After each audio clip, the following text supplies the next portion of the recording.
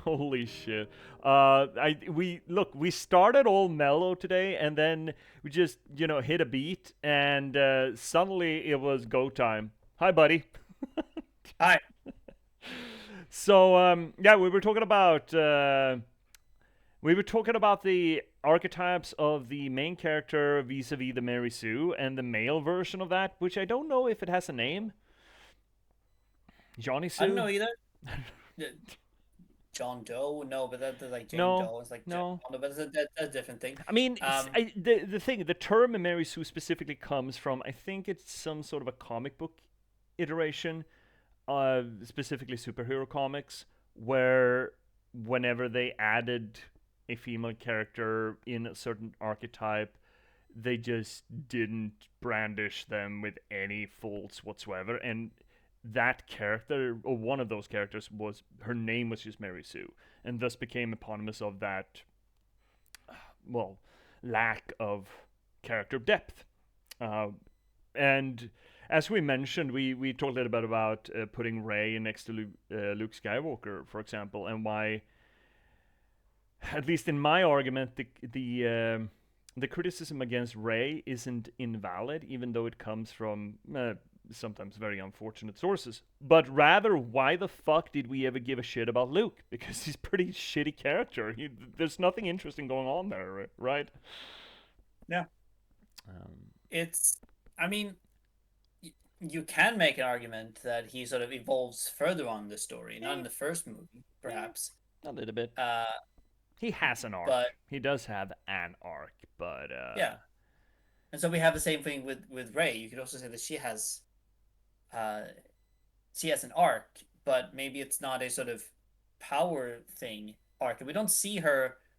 We see Luke training, but we'll see Rey training absolutely, but there are certain abilities that she just like. For example, I'm gonna bring up the third movie here, where she heals, force heals, I which is the see. first time we ever seen that in the series. And it's like, where the hell did you learn that? We didn't see it. It's like, oh, I just knew it. Okay, well then, yeah. Look, I mean, to be fair, I've seen the original trilogy a lot of times. Enough Same. to, fairly confidently argue plot points and character points of, well, most of the menagerie at on display there. I've seen Force Awakens like 3 times, I think. I remember the second movie, which I had issues with. I know that I've seen the third. I can I think I can refer to one scene in it that I know it's in that movie. Mm-hmm. Two scenes. Yes, two scenes. There is a fight in a storm on top of some sort of a ship, Uh-huh. and then you have the driver Ray tag team fight in a red room. I mean, that's essentially the movie. Wait, tag team in a No, red they room? they No, that's they fight together. Is that second movie? No. no, that's the second movie. Is it? Well, in that case, I Yeah. remember one scene. No, technically, I remember the fight scene with the Emperor who somehow came back. But other than that, I remember fuck all about that movie. So, with the argument of, well, Ray has a character arc over the 3 movies, and I'm like, did she? Okay, maybe. I mean, fuck, I don't Again, remember. it's very subtle, but again, I would argue that it's like it's same kind of very shallow character development that we see, for example, in Luke. Oh yeah, there's not a lot there. It's yeah, Not a it's lot. just that the fact that there was a plan for the trilogy in the first original three movies. I would argue, but I don't know this, but I would argue, while in the sequel trilogy, there wasn't. It wasn't a plan for the three movies. It was just like they brought in new people and they had an idea of like what's gonna like somehow Palpatine returned. No, no, I, you know what? I will fight back against that because I do think there okay, was a plan. Um, because there is a distinct meta narrative arc, at least between the two first movies. The third one, again, I can't speak to because I remember fuck all about it. But in the original movie, the theme was, or the meta narrative theme was, we can make a Star Wars movie. And they did. I like The Force Awakens to a large Me too. extent. Me Yeah, too. I thought it Yeah. was fine. I liked it vis-a-vis the prequels that I don't remember terribly fondly, as a way to sort of prove to the fans that, look, we can make a Star Wars movie. So they essentially made Episode 4 with a little bit of 5 in there. And yeah, I walked out of the theater feeling like, oh, fuck, we're gonna get new cool Star Wars movies. And then the second came around, and I just, oh, nothing fucking happens in it. They just treading water. But the idea there is, if you look at the metatextual material, the close reading of that, is the first movie was we can make old Star Wars. Second movie is essentially passing the torch to a new generation, and that is essentially the whole thing of the little kid sort of dragging the broom to his hand in the stables. That is essentially where this is a way to pass on the torch. So it's essentially taking away the older generation, well, not erasing that, but sort of that's done with, and now we have something new. So those two movies at least have some sort of meta narrative. Then, of course, what came out of that, I don't remember because I just have no memory of that movie. Well, one memory supposedly then of that movie, and just nothing caught me. I don't know. Sure, it's all well and good to say that, oh, we are truthful to the legacy. Oh, we are moving past that into a new frontier with new creators. Absolutely, that's fine. I just wish they had something past that point. Hmm. I, yeah. I mean, maybe. Because I can even see a point that there's a meta narrative thing. But I again it might be just because there were different directors as well from the first one to the second sequel movie, but it was a very weird shift, and it didn't feel like they were part of the same sort of series of movies. I would Mm. argue as well. But I will die on the hill. I would argue as well when it comes to the prequels Mm. that no, those were not maybe not the best movies, especially not the first one, Phantom Menace. I do like Attack of the Clones, parts of it, and but there wasn't an idea there. There was something there, and I think in the novelization of the third movie there That's not that I valid have anymore. read, That's not valid anymore. They what threw do all you mean that that's not out. valid They threw anymore? that out. Disney threw it out with the garbage. There's no extended universe. That's not an extended universe. Isn't it But it's not an though? extended universe thing. That's not like another sort of universe, another interpretation of it. No, it's like it's developing on the stuff that was in the movie that they couldn't fit in the movie, but the idea of things that were there can definitely be seen within the novelization as so more well like thought out and developed and explained We've had this and just like conversation. We've we've had had this this conversation conversation and on I will air. die on this hill. I think that it's one of the like coolest books and like I knew everything was gonna happen. I was like, but how are they gonna present it? That's what I was reading this book for, and holy shit, it just engulfed me, honestly. Yeah, okay, sure, but to me, what I remember from that previous conversation is essentially the conclusion that that book is kind of like canonized fanfic.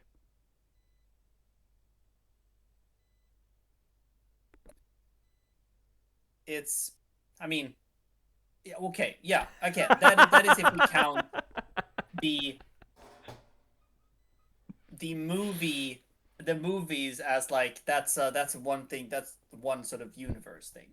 But I would still argue that it's a part of the transmedial storytelling. Here we go. Here's my field. Yeah, This is the field I'm working within. that is your field. And we've had exact this conversation as well vis-a-vis the transmedial angle, that just redoing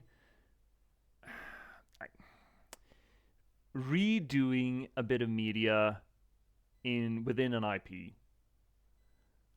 in another media, I would not spontaneously count that as transmedial storytelling. I would count that as essentially a translation instead. I realize there's a Venn diagram somewhere, but The weight, I feel, is that we translate. It's essentially making a movie out of a musical, or a movie from a book, kind of thing. It is a translation. It's not transmedial. You wouldn't say that it's a transmedial piece of storytelling to compare the novel Jaws and the movie Jaws. There are two different things. One is a translation into another media of the other. And that is not the same thing as, for example, having the tabletop board game Warhammer 40k along with a few games of Warhammer 40k, along with a bunch of novels in Warhammer 40k that all tell tangential or kind of interconnected or separate stories in one and the same universe. That is transmedial storytelling, I would argue.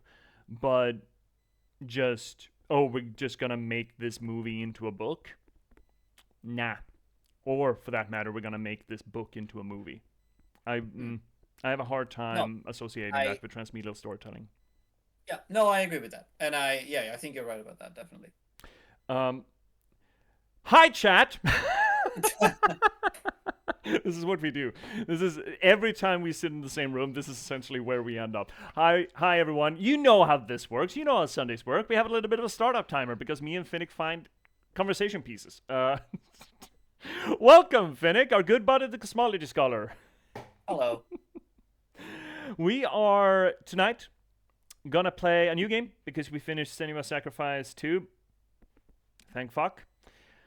Sorry, I'm getting more and more pissed off by that game the more distance I have to it. But we're gonna switch over to something different because we're done with that. So, new game in store, and we're gonna do a real cool one that I've had on my radar since it came out, essentially. That is before the pandemic. This thing came out in 2018. Just checked it. It is a weird little one. I was enamored with it. I saw like 2 hours of it, shut down the stream that I was watching it. I was watching it over at Loading Ready to Run. Decided that, fuck it, I want to play this thing. Got it on some sort of a sale for dirt cheap.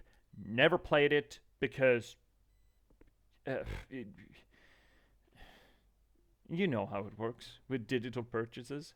How many of the games that you have on Steam have you played? To be fair. But tonight, we're finally going to play it. It's not going to be only tonight. It's probably going to be a few streams. But it is called Where the Water Tastes Like Wine. And it is a story gardening game. Kinda. Or story trading game. Feeling cold out. Everyone with the Steam account, see. Everyone with the Steam account who's had a Steam account for the past 5 years has accumulated a embarrassing amount of games that they haven't played. That's just how digital distribution works. But Where the Water Tastes Like Wine, it's a wonderful little gem. We are... this get-up, or the setup, is we lose our soul to the devil in a card game. And he tasks us with traveling the country to collect stories for him. So we do. Over the course of... the time period is a little bit indecisive. There's definite Depression era stories in it, specifically. So that is 1920s, 1930s in the US. We have specific World War stories, both 1 and 2, I think. So that puts it into 10 and 40. I feel like there are older stories as well that kind of, intersects with Edgar Allan Poe. So we're talking late 19th century. The time frame is a little bit wibbly-wobbly, but it all has that, again, that very Americana sense to it.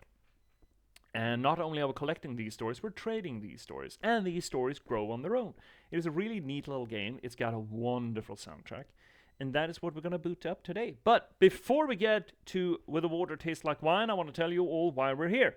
On this little channel, this little corner of the universe, the internet, and all things Twitch, where we try to apply literary criticism to the games that we play.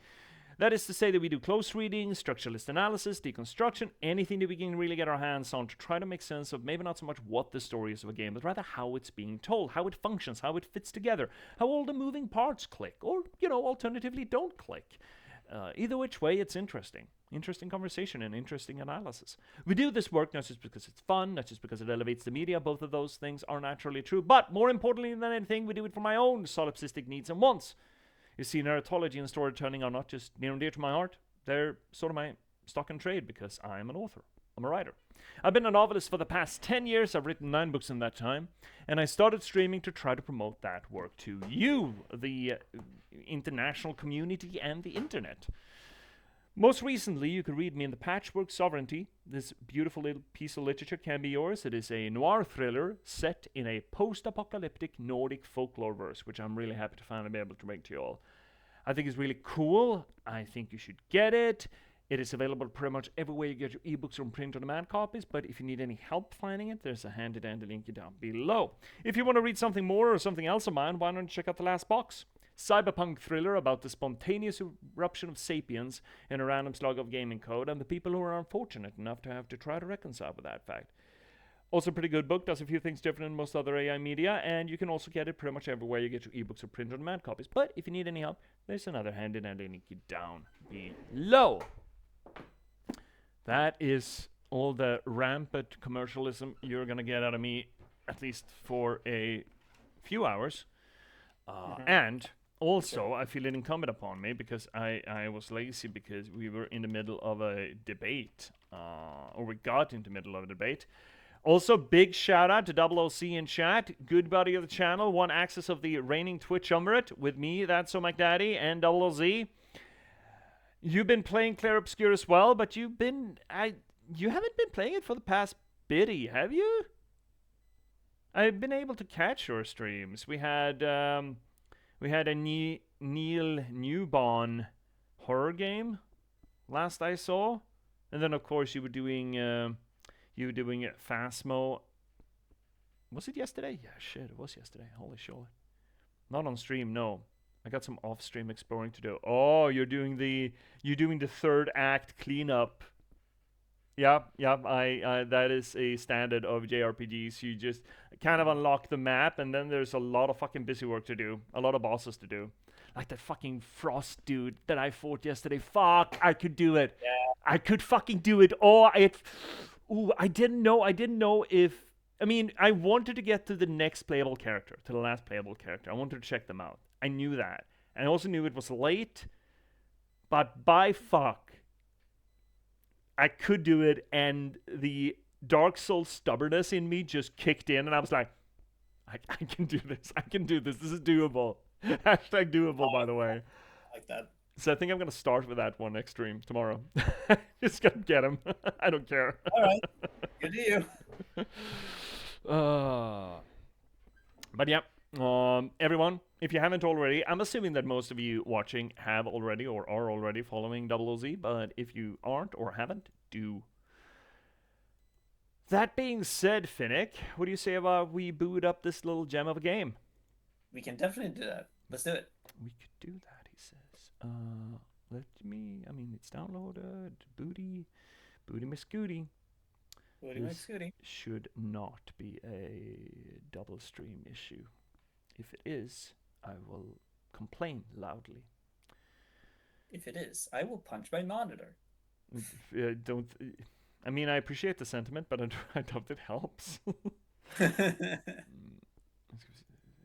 see. Where the fuck? There we go. Probably. There we go.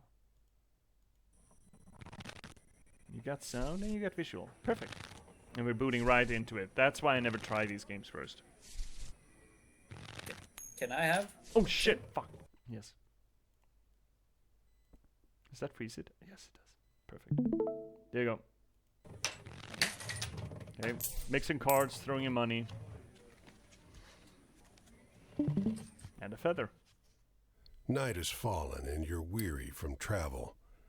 Stars fill the sky above, and in front of you is a brightly lit wooden house, the only building you've seen for days. That is one smooth voice. That's a nice voice. I'm already invested. It is an interesting setup, starting a story at a gambling table. Which I I feel it makes sense. Yes, it does. It feels appropriate, right? But Yeah. now that I'm trying to recall, I'm not sure that I've seen it used that often. I can't remember another circumstance where I've seen it, because I started thinking about, okay, so why is that appropriate? Why does that work? Uh, and I'm thinking of it as a sort of a crossroads. Not only do you usually, especially poker, right? You usually have four opponents, or Hmm. classically you have four opponents. So that makes it a kind of a crossroad. You also have your fortunes on the table, and it can go either which way by a luck of a draw. Very much you find yourself at the dark crossroad kind of scene. Um, there's also some challenge to it, and especially zooming in on the pot like this, it paints the picture of the in medias res. It could be a battle, it could be something else. This is the moment. This is the important moment. So it kind of works as an in medias res as well. But again, I It's can't think of another example of it. I I I know that I've seen it. I know that I've seen some kind of movie Mm. or a series of that where it starts sort of someone telling a story either around a dinner table or at the poker table, uh, and that's where it sort of starts. Then they win something in the beginning. I'm thinking,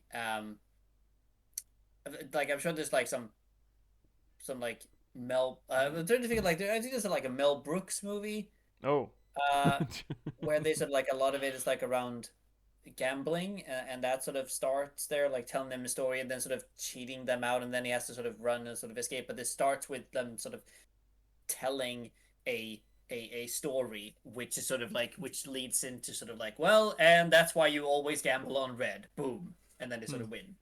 Um, Uh, Another little reflection here is, and this is going to key into what happens in just a moment here. You should be, isn't there is folk legend or folk wisdom that says that you should be wary of strangers on a crossroad mm, because the devil makes bargains on a crossroad. mhm. And keeping that in mind as we go to the house, apparently. You walk toward the house, hearing the sounds of laughter and talk as you reach the door and push it open.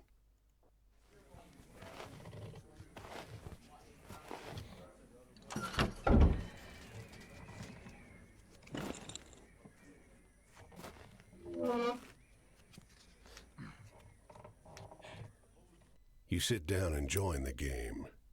It's a cheap buy-in, and not many of the other players are very good. Well, there only has to be one, right? Yeah, exactly, to ruin it all. And I mean, the guy in front of us right now looks has a mean face, looks like a wolf. Yeah. The lady fiddling with dice gets good cards, but has no real strategy. The man to your right seems to just hold on to the highest cards he has, regardless of suit or any consideration of matches. This could be an interesting representation of different character, I mean, personalities, right? Mhm. Someone gets good cards, but just, fupping around. No real ambition, just, kind of privileged, but not really going anywhere.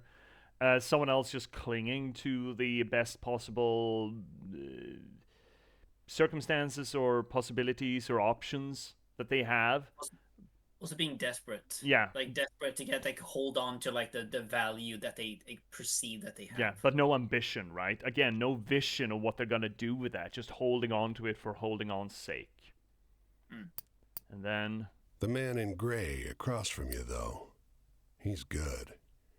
He already had the largest pile of coins when you bought in, and while your winnings grow quickly, you can't quite catch him. One by one, the other players leave the table, sometimes with pique or with wry humor, leaving their winnings with you or the man in gray. this voice is so good. Jesus, I just Yeah, have to it's say. like, woo. It reminds me of the narrator from Bastion. Did you watch those streams ever? I watched parts of it. Mm. What it does remind me of, this is how I imagine, like, for example, if Hades, like from Hades Town, Mm-hmm. would be telling a story, Mm-hmm. to his kid. This is the kind of like voice that I would imagine Mhm. him talking with. Most definitely. Acorns, pocket watch.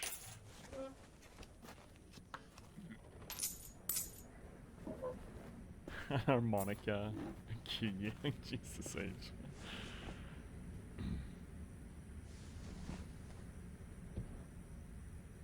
Finally, it's just you and the man in gray.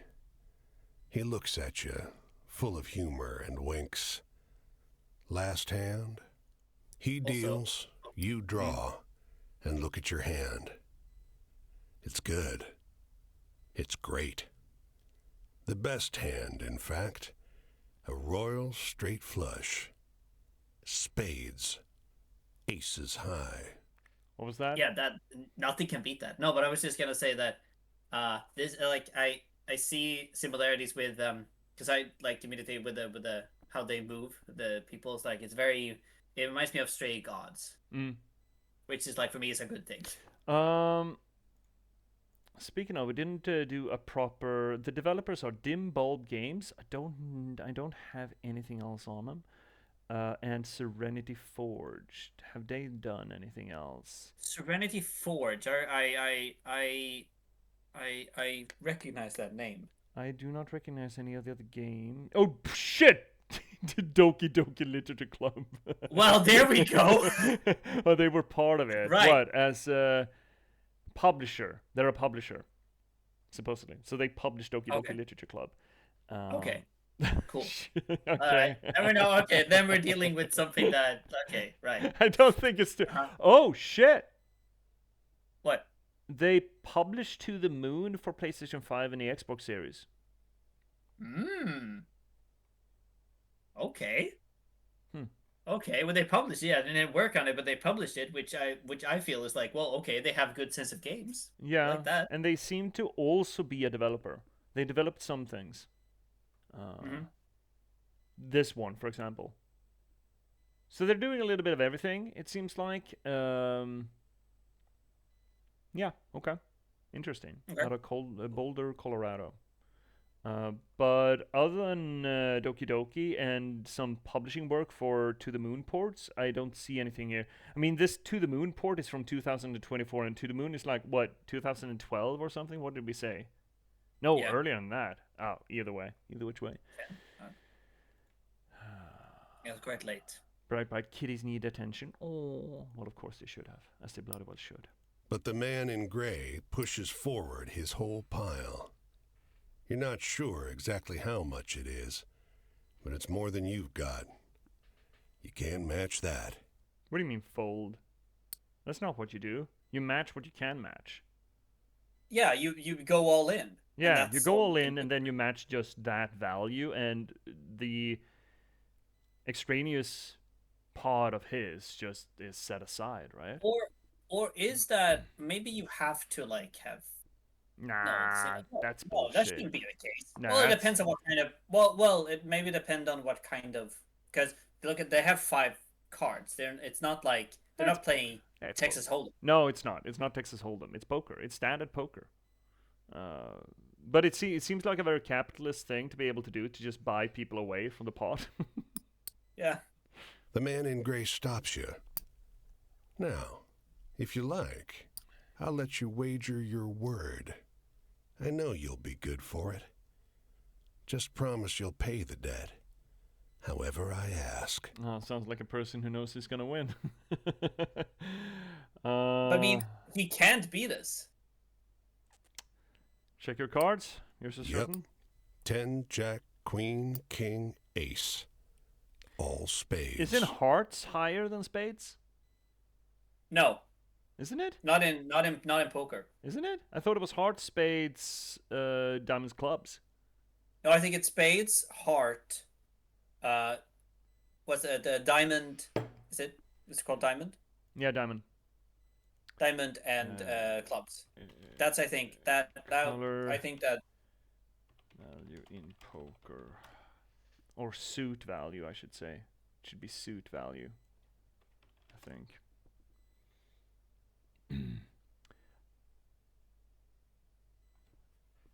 pretty sure. When comparing poker hands, the rank of the card determines the winner, not the suit. Okay, yeah, ace is high. Yeah, sure.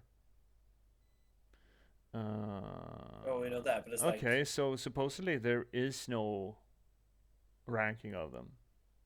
They have no suits have no value in Texas Hold'em, but historically, question mark. Spades, hearts, diamonds, clubs. Huh. Well, there we go. Yeah. Okay. I thought it was hearts, but then again, I'm not a big poker person. Right. Well, you have my word. The man in gray smiles. All right, then. I'll call. Can I just... No. Show him. Nope, yeah, that's a promise. Just add that to the pile. Yep. Huh? Oh, hey! Oh no, the devil sheets. Oh, No. who knew? Yeah, who knew? Well, your luck wasn't so good, was it? That's quite the hand, but not for the game we're playing. I'm afraid you owe me. Your life, sure, but more than that, your labor. Listen to this. Oh. Oh. Okay, this will be my soundtrack when I walk around in Krakow, I think. Yep. I remember listening to this back in the day. I was like, "Fuck this! Okay, This sorry, slaps." sorry. Can you just...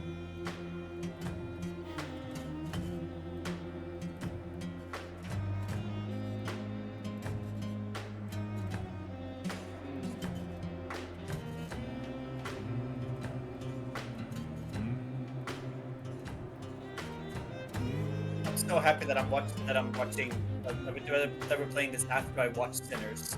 Like that kind of music. Yeah. You see, this land is built on stories. It's one big story, this country, woven of many small ones. Few of the small ones are strictly true, and the big story is mostly a lie. All the stories and songs and myths and legends start somewhere, with a seed. As they're told and retold and passed around, they grow and change to become the stories we know. The game is a little loud. I'm gonna turn it down on OBS, just a smidge. Not that Okay. much. Just a tiddy. Just a whittle. I don't know. A chat help, but I think I got it. A little bit more level. Yeah. I should be turned down a little bit as well. There we go. To pay your debt to me, you'll be carrying stories, finding the seeds first and then spreading them, telling them onwards so they can begin gaining strength. This is no light task. Stories are heavy. Most of the stories you'll find will be small seeds. They might be true, but they'll grow wild and unbelievable with the telling. The more important stories are the true ones, the ones people will tell you about their own lives. Those often get lost in the weaves of the big story. The more true stories you can find and tell, the more you can weave that truth into the big story. Tarnish it a bit perhaps, but isn't a dingy and battered truth better than a shining lie? Now, go ahead. You tell me a story. I'll trade you some information about your task. So it's a game. It's a story about stories and how stories run wild. It becomes almost an anthropological structuralist study in and of itself, right? It almost simulates that cultural drive to build collective identity through storytelling. I will also, what I will do is that I will, okay, yeah, an anthropological definitely study of the stories and how we can, but I would also add, I would like to add to this now already, a theory of religion that we call vernacular religion. Mm-hmm.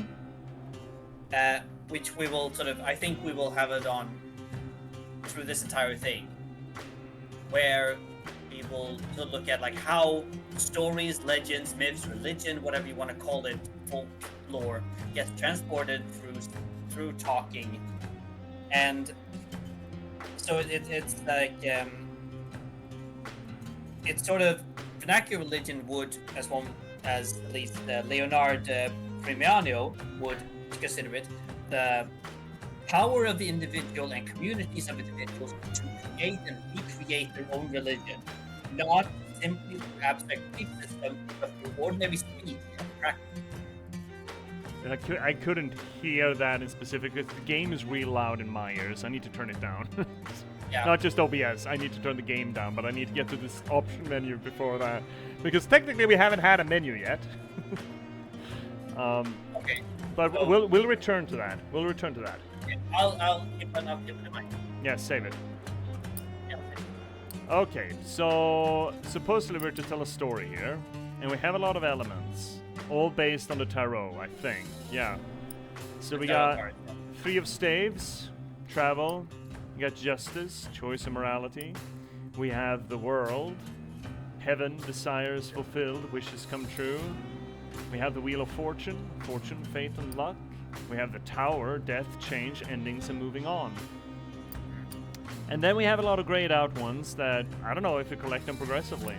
So how do we want to start our story? I think I want to start with travel, actually. It's either that, or I kind of like a story beginning with a death, a change, an ending. I like the idea True. of ending being starts. Yeah, moving on. Maybe, yeah, let's try that. Yeah. Why not? Tell the story of a black and gray city where every building is filled with desiccated corpses. Wow. Well, yeah, sure. I guess that's a lot to start with. Tell the story of a black and I'll exactly strip that. away your flesh to make the journey easier, but still you'll feel pain. That seems handy. Thanks. Okay. Hunger, weariness, thirst, and despair.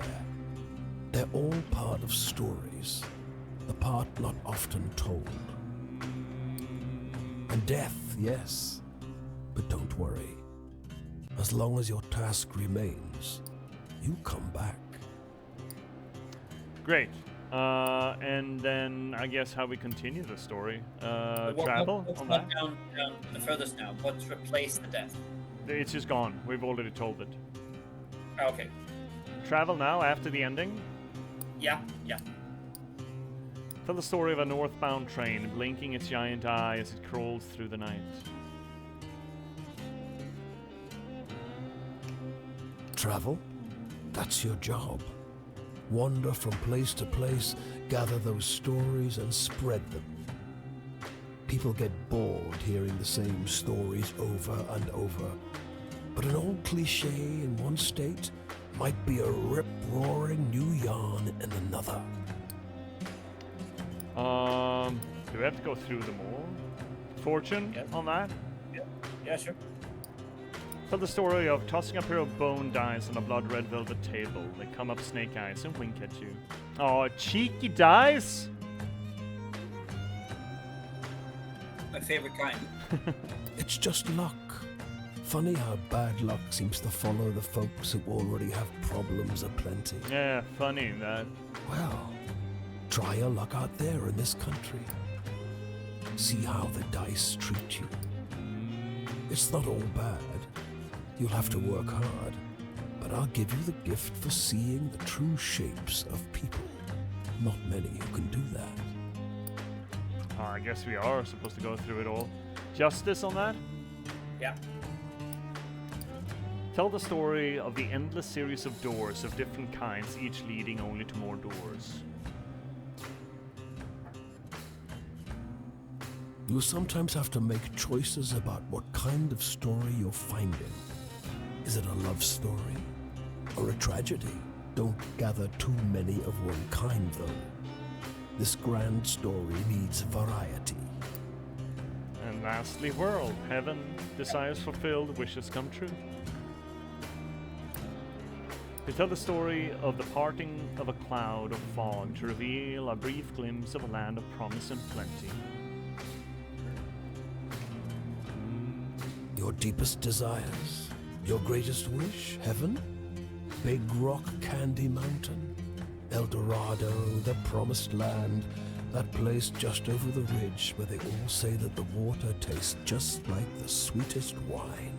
Well, I don't know where that is. It's supposed to be somewhere in this country. Ask the people you meet.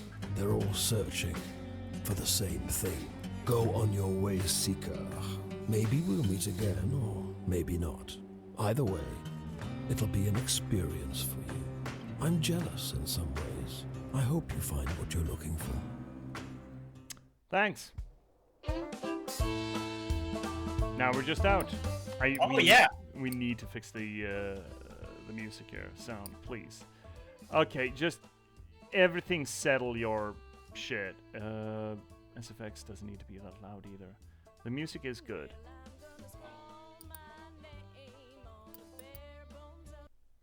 Sorry, I'm just fiddling. I'm doing fiddles. I'm fiddling.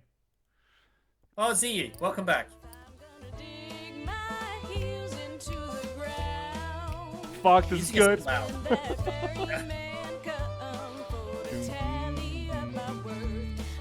So where are we? Okay, can I say now what I was saying before? Yes, probably. Hopefully. Yes. Is it not too loud, the music? For stream, I think not. But I don't know. It's hard for me to tell. Okay. You can please tell us, chat. Well, I wanted to just add into this sort of maybe a bit more on the music, actually. Yeah, I can't hear you, so yeah. I'm just gonna lower everything a little bit, unfortunately. Oh, there we go. Okay, so I wanted to just add the concept of vernacular religion to this, which, according to Leonard Priamiano, is the power of the individual and the community of individuals to create and recreate their religion, not simply through abstract belief systems, but through ordinary speech and practice. I feel that this game is going to be a lot of that, a lot of like stories told and retold, and how that changes them and how they change with each retelling. Yes, definitely. There's definitely going to be a lot of that. Yeah, so I'm probably gonna be looking at a lot of this through vernacular religion, living folk religion. What you even say. Okay, so I that's love the fact that we are also a skeleton. Yeah, I mean, he took our skin so we walk wider, right? Isn't that kind of him? Yeah, no, that's very kind of him. Oh, that's US and that's Canada. Okay, yes, so we're way up. I'm assuming that, I think we start off in the northeast. Then we have a little, This bungalow is being ransacked. There's furniture piled in the front yard, ammunition heaped under the mailbox, and a crowd of clean-cut men ripping apart a car in the driveway. Those ladies are armed. Mm-hmm. The two heavily armed, mud-caked women leaning over the porch railing share the same bored grin. One shouts at you. Lend a couple innocent gals a cigarette? Sure. Yeah, why not? Yeah, who the fuck are we to judge? We're just a skeleton walking around. Yeah. You are about to hand her a smoke when those men draw pistols and shove you hard into the dirt. Oh. You know these girls? They Nope. demand. Nope, never seen them before in my life. Once they've dumped your bag out into the road, they decide you're harmless. If you were selling booze too, you'd have a lot more cash, sneers one. On the porch behind him, the two bootleggers are fingering their empty rifles, grinning in disappointment. News story, the women arrested for bootlegging. Do we have any way to get to those stories? Man, the sound mastering in this game is just horse shit. I feel I just... Yeah, I want more voice, but not like the music has to be like sort of turned down. Yeah. Yeah, but I I think that's good. Well, we'll just kind of gonna have to, you know, fix it every so often, trim it. Yeah.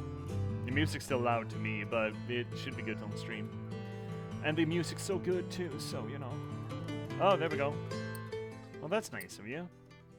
Oh. The goal. The goal is to fulfill your obligation to the wolf by finding all 16 characters scattered over the US and trade stories with them until you earn their trust and finish their stories. Okay.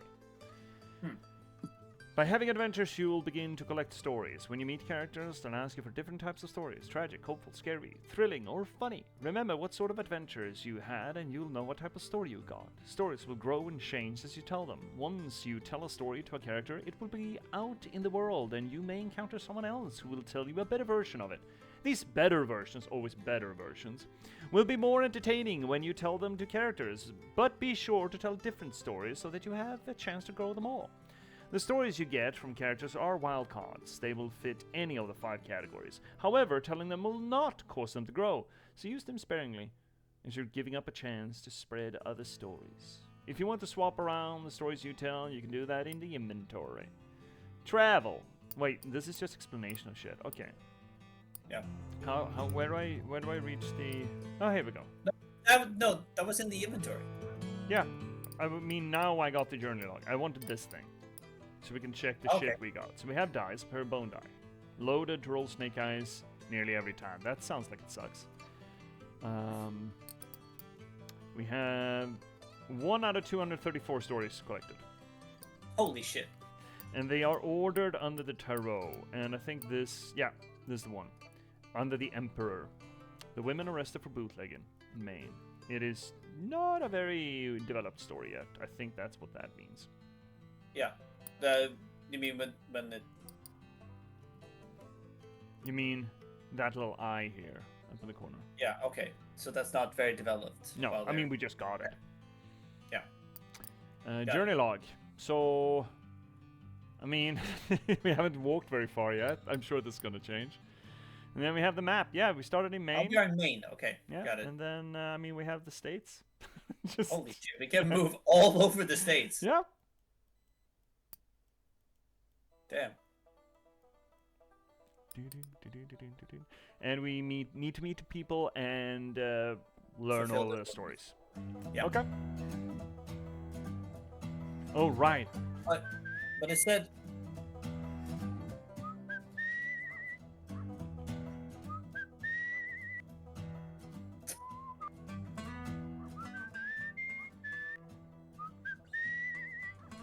It's us going around whistling. Nice. Yeah. I wonder how that works. You know what? I'm gonna plug in the controller actually, see if I can manage to control that properly. Oh, but what about the... No, this doesn't work. That's fine.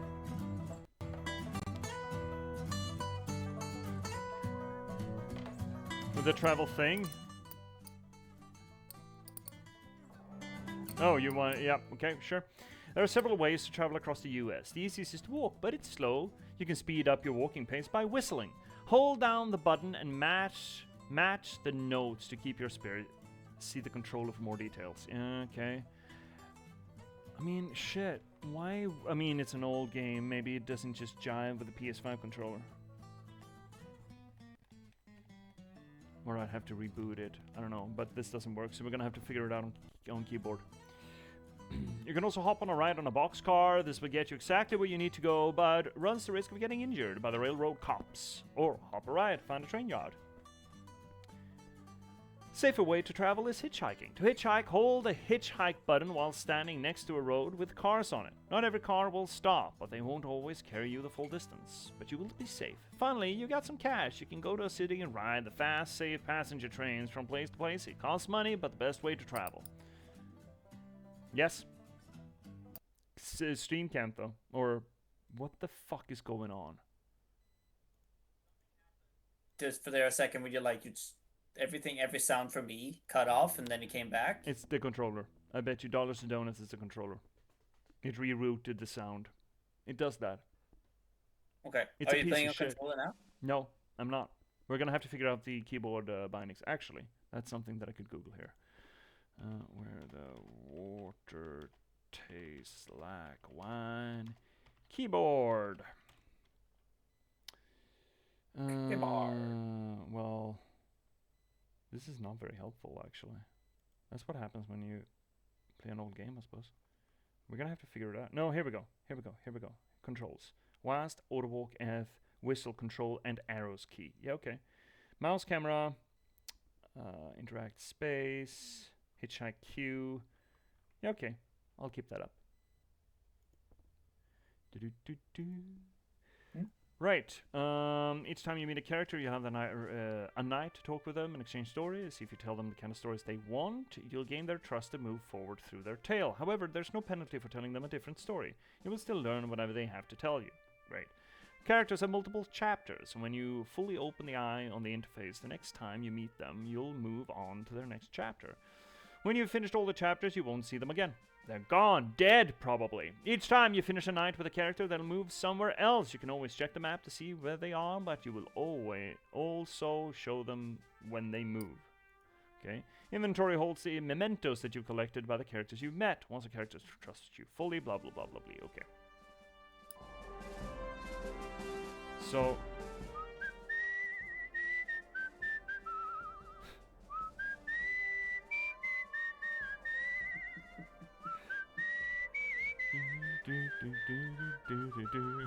I mean, that's a nice way of like speeding up. Right. What do we have here then? Off the road and into the woods, you can't help but come across this package by the old tree tied to a sturdy stick. The cloth wrapping conceals, though not particularly well, something large and softly unsettled. Little eyes blink back at you from inside the bundle. Of course you're saying hello, right? Yeah, of course saying hello. Yeah. The shape gives a start. Please don't tell my pa that I'm in here. It says in a small voice. I mean, we want information, right? Why not? Yeah. Pa doesn't want to live with us anymore.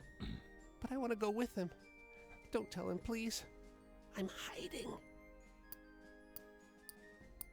So this might decide what kind of story this will become. Yeah. I'm not sure. That would be traveling, I think. I don't know what this is. If it's... So like Queen, no, something. Justice? No. I mean, I feel like ours not to butt in kind of thing. Yeah, that's what I feel too. You tell the boy you'll keep his secret. You don't see his father anywhere. You don't see another soul for miles. That boy's a ghost. Yeah.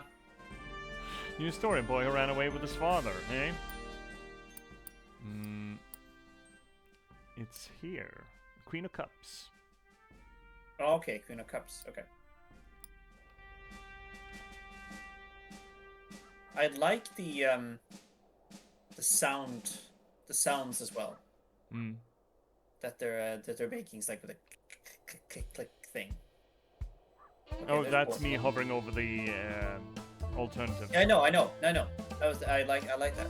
I'm not a big fan of it, but it's very sharp. Gives it sort of it might be sharp, but it's like I like it because like it's Oh, shippity. I like the. But Hey, stop, game. Fuck. Calm yourself, game.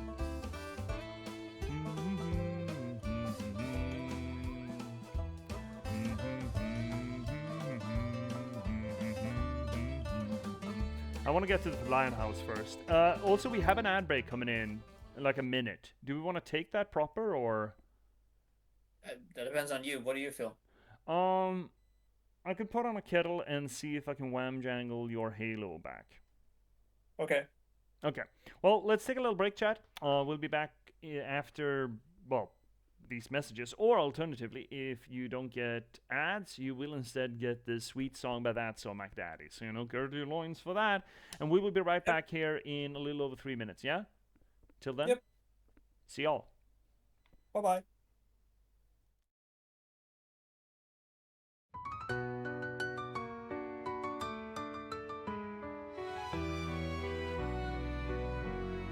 Welcome Welcome viewers, take a seat. You never know who you'll meet. Stay a bit and have a read. Let J.P.S take the lead. Whether it's my books or one of my poems or games and story, you've come for glory. Let us dissect this plot. Let us discuss the protagonist. And if we can't cope with it, skita idibloskopus. And don't hold your breath, I'm just an organism. Let's talk postmodernism. Modernism. Lindberg will be heard. Please don't make me set down my tea. Don't make me sing, please. I'll read you a poem, an excerpt or three. Thanks for the song, Mac Daddy.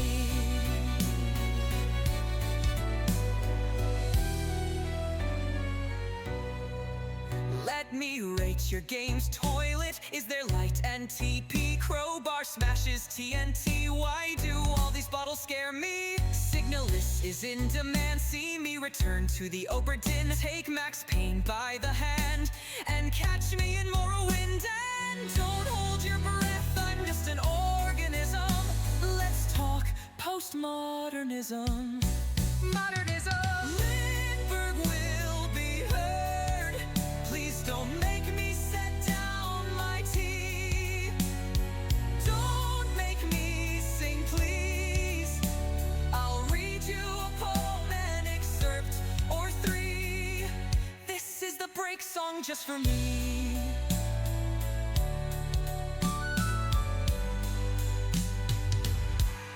Have you seen luck like mine? They say my books are quite fine. Forks on forks to boggle the mind. Sly like a fox, check out the last box. And not to mention hope, love and loss, and just released by me. Check out my latest book, Patchwork Sovereignty. And don't hold your breath, I'm just an organism. Let's talk postmodernism. Modernism. Lindberg will be heard. Please don't make me set down my tea. Don't make me sing, please. I'll read you a poem, an excerpt or three. The end of the break for me.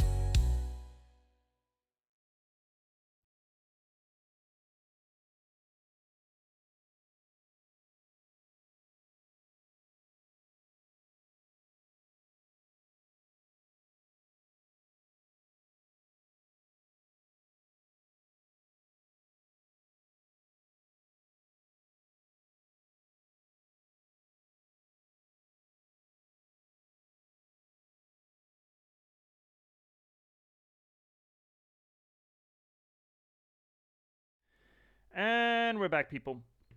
Ouch, shit. Fuck. Burned my fingers. Of course I did. No, don't do that. Well, you know. it's a thing that I like to do. I realized that I can't really do this. I can't really fix the halo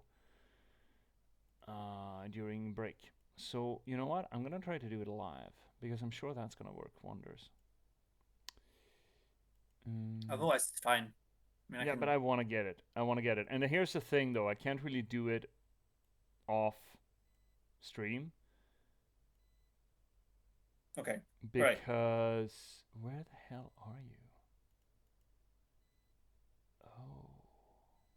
Something's really fucky.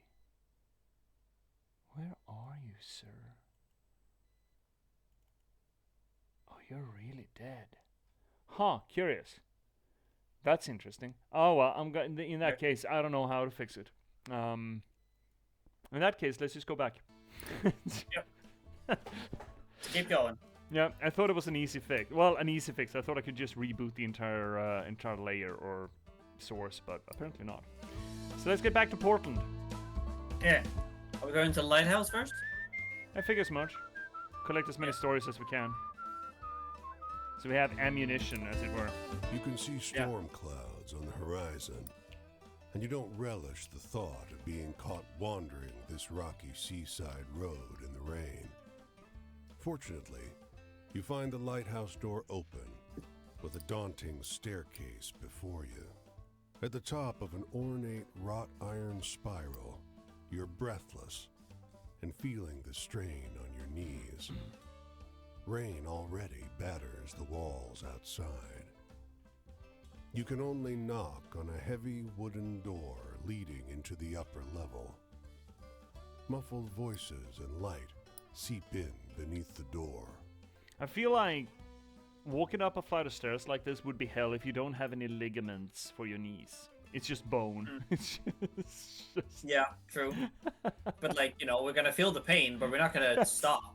Yes. That's what the wolf told us. Oh, he was such a delight, wasn't he? Looks like we got a visitor.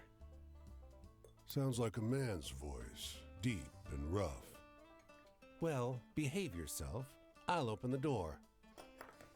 Another man, this one with a higher, more sonorous voice. I always behave myself. He feigns indignation, but his tone betrays affection instead. After a moment, the door unlatches from the inside and opens. The man before you is tall and muscular, with a hint of a paunch beneath his wide chest. The heavy iron knob on the door looks nearly dainty in his huge hand. Didn't want to be out in this rain, did you? Come in. Despite the rough exterior, this room looks like a well-appointed parlor.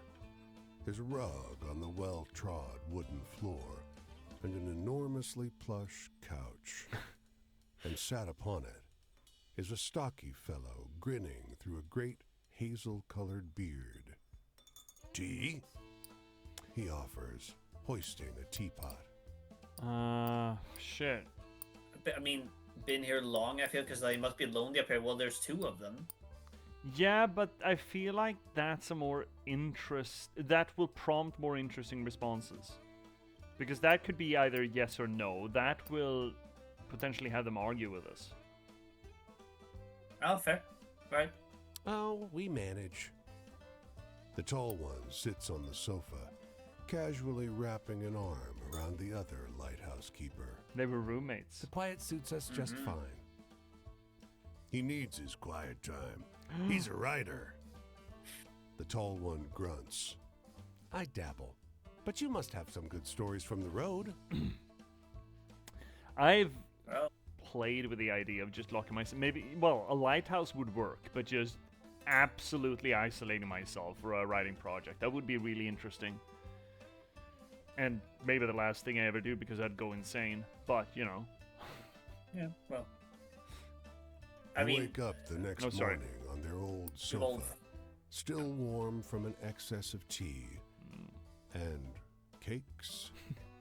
There might have been little cakes. Prodigious snoring rumbles in from the floor above you, and you quietly take your leave. Yeah, sorry. no, it's just like, I think every writer has had that fantasy, I feel. Or a lot, Probably. at least. I mean, I've had them too. It's like finding a place, maybe not lighthouse, yeah, definitely lighthouse, but like in the middle of the woods somewhere with a cabin. Like, yeah. I could see myself doing that. Yeah, me too. I think I'd prefer a lighthouse. I think. Hmm. People generally gravitate towards one of those quote-unquote desolate landscapes. Either the coast, the sea, mountains, or forests, right? Hmm. Or fields, or meadows, or, grasslands. So which is yours? I think it's probably the woods. Yeah? Because I think that it's just like, well, because with the water and everything around, I feel like that's gonna make that's the kind of noise I would much prefer the noise that is coming from the woods than is coming from like the seashore. Okay.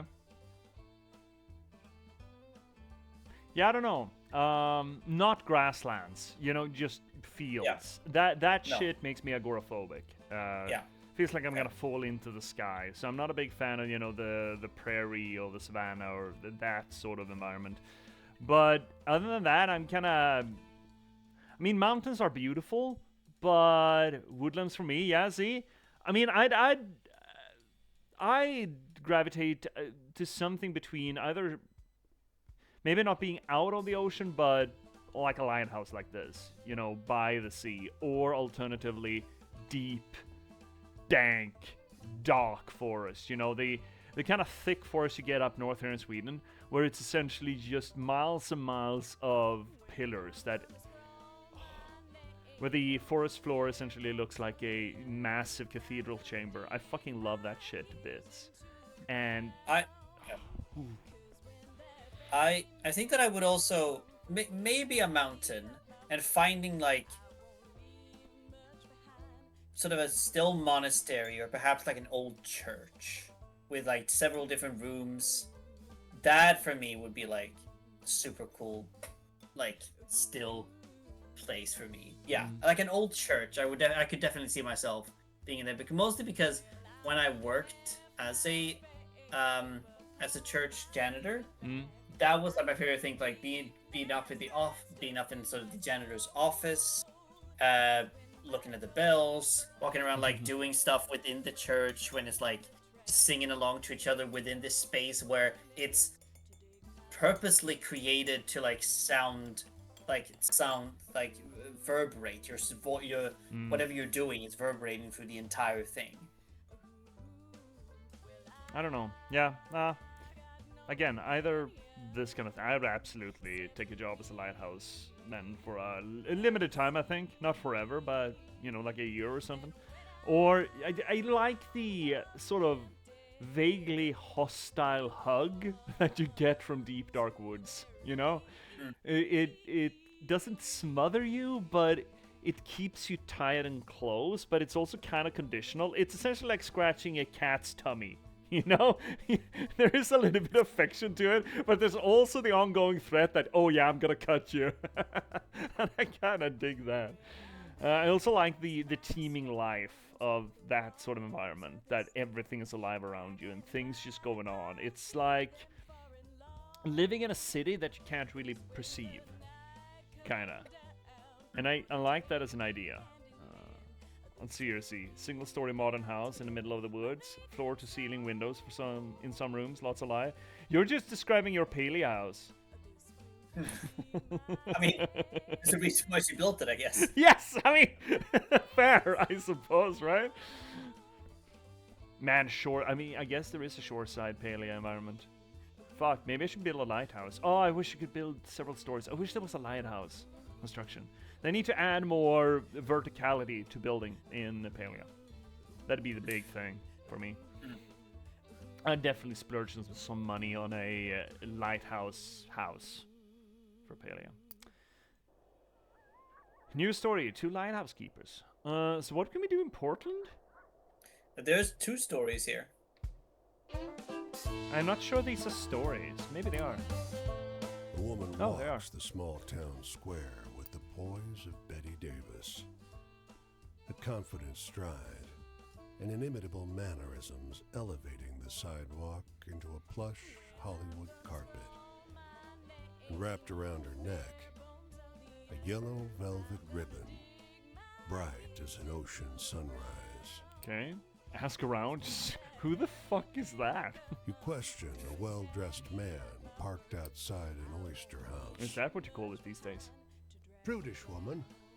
I took her on a fine date and she didn't remove so much as a ribbon. Excuse me? Can you step back from the coupe? That's the spirit. You decide to seek a second What a fucking opinion. cock. Could you lean away from my car, please, sir? Yeah. That's the spirit. Just lean away. That line, just, excuse me, can you step away from the coup? That's the spirit. It profoundly reminds me of Scott Fitzgerald, The Great Gatsby. I don't know why. Right. You talk with a waitress smoking outside a diner. Something funny about her. Just showed up one day. Doesn't work, doesn't live anywhere as far as I know. Just around. Myself, I'd love to know who made all her beautiful clothes. Okay, so fuck. I mean, horror. Either finding out the reality of the thing or just keep gossip collecting. I mean, we might be able to know more about her and then approach her when we know more about her. I fear that these choices are essentially they decide kind of what sort of story we will generate out of it. So there's no backtracking or anything. I don't okay, think so maybe we we can go should. back. Okay, so then should we approach her? I mean, it's either or, right? Either learning the truth, which has its charm, definitely. Or, I mean, there's something romantic about the idea of a person in a... I mean, Portland isn't a small town, but, you know, this absolute mystery to locals. Like, yeah, we keep seeing her, but nobody knows who the fuck she is. There's something... It almost makes a living person a ghost story. Kinda. Yeah. Should That'd we be just ask around then? Yeah, I don't know. I don't know. Chat, what do you think?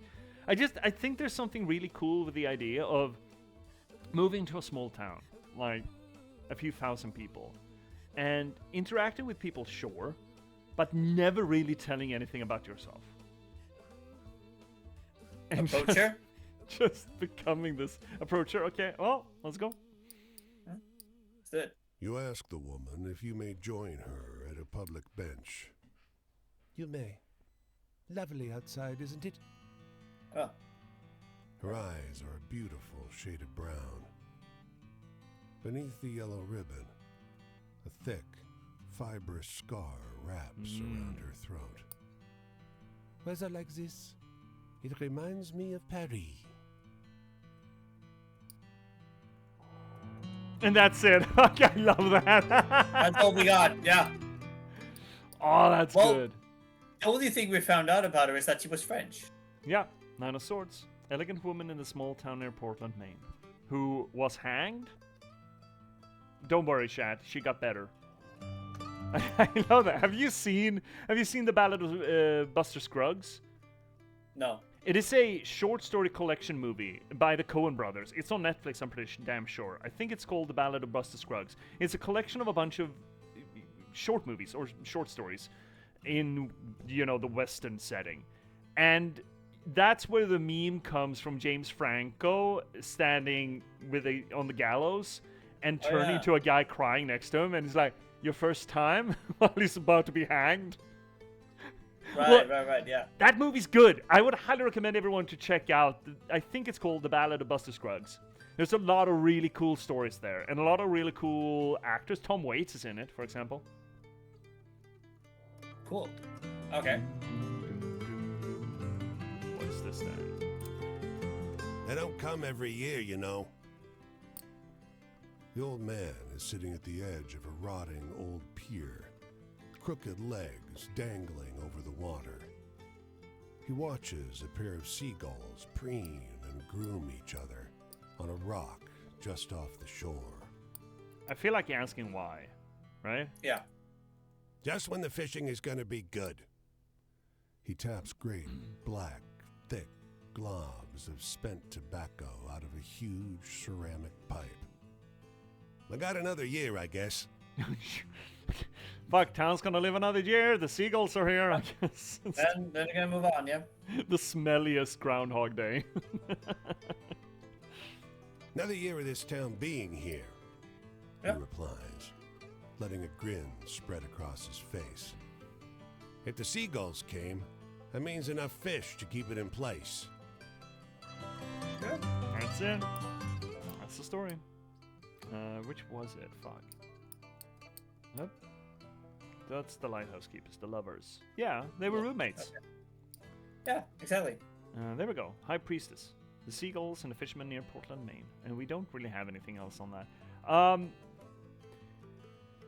Anyone in chat? Is anyone in chat well learned with a tarot? I'm not.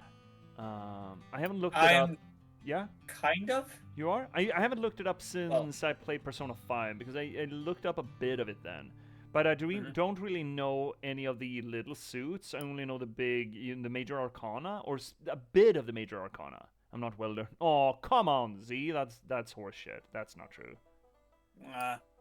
That's not true, see? I mean, the lovers is pretty straightforward. The fool is interesting, as I understand it. He, traveler, sort of an open possibility kind of thing. Also, potentially bad choices, but can also be potential fortune. There's a lot of going on with the fool, as I understand it. It's not just, oh, a dumbass. Yeah, no, exactly. I mean, justice is justice. High priest has some interesting connotations, doesn't it? This is a B and G on the pillars beside it as well. Blowjob. Is that what she stands for? Wow. The wheel is change, right? Wasn't the tower change? The tower is ending and enforced change, while the wheel is more progression, I think. It has some angels with one of them has a That seems like a devil. Yeah, one of them is a devil, but the other one seems to be like a pharaoh. Like has a pharaoh's yeah. Like, it's an interesting headwear, depiction. anyway. Yeah.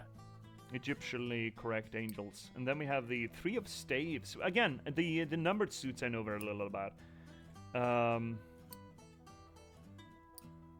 mean, again, tower, big change, endings, power. I've also heard that associated with, like, forcefulness.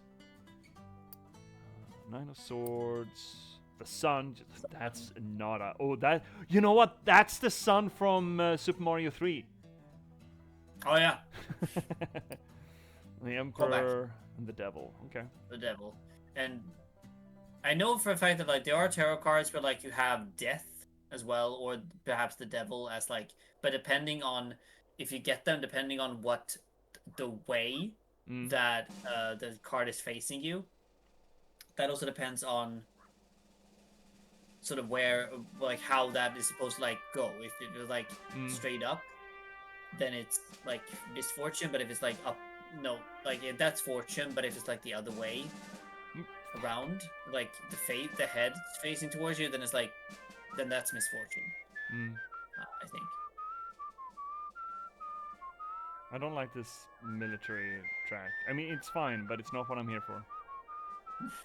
I don't mind whistling over it. I kind of look. I don't know. We can just, kind of cruise around. I like collecting little stories before we run into one of the dramatic personas. Yeah, definitely. Is that all that? There is something above us, like when you're not whistling. Is that a story? No. No, I can't interact with that. I don't know what it is. We didn't have that before. No, I wonder if we're hungry. We're dying. Squirtle. The edge of summer has turned the ocean choppy and misanthropic, and the skies miserably gray. The boardwalk prophetess lured you into her tent with a promise to read a fortune for free. Seems like business is slowed to a crawl already. I like the association of painting the ocean as misanthropic. I mean, that is not a weird way of phrasing that, right? We keep saying that the ocean is a, the ocean is a cruel mistress, or the bitch queen if we're talking from D&D perspective. But it's rare that we use the term misanthropic, and that really, really gets my juices flowing. Because it's a nice way of describing it. Yeah, but it almost feels like it further humanizes the ocean, because misanthropic is something we specifically use about other people. It's sort of a neutered term for hating humanity or disliking humans. That makes it almost clinical in a way, as opposed to the impactful, dramatic of just being spiteful or hateful. It's sort of the same. It makes me think of the same sort of language evolution that we've had with terms like shell shock from World War I. That was too visceral, so that we've continuously neutered it, and by this point it's essentially just an acronym. It's PTSD. instead, Right. because it felt too close to heart, so we just needed to keep distancing ourselves from it. And that is essentially what I feel misanthropic, that word, is a distancing from the dislike of humanity. And having to distance the ocean from dislike of humanity makes it feel like there's an affinity for the ocean behind that phrasing. Yeah. And I mean, personalizing, like, or anthropomorphizing the ocean is not a new thing. No. We've been doing that forever. Yes, Uh, literally forever. It might have been one of the first things we ever anthropomorphized, potentially. Yeah. Yeah, sit at our table, sure. Before you lie the instruments of her profession. There's tarot cards, Rider-Waite, but also Marseille for traditionalists, rosary beads and costume jewelry, and of course, the centerpiece, a great glass globe. With practiced theatricality, she goes directly for the crystal ball, Be a dick. letting her eyes unfocus as though she can see a great distance into it. She brings up names, places, asks if you've known someone called John, if you have a relative in Newark. Be a good sport or be a dick. Look, I kind of appreciate the game, but just be a dick. Be a... But what? But is there a different story? If it's a different story, Yes. yeah, okay. It's the wheel for be a good sport, and the M? No, is that the tower? No. No, it's not the tower. Well, I don't No, know. it's a- I don't know. What do you? This seems more fun. It's just like be a dick. I like that it's Be not. a dick then? Yeah, it's not being cute about it. It's just be a dick. Yeah. Yeah. Okay. Let's be a dick. Fuck. You deflect her cold reading. What could she possibly know of your life? Her frustration with you mounts. When she abruptly stops talking, you think she's simply given up. But no. Your eyes, she says, her voice suddenly drained of the bassy drama that was her stock in trade. You've met him. You've seen him, too. You carry him with you. Shouldn't you be more concerned by the fact that we don't have any skin or organs, lady? Yeah, but Yes. Did you miss me? The words that come out of your mouth are not your own. They seem unwilling or unable to form properly out of a human throat. They're more like snarls, warning noises of a vicious animal.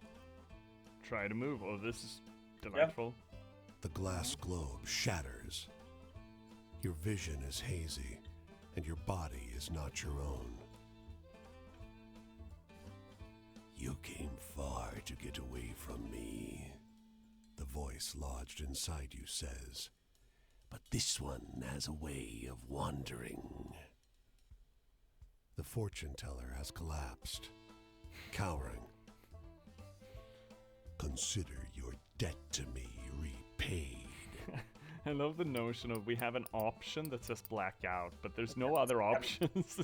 except we just gonna have to black out. When you come to your senses, you're lying face down on the rough wood of the boardwalk, sore and weak. An empty patch of wood, cleaner than the surrounding planks, is all that remains of the fortune teller's tent. Oh, got a story. Getting into Vermont. Yeah, I don't know what that symbol is. Also, what if, like, yeah, because, like, you met him, and it's, like, this can mean so many things. Mm-hmm. It doesn't, yeah, it could definitely be the devil, but it could also be, like, well, I think that the wolf, in this case, is, like, it's a trickster god, perhaps. It's, like, a misfortune one. It could be, it could be the devil, but it could also be, like, for example, a coyote. Yeah. From the coyote. Yeah, from, that's a good read Native actually. Connecting it to Native American folklore as a sort of a remnant, archetype remnant playing around in the collective consciousness of America. Yeah. But I think from a Christian perspective, it's pretty obviously quote unquote the devil, but it doesn't really fit, which makes it even more interesting. Not just because it doesn't fit, but it draws that cultural connection to older things than what we brought with us, you know? But I think this woman specifically, I think that makes a very compelling case that it's not only one religion that is in play here. No. She has tarot cards, she has a rosary bead, and costume things, which is like a lot of syncretism. Yeah. Over different religions and different traditions being combined, and so the figure of the devil could be combined with coyote, could be combined with some from voodoo, for example, with. I don't know who that would be. I don't know the Lua. Or Samedi, or is he the trickster? I mean, it could be. I don't think that's. There's a lot of like. Somebody's like the only one that I've had a little bit of, not connection, but a little bit of knowledge of. But there are more of them. There are a ton of them. But yeah, I mean, we talked a little bit about this while we were playing South of Midnight, right? How Americana is such an interesting idea from a folklore perspective because there are so many different influences all sort of colliding under the same, well, not the same circumstances, but time-wise similar circumstances. You have the old Native American kaleidoscope of traditions colliding with European, different kinds of European, African, South American. There's just a lot there that collides under at least a similar time scope, along with the creation of a new sort of national identity. And that becomes a breeding ground for something that I don't think that humanity's ever seen, really. This wild-grown, supercharged, folkloric growth. Right? It's you could argue that this is the one we have records of, but I think there is a that there could be like early ones. For example, like in Europe, how that could have been like over what we now consider sort of state, like not state lines, but like national lines. Yeah, national lines. And also in China, for example, as well, and in Asia, or even like in the Southwest Asia. Like, you're absolutely right that we don't have records of it, but just from how it's the supercharging of it. It's not just the number of cultures that have collided. It's under a short span of time, and fair. Doing it, all of them colliding at approximately the same point in time. Again, under an era where information exchange has been so supercharged. The information exchange supercharge and the amount of cultures colliding under a short time span, I think those are breeding grounds, or at least those are factors and parameters that make a good case that this has never been seen before. Because generally, it's over extended periods of time and with less information exchange going on, at least less sophisticated and fast information exchanges going on, while the media culture has sort of grown out of this hub for the past 200 years. Remember that radio, telephone, all of these information technologies have sort of grown out of this environment, really, the internet and so forth. So I do think there's a connection there, even if it's like a chain reaction of events, and that has enabled a fairly unique. I mean, sure, you're absolutely correct. I can't say with any certainty that it is unique in absolute terms, but I have a hard time believing that this sort of, again, supercharge has ever had the opportunity to happen before.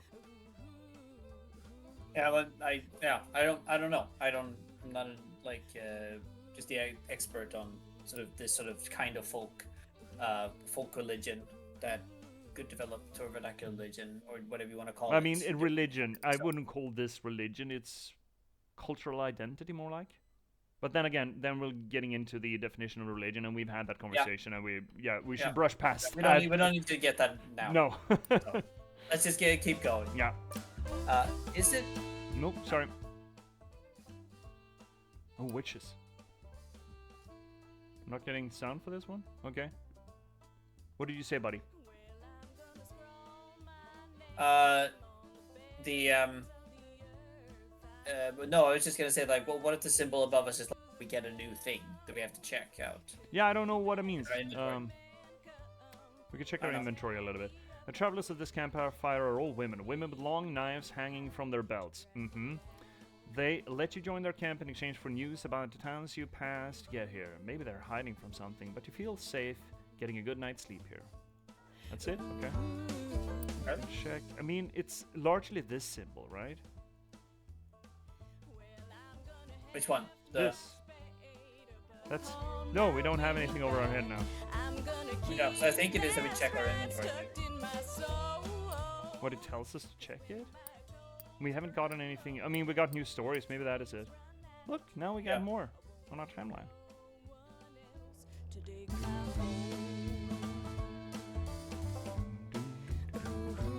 Also, where... Oh, so that's how we're going. There is our first Dramatis Personae, Rhode Island. So swing into New York a little bit, and then hang a Louis in the South Vermont, and then down the coast. Yeah. I don't fucking know, man. I mean, like, I guess, like, yeah, most of the story seems to be like along the coast, or Yeah. not necessarily, but like. I mean, there are the main thoroughfares, right? That, I mean, it's impossible to follow everything, right? It starts off a little linear, hypothetically, going south along the coast, but then it just fucking branches, right? You just... Yeah. But again, like, maybe at this time there was a lot of movement around there, but not as much in, like, within New York, but it should be. I don't know.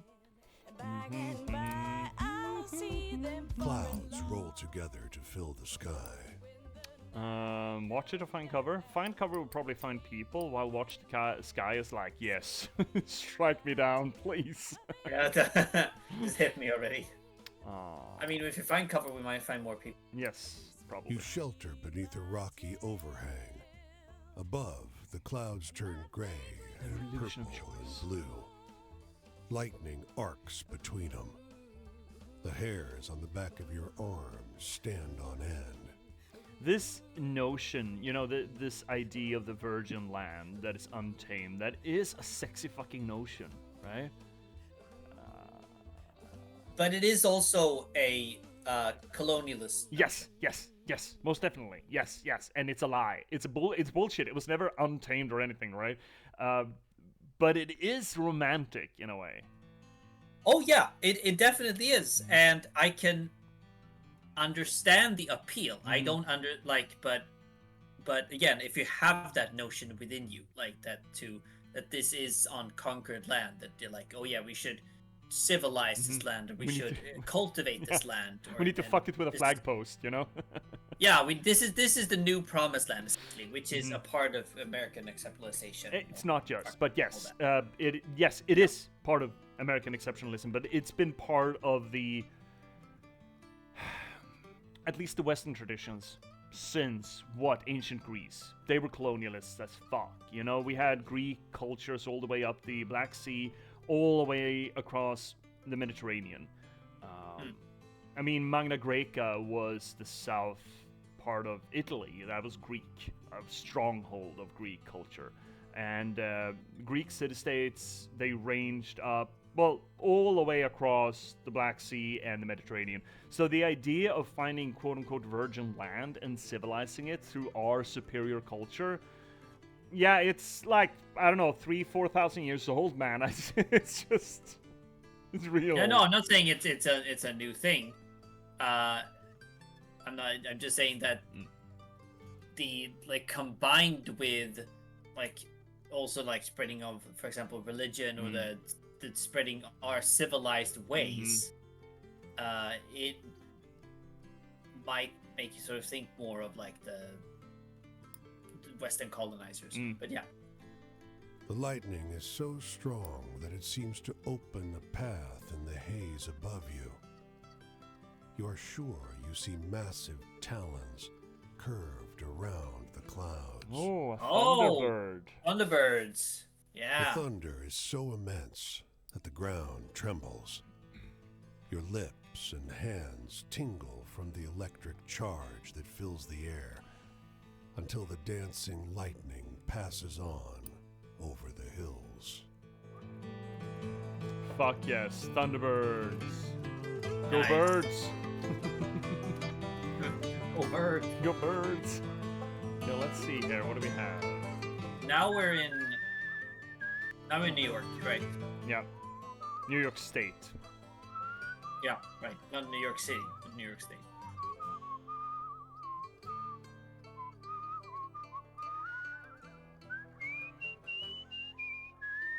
I do love this whistling thing. Yeah.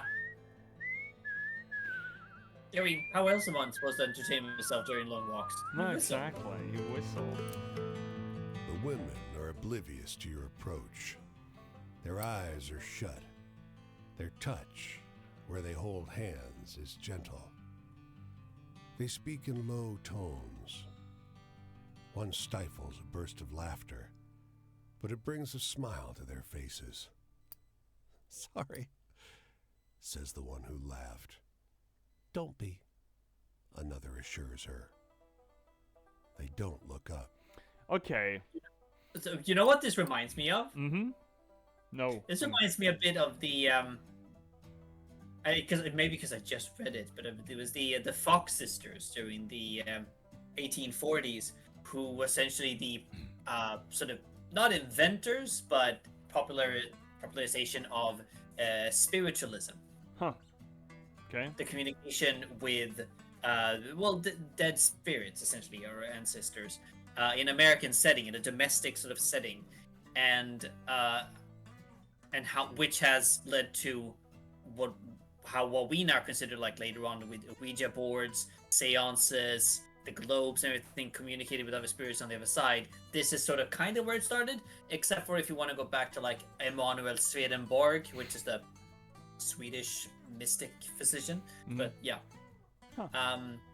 This is there were three sisters, the Fox sisters, who sort of came up, like, who basically communicated with the spirit in their farmhouse, and then that sort of sparked the movement, which still lives on to this day. So, Anyway, should we pass by quietly? Feels like the respectful one, but we don't get a lot more information out of it. Or step loudly is disruptive, but then again, it's kind of a good way to let them know that we're there, so we're not just creeping. Yeah, I agree. Just step loudly, I would The say. branch snaps beneath you. The youngest jerks her eyes open and snatches her hands free from the circle. It's all right. He isn't coming back. Soothes the eldest. She turns to you. You could join us. If you've got something you're grateful for. Fuck yes. Give thanks. Give thanks, yeah. We lost our skin. Yeah. Your words go unremarked. The youngest, holding your right hand, takes her turn. And we give thanks for those who left, who we wanted gone, for the skills to thrive without them, and for the companions who make the effort joyful. Your hands are released. The ceremony is over. Women praying in the woods. Hmm. Where was that? There we go. That was Traveler. Hmm? Oh, no. Yeah. Right? Yeah. Traveler. Yeah. Well, the Fool. Traveler Oh, the is Fool, Three okay, of Staves, technically. Right. What do we need? Again, this is not necessarily what decides whether or not they're tragedies or ghost stories or happy stories. That we get to put a spin on. Yeah. I don't actually know how or why they're sorted in different tarot categories. But obviously there's a way to influence where they are put to some extent, right? We get a choice. Well, when we have choices, it essentially changes the nature of them. But I don't remember, and I mean we haven't. Oh shit, we haven't yet been in a place where we can sort of decide that. Yeah. Oh shit, stop.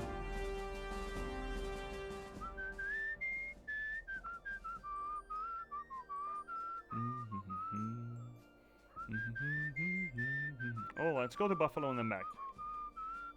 Yeah. On the south side of the state lands.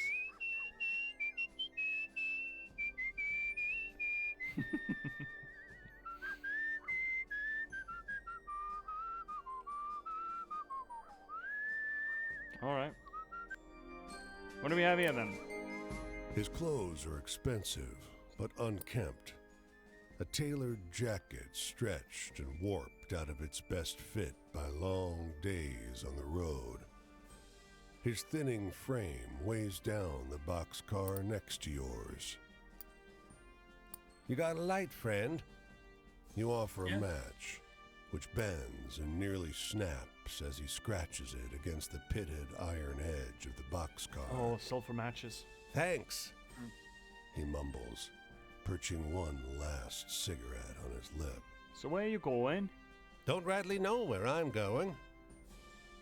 You notice how deeply wrinkled his clothes are. It's as though a huge hand plucked him from a high society party and crumpled him up like a sheet of paper. Don't rightly know how I got going either. Oh, why is that, brother? They built a railway just past Missy Hudson's estate. Damned racket ruined our soiree.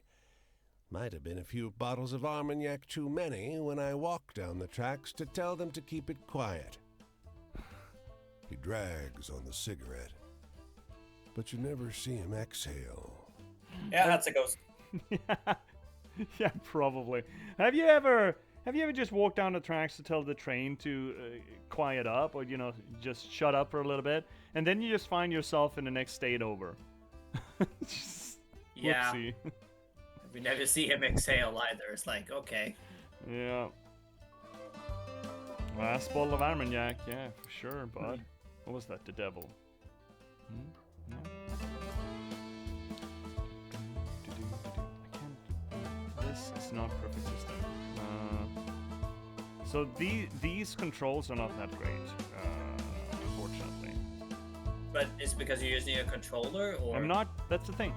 It's made for controller. I can't use my controller because it doesn't read.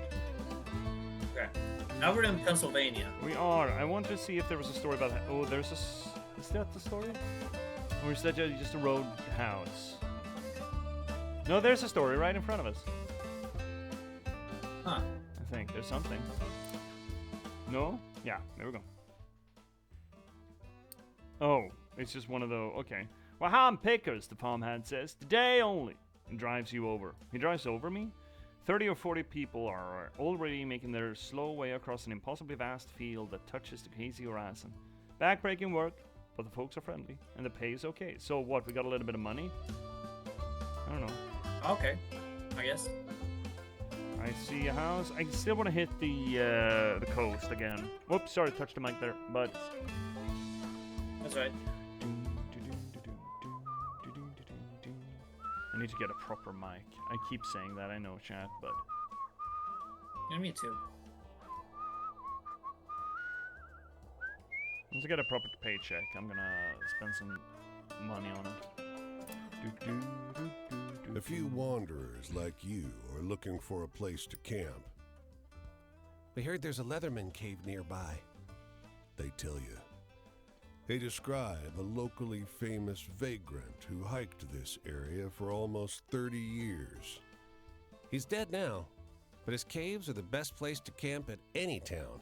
Where's that, then? You and the other wanderers find the cave easily, because someone's lit a fire there.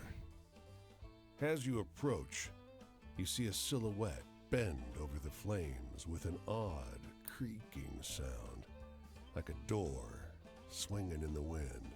Who's there, then? Probably the old Letterman himself.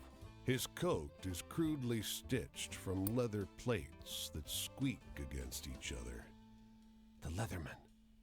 One of the others whispers. A ghost. The Leatherman must have heard, but he just stares. His face is corpse still. I wish there was a choice that just said, I'm sure it's nice. Ghosts can be nice people. Yeah. I mean, we have both of them, but like, I think I prefer this one.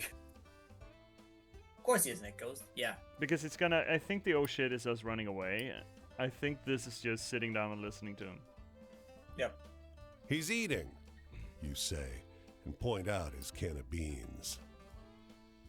Je ne suis pas un fantôme, the Leatherman says, and adds, Idiot. Oh, bursts your companion. Canadien? Soon, he and the Leatherman are deep in conversation, and your group has a safe place to rest. Ghost or Canadian? What's the difference? Yeah. What is the difference? Okay. Let's head towards the coastline. I think that's gonna hit us up. Yeah, we're just. Yeah, we're gonna have to go back anyway. Yeah, so. a little bit, but that's fine. Yeah, that's fine. We can whistle. We can whistle. We're good at that. There's something there though, to the left. Oh yeah. There most definitely is. I wonder. Oh, we do have a little bit of money. We got that. Wait, where do you see that?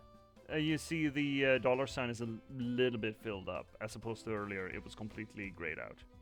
Ah, I see. I think it's those little markers that don't have a story, but we do something in them, essentially. Yeah. Like this one, probably. Yeah, we got a little money from that. These folks are setting up for a cooking tent in the corner of a fairground. Beyond them, bigger tents rise like clouds. You want to make some cash? The manager asks. A long, hot day serving funnel cakes and bussing tables in the dining tents, but you're paid well. So we got a little bit more money. Yeah, Right. now we're all full of money. Boys.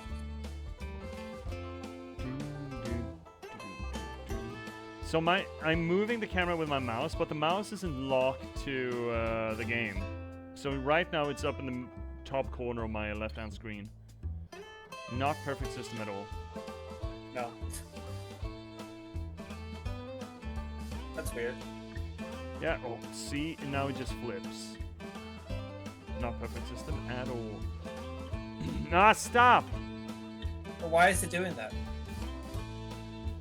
I just said, the mouse isn't locked to the game.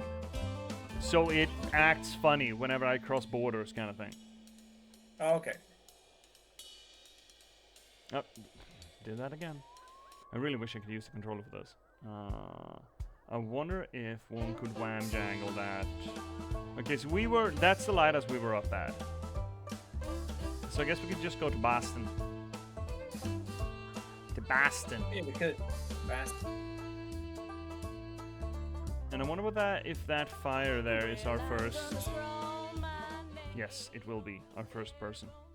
So let's relax a few stories and then actually, progress the game. Instead of just gathering ammunition.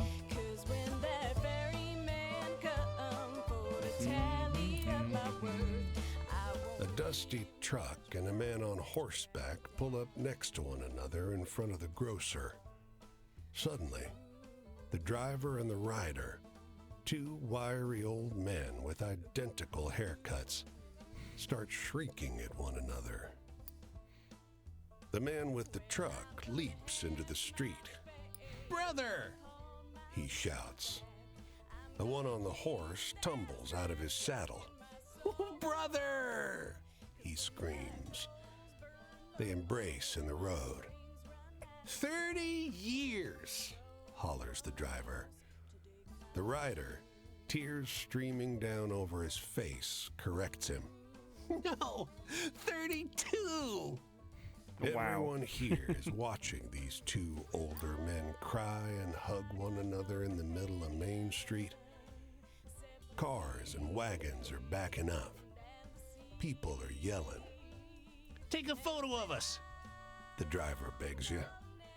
Starts hauling a tripod out of the bed of his truck. I feel like let's get out of the road first. I feel. Mm-hmm. As you usher Would be them funny if onto one the of them got run over. sidewalk, the driver says, Joe, I thought you were dead. the rider freezes. Joe? He blurts. I'm not Joe. The two men stare at one another. each slowly recognizing something alien in their mistaken brother's face. Oh, What are shit. the odds? What are the odds of finding my brother after 32 years? And No, and what are no, the no. odds of them not being the same person? Yeah, what are the odds of like not like finding another person who's also missing a brother for like something like 30-odd years? The two men who each mistook the other for the lost brother. Yeah. And now we have that icon above our heads again. Oh, we're getting Speepy. We're getting Speepsons. That's what that is. Ah, okay, I see. So we got an ad break in 5 minutes. Let's go to the little house here, and before we find the dramatis persona, I think they're there. Let's take that break. There's another story there in the house, like just up there, but to the left. Where? No, like past the. Oh, there? Just Yeah. He leans against a fence and turns to face you as you pass him by. At his back is a bag full of bird seed. He assures you that the gawky birds perching on his body are the last remaining passenger pigeons. Thought they were extinct. They look extinct to you? You're not sure those dull gray pigeons look anything like the pictures you've seen of passenger pigeons, though you can't help thinking they stare at you a little too intently. Say, you like birds? See the sing mode there, Colleen. I'm not sure how we're gonna wham jangle that when the game's just voice acting at us. We could, you know what we could do? We could do the funny thing happened. Singing. Yeah, singing. Okay. If you're willing to wait, Colleen, for your emote game, Colleen, is real good. If you could wait until after the break, we're gonna run the break right after this one, and then we have the funny thing happen stuff. We could do sing mode for that. Yep. All right. So you like birds? I mean, sure. Yeah. I don't mind birds. They're lovely creatures. Guileless, really. Hunted damn near to extinction, weren't you? He strokes one of his birds under the chin. You think you see drips of blood flecking the creature's dirty gray head. Uh-huh. Delightful birds. Do you like birds? How do you feel about birds? Excuse me. You sense it's about time you start moving on. You be kind to the little birds now, you hear? You hurry along the road, though the flapping of ungainly wings seems to follow you for hours. Well, I'm gonna cast Yeah, okay. Well, I mean, we do have a little bit of ammunition here, I feel. We're set up here well for meeting the first dramatis persona, I feel. Oh, that was unnecessary. Yeah, big shout out to Colleen Masters, good friend of the channel. You're still into the letter and also Yakuza, and I understand Yakuza is one of those games that essentially is all the games. You could play Yakuza any which way you want because everything is in it. Everything from mahjong to RPG fighting games and just dating sims. It's not Yakuza is just every game, all games in one game. But yeah, everyone should totally go by Colleen Masters and check her out. Great friend of the channel, said. And we should take that break. And when we get back to the break, after the break, we are gonna do a little bit of funny thing happened, and we have a special request to do it in sing. Yep. in sing. In sync. In sing. So that's what we're gonna do. And meanwhile, let's take a little freer. Suckle your fluids. Take care of yourselves, and we'll be right back after Twitch carves its initials into your attention spans for a spell. So, see you all. Bye.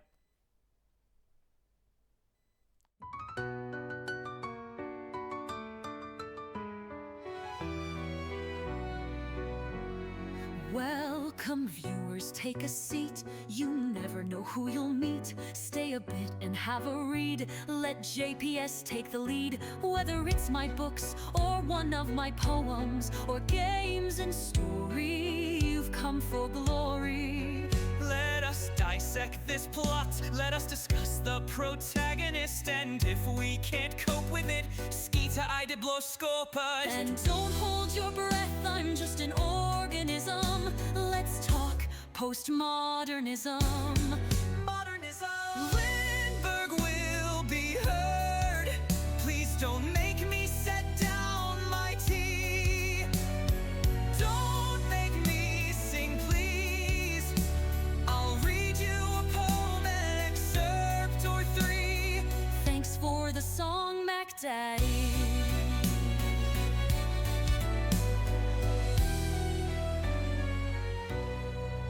Let me rate your game's toilet. Is there light and TP? Crowbar smashes TNT. Why do all these bottles scare me? Signalist is in demand. See me return to the Oberdin. Take Max Payne by the hand and catch me in Morrowind.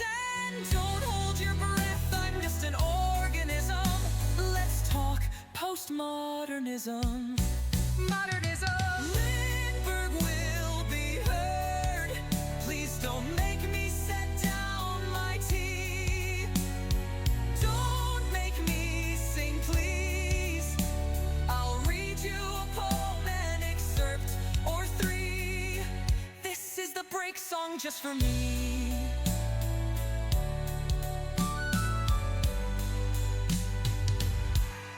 Have you seen luck like mine?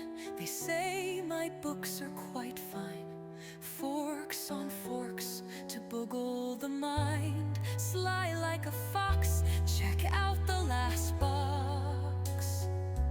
And not to mention hope, love and loss, and just released by me. Check out my latest book, Patchwork Sovereignty. And don't hold your breath, I'm just an organism. Let's talk postmodernism. Modernism. Lindberg will be heard. Please don't make me set down my tea. Don't make me sing, please. I'll read you a poem, an excerpt or three. The end of the break for me. Oh shit, we're back.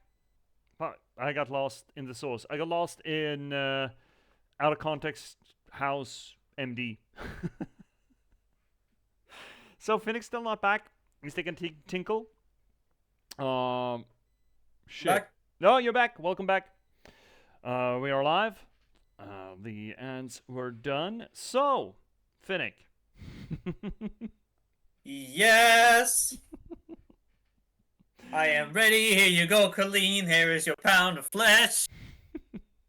For this segment. Now, what I'm gonna do for my little funny thing happened is that I'm gonna talk about what I will be doing in the end of this month. Which happens to be I'm going to go and I'm going to be presenting a panel, but at the same time, a lot of other people are also doing that. So, if you look up all the things that you would like to see on this freaking program, it's so much stuff, and it's amazing what kind of stuff are included. For example, there are a number of ones who also talk about video games and religion. There are some who talks about, essentially, death. Just death.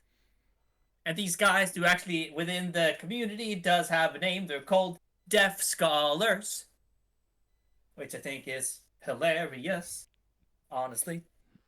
But I am going to some cool ones.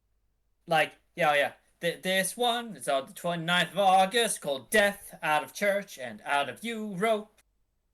Basically how death is studied and perceived outside of Europe. There is also a one called Mamification of Religion Beyond Borders, where Carol Cusack, which is a scholar of hyperreal religions and invented religions, will be a part of, which I'm super excited about. For a moment there, I kind of thought that you would be going into the Animaniacs, the song about counting up all of the different countries. I kind of thought you were going into that sort of singing, but then you did break out of that rhyme scheme, I guess, kind of thing. Here's all the things that I will be attending. Global dynamics and paganism, death and mourning, religion and film and media, religious polarity in Sweden, how global in religion, holy games, and making of the good theory of religion, religion in games, and fails. What kind of history for the history of religion? Escotations, Krakow tour, a conference dinner, action affected immersion in religious real making 20th century. No. Okay, I'm done. I'm done with that. That's just a funny thing. If you want to check out the program, go just search for IAHR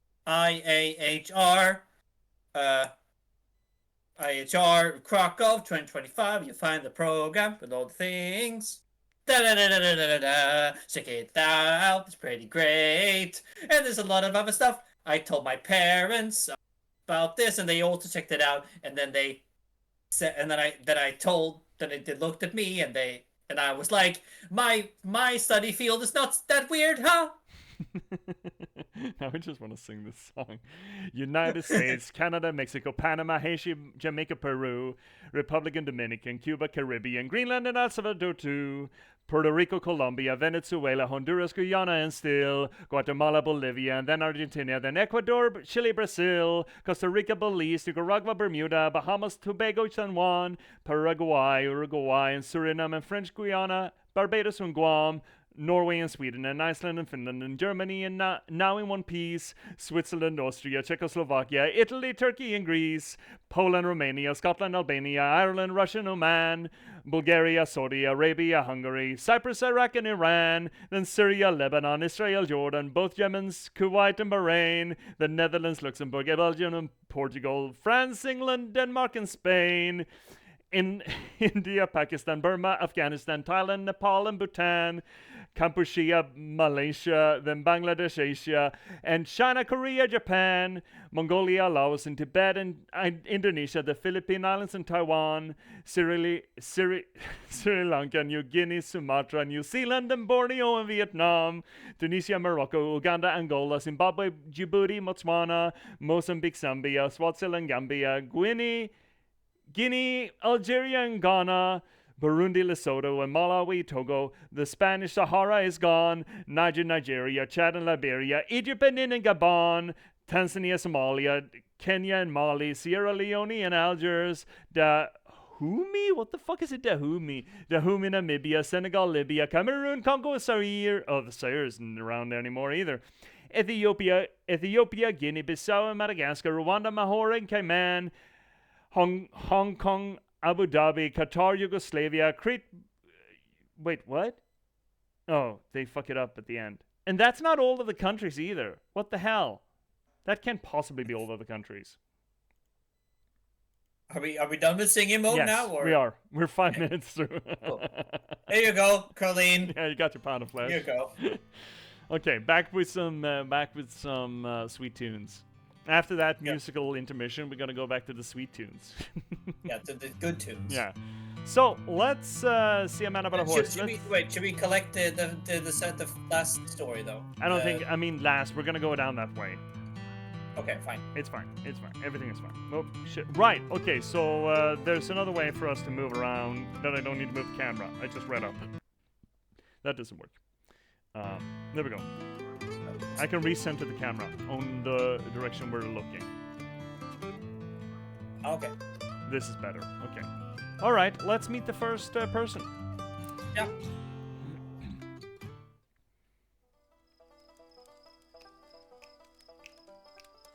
Hey there, stranger. You're welcome to enjoy this fire with me, if you're respectful, that is. Of course. He's got 2 dogs. I mean, he must be a good guy, despite the fact that he's holding a knife like that. Yeah. This here is my spot, and I ain't inclined to share it with any bad characters. You can call me Quinn. Sure, it's a good Okay, guy, Quinn. right? Sure. These here are my venturing companions. Kaz is the big un, and the one with the spots is Flip. Hey, I Cass. usually beat my way on the rails, but the road news said this town was fat, and the weather was fine. So I'm taking in the sights and seeing what I can drum up. I'm in the mood for something real funny like. Oh. Do we have any funny stories? Here are all the stories that you collected so far. They're organized by subject because the boss likes the tarot cards.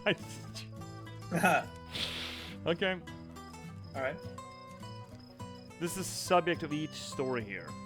Oh, if you tell the person a story about love, for example, they will tell you something from their own life relating to the subject of love, poor things. Poor things.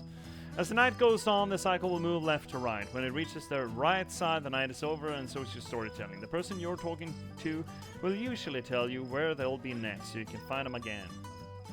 If you tell them the types of stories they request, you'll gain their trust, and the eye will open. When it opens fully, the next time you meet them, they'll open up more about their life. They'll remember this from conversation to conversation, so don't feel you need to open the eye all the way on the first time you meet someone. Dance around, get to know them. Okay, so we want fun. Yeah, fun. Do we even have that? Do we have anything Bondage is fun?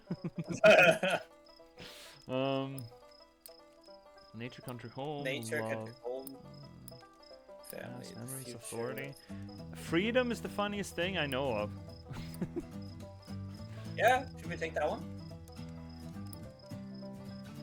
I think so. That's the best we got for funny. That's the story of the women. That's not very funny though. Well, it can be. This Because is they were. This is a little bit funny.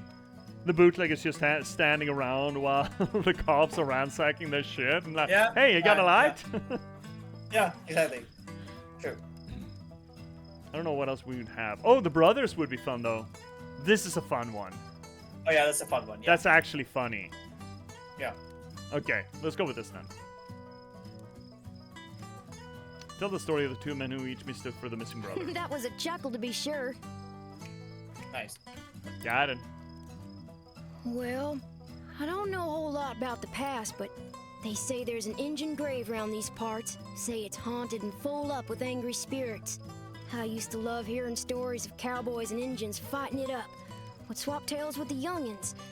But, well, I suppose if someone shot me, I'd be pretty vengeful too. That'd be fair, right? Not just shot you up, but stole your land, you know, raped and murdered, gave you smallpox, made you alcoholic, you know, all the good stuff. Yeah.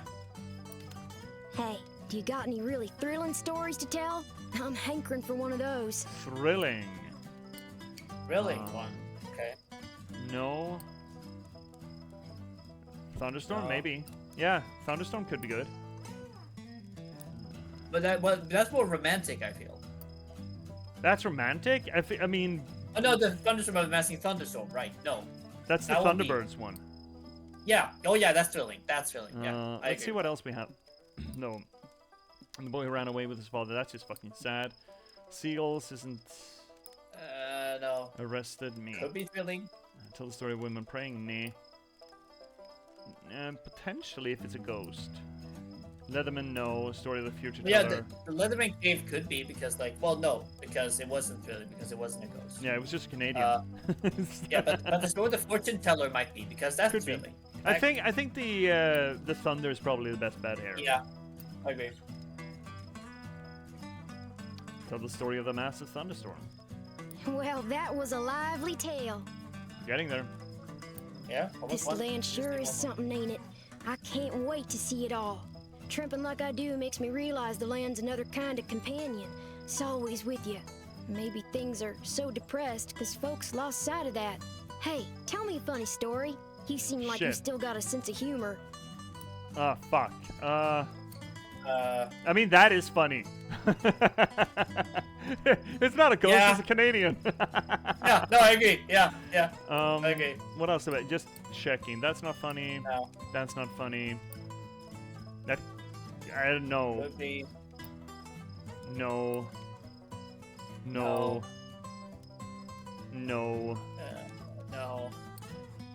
No. Okay, well, I get best bet, I think. It's not a ghost, it's a Canadian. It is a pretty good tagline. Yeah. I think so too. Let's do it. Tell the story of the Letterman's cave. I'll remember that one. Fuck Couple yes. good jokes can get you out of a fix sometimes. Hell yeah. Trust. Well, I figure tramps are apt to trust each other, to a point. Sure, there are backbiters out there, but it's the folks who act respectable, the so-called upstanding ones that I keep an eye on. You got any happy stories? Shit. Sure. Do we? The, The lovers in the lighthouse. but the, yeah. That's not happy. Seagulls. I mean, technically they. It didn't strike me as happy though. It's yeah, sure. No. The town will be around for one more year. It sounded like it was inevitable that it wouldn't be though. Yeah. Praying. I think our best bet for happy is gonna be the men in the lighthouse. Yeah. I think. Just living their best lives, right? They enjoyed themselves up there. It's a love story, but it's also like, yeah, it's a happy story, I would also argue. Yeah.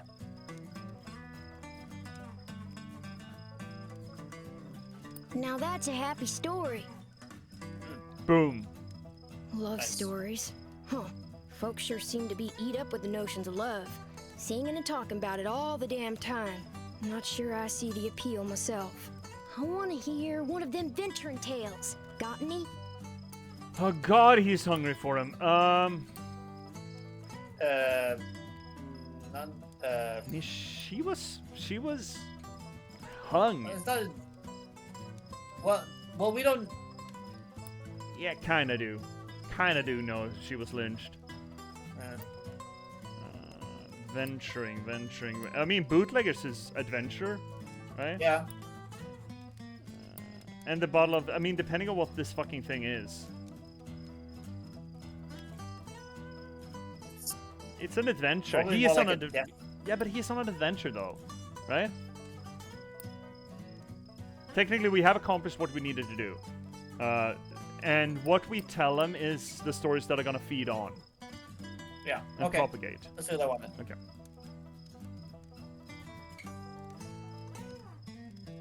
That was a chuckle to be sure. No, it's a happy. Oh, Do fuck. you know anything more lively?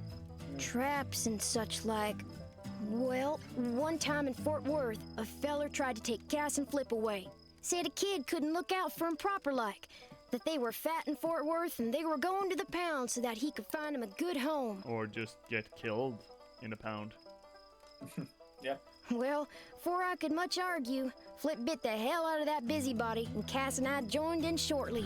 I don't think I ever seen a fella so surprised. I can get him. Guess I ain't going back to Fort Worth no more. Oh, Nope. heck, the night's over already. I sure enjoyed talking to you, but I gotta get on. I think I'll see what's happening up the road this way. Down in Pennsylvania way, yeah, okay. Okay, close map. Thanks you. The tramping life suits me just fine. Every day is a venture. With things being so depressed, folks walk around like it's the end of everything good. But it ain't. No, but we can see it from here. Yep. I love that tagline from, I think it's the Deus Ex Mankind Divided, or the first reboot of Deus Ex. And it's just a comment that's in the trailer, I think the cinematic trailer. It's not in the game, but it kind of hooked me on buying the game back in the day. And it's, this isn't the end of the world, but we can see it from here. I fucking love that line so goddamn much. Yeah, that's a good line. Plenty nice things to see if you know where to look. Oh, bye, Quinn. And we did it. Chapter 2 is available. Fantastic. Wonderful. And new story, Quinn's Adventures. Cool. Yeah. So hypothetically, we're still gonna have to wait for these stories to come around to us. But eventually, supposedly, we will hear them. And we'll be like, hey, wait a minute. We told it. That's our story. What the fuck happened to it? Yeah, well, that's a wonderful part of stories. Yeah, it is. What's over here then? Is this a story or is this just something else? Can't tell. Oh, maybe. It's something else. As you walk down the road, the black crow flutters. Oh, what? Flutters down, landing your path, and looks at you, cocks its head, and speaks. Well, you got a long, long road ahead, don't you? All these people to chase down, so I hear. It laughs. I got some experience when it comes to chasing folk. Oh, tell me about it. Fuck, never don't listen to crows. Yeah. Well, if you want, you could go find your friend again. Ask them more about their life. They might want better stories this time, though. It peers up at you. Did they tell you where they were headed next? Yeah. But hey, the world is full of people. Bet you could find another friend like that if you went looking around. There's more than one interesting person in this land for sure. It gives a gravelly laugh. I can't. My throat is already closing up after yesterday. That's what humans say, anyway. And with that, it launches into the air and disappears. Okay, so it's just essentially tutorial material. Right, yeah, I know about that.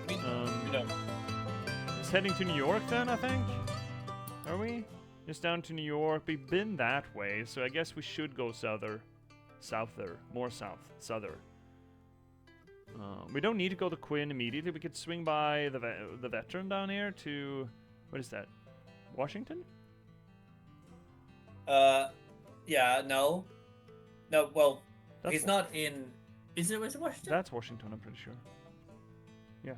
Oh, isn't Washington more inland of Virginia? Or no, wait, is that... No, it's north of Virginia. I mean, sorry, Americans watching, we're not American. Look, I had a vague introduction into the states of the U.S., but we were never schooled on them, okay? U.S. geography is not relevant in Europe. No. But Washington... is in Virginia. I'm thinking of that town where that veteran is. It looks like I think that's the Potomac. that. I do think.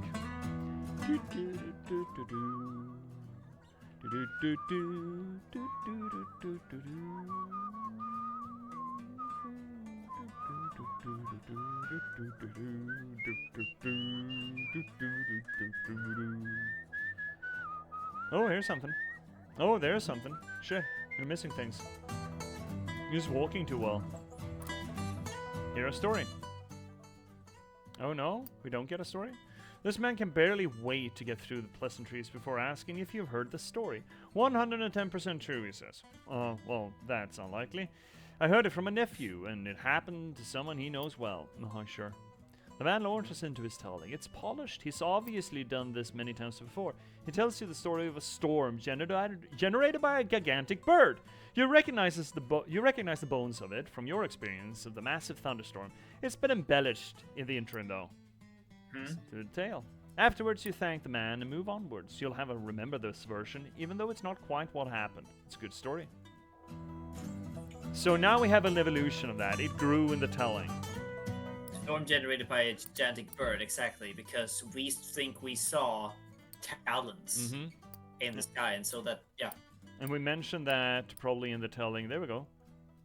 It's storm generated by a gigantic bird now instead. Yeah. And it's got a little bit of an eye-opener. So it has evolved further. I think this system is really... Well, system. It's not much of a system. It's just... There's something fundamentally cool with getting a game that is all about the organic nature of storytelling. You know? We don't often see this. I mean, we feel it all the time. Whenever we tell a story, we keep embellishing a little bit, but it's usually by such small increments, And it's rare that we get to re-listen to a story that we once told by someone else. It can occasionally happen when a friend that you've told the story to tells it to someone else while you're in the neighborhood, and you're like, hey, I told you that fucking story. But that's like just one step of abstraction. It's not that, 10 steps of abstraction, generally speaking, at least, right? Yeah. Do you know, I don't have a real life example of that. I don't have one particular maybe of stories where I can remember, but I do have it of musical recommendations. Oh, yeah? Where it's very cool, but because I heard from a friend who told me about Hadestown, and then I told another friend about Hadestown, who also then later on told another friend about Hadestown, who told another person about Hadestown, and I heard it eventually. It's like, oh yeah, listen to Hadestown, it's so good. I was like, follow the line, like in my head. I was like, oh, I kind of led to that. That's cool. Yeah, that is cool. That is cool. It gives one a sense of being part of a greater network. In a way that we don't generally experience, even though it's true, right? We are part of some sort of a collective organism. Specifically when we talk about storytelling and the act of collective cultural growth storytelling is. And obviously we're all part of that, but it is exceptionally rare that we can actually see it in action. It's like our little Twitch community network. Yeah, kinda. It's just it sort of grows and just it spins out of control and you don't see it, right? Curious is the trap maker's art kind of thing. You just sow your little seed and then you leave it, and then other people water it progressively, and someone shows you, hey, I've cultivated this flower, and yeah, I sowed the seed of it, like, I don't know, that long ago, that many abstractions ago. And it is neat to get to observe that. And I mean, this game is designed to let us follow the stories per se, but and sort of giving us a supercharged version of that kind of organic growth. But it most definitely is something that we are all a part of, for, I mean, better or worse, but mostly better. Sure, with disinformation and all that, you could definitely argue that there can be circumstances, but this is, gives malformed consequences. But truth is not necessarily the necessary element to this, right? Truth is not necessary to storytelling. It's not what is true, it is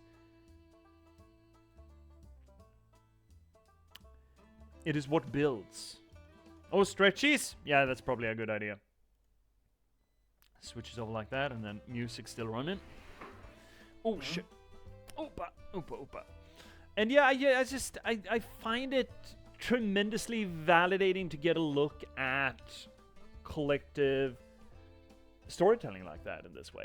Hi Shay, welcome in! Oh, I've been told that we're not allowed to give you shoutouts. Double OC. Okay. Have you heard? Maybe you should give her a shout out anyway. Should I? Nah. I mean, Shay gives a shit for it. I don't know. Yeah, fuck it. Give Shay a shout out. You do that.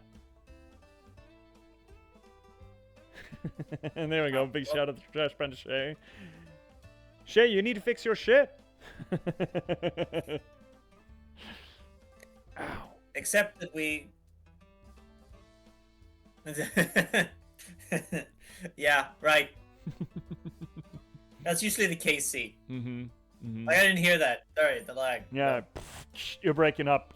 I can't hear you. I guess you're moving. You're streaming through a tunnel, right? Yeah.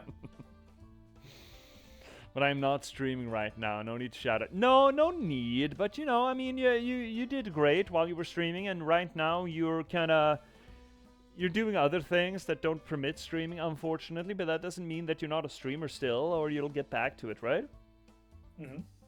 There's always a need to shout you out. Yeah, exactly. If nothing else, for being our health guru here, just helping us stay limber. I mean, quite literally, Shay. You have almost single-handedly made sure that I've gotten back some flexibility in one of my shoulders, the other shoulder, the other side of this. Almost exclusively you. So, you know, that's worth a shout out. Keep going.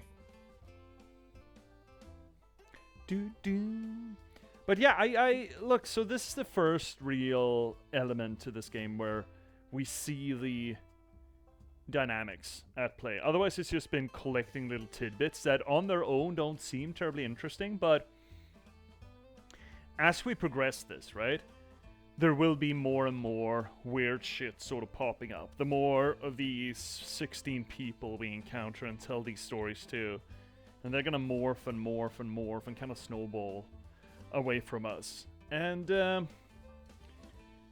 again, it's not happenstance. It's just random that this is set in America.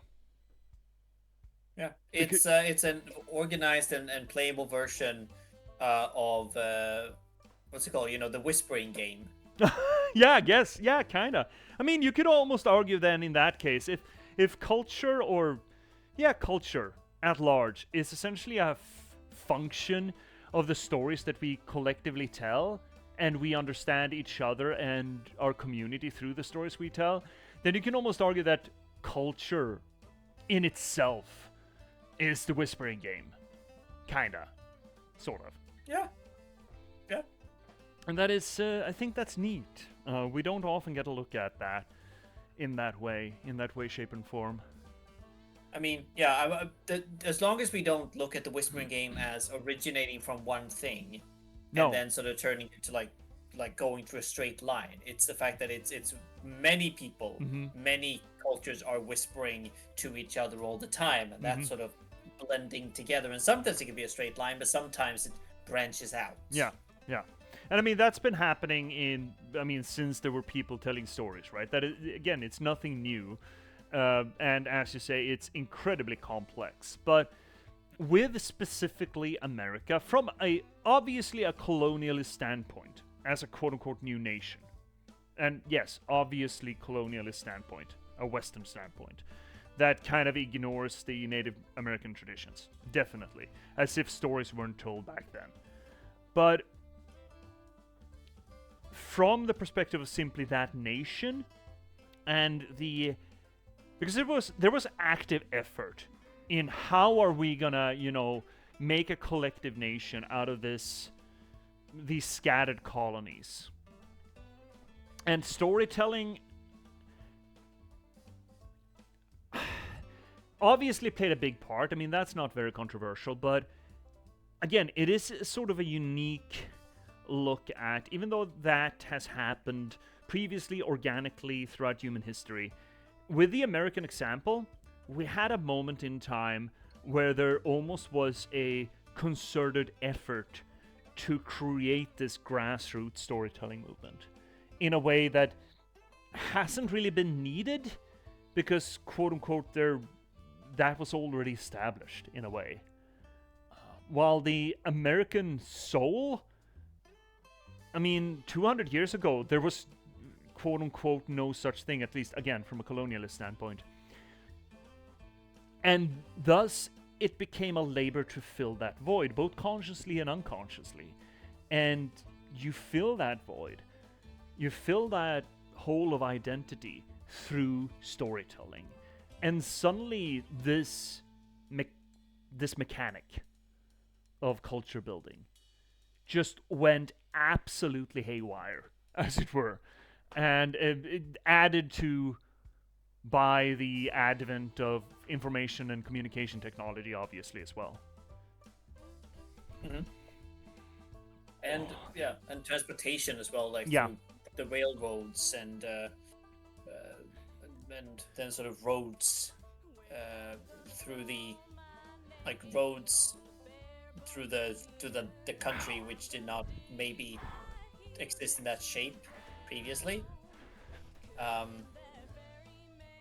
So, yeah.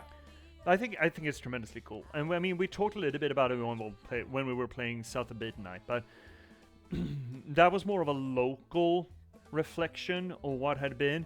This is nation-spanning, technically. and will also sort of strangely span time as well. All right, well, let's see what this shit is.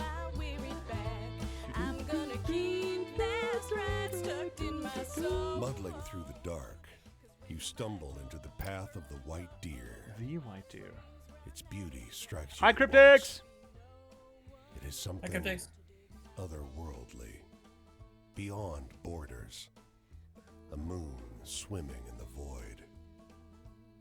Human shouts not far away break the spell. The deer's ears prick up. This thing is being hunted. I don't think... I would say help the deer. Yes, I was about to say there's no possible universe where we wouldn't pick help the deer, right? Yeah. You know a way out of here. As the hunter's cries get louder, you approach the deer carefully, palms outstretched. Oh! As you grow close, your features become clearer in the light of the deer's aura. It bolts into the path of an oncoming train. That's gonna be a good fucking story. I really want to cultivate this one. Huh. Yeah, that could be something. I really want to cultivate that and see what that turns into. Wow, is there no stories in New York? Really? Nope. You don't tell stories in New York. Doesn't happen, man. I don't know what to tell you. The deer was aura farming. Okay, a jet black crow alliance on a low branch of a twister tree. Look at you, of course. Think you got some good stories already? Well, I heard better. Much better. Seems to wink at you. Want to hear my tricks? Yeah, sure, tutorial me. Yeah. The ones you got now? Psh, pathetic stuff. You tell those stories around and they'll come back more exciting, more satisfying. So always listen to the stories other folk tell. Their tales are less true, sure, but more useful around a campfire. Sure, makes sense. The boss has a point about the true ones, though, the crow admits. They're extra interesting. You learn a couple of folks' true life stories, and everyone will like them, no matter what kind of story you think they want to hear. And any other tips? Well, everyone's the captain of their destiny. It gives a burst of laughter. It gives a burst of laughter. Ain't no bootstraps in the world that can save you now. But the choices you make, they change the kind of story you can tell. It ruffles its feathers, sort of shrug. Choose wisely. Oh, don't. Nah! Okay, more tutorial. Ah, shit, I shouldn't do that. No, shit, I shouldn't do that either. Okay, there we go. No, stop! Fuck, this control scheme fucking sucks. Okay, there we go. I guess we're going south along the, I kind of want to go down to him. And then we can cross up into Pennsylvania again. Or, you know what? Actually, we should wait with meeting up with Finn. So that we have more evolved stories. Yeah, exactly. So that we can, like, keep going. Do you want to go down all the way down the coast, and then we can zigzag back up? I mean, we could do that, sure. We can collect some nice stories on the way, like, through many, like, a lot of states. Yeah, and every time we hit a campsite, we have an opportunity to cultivate stories, to make them ferment. Exactly. And we need to do that. We've only really met Quinn, the hobo kid. Right, well, Southwood. Yep. I think there's going to be another tutorial, and then we heading up a story over there. Yeah, it's a crow. You notice a black crow sitting on a fence post, watching you unsettling intensity. Hey, blurts out. Hey, friend. Hey, listen. Hey, listen. You hear about trains? I like trains. Hey, kid. Hey, kid, come over here. Come over here, kid. Hey. You heard about trains? Want to see some trains? Locomotion. Hey, come over here. That's the laugh.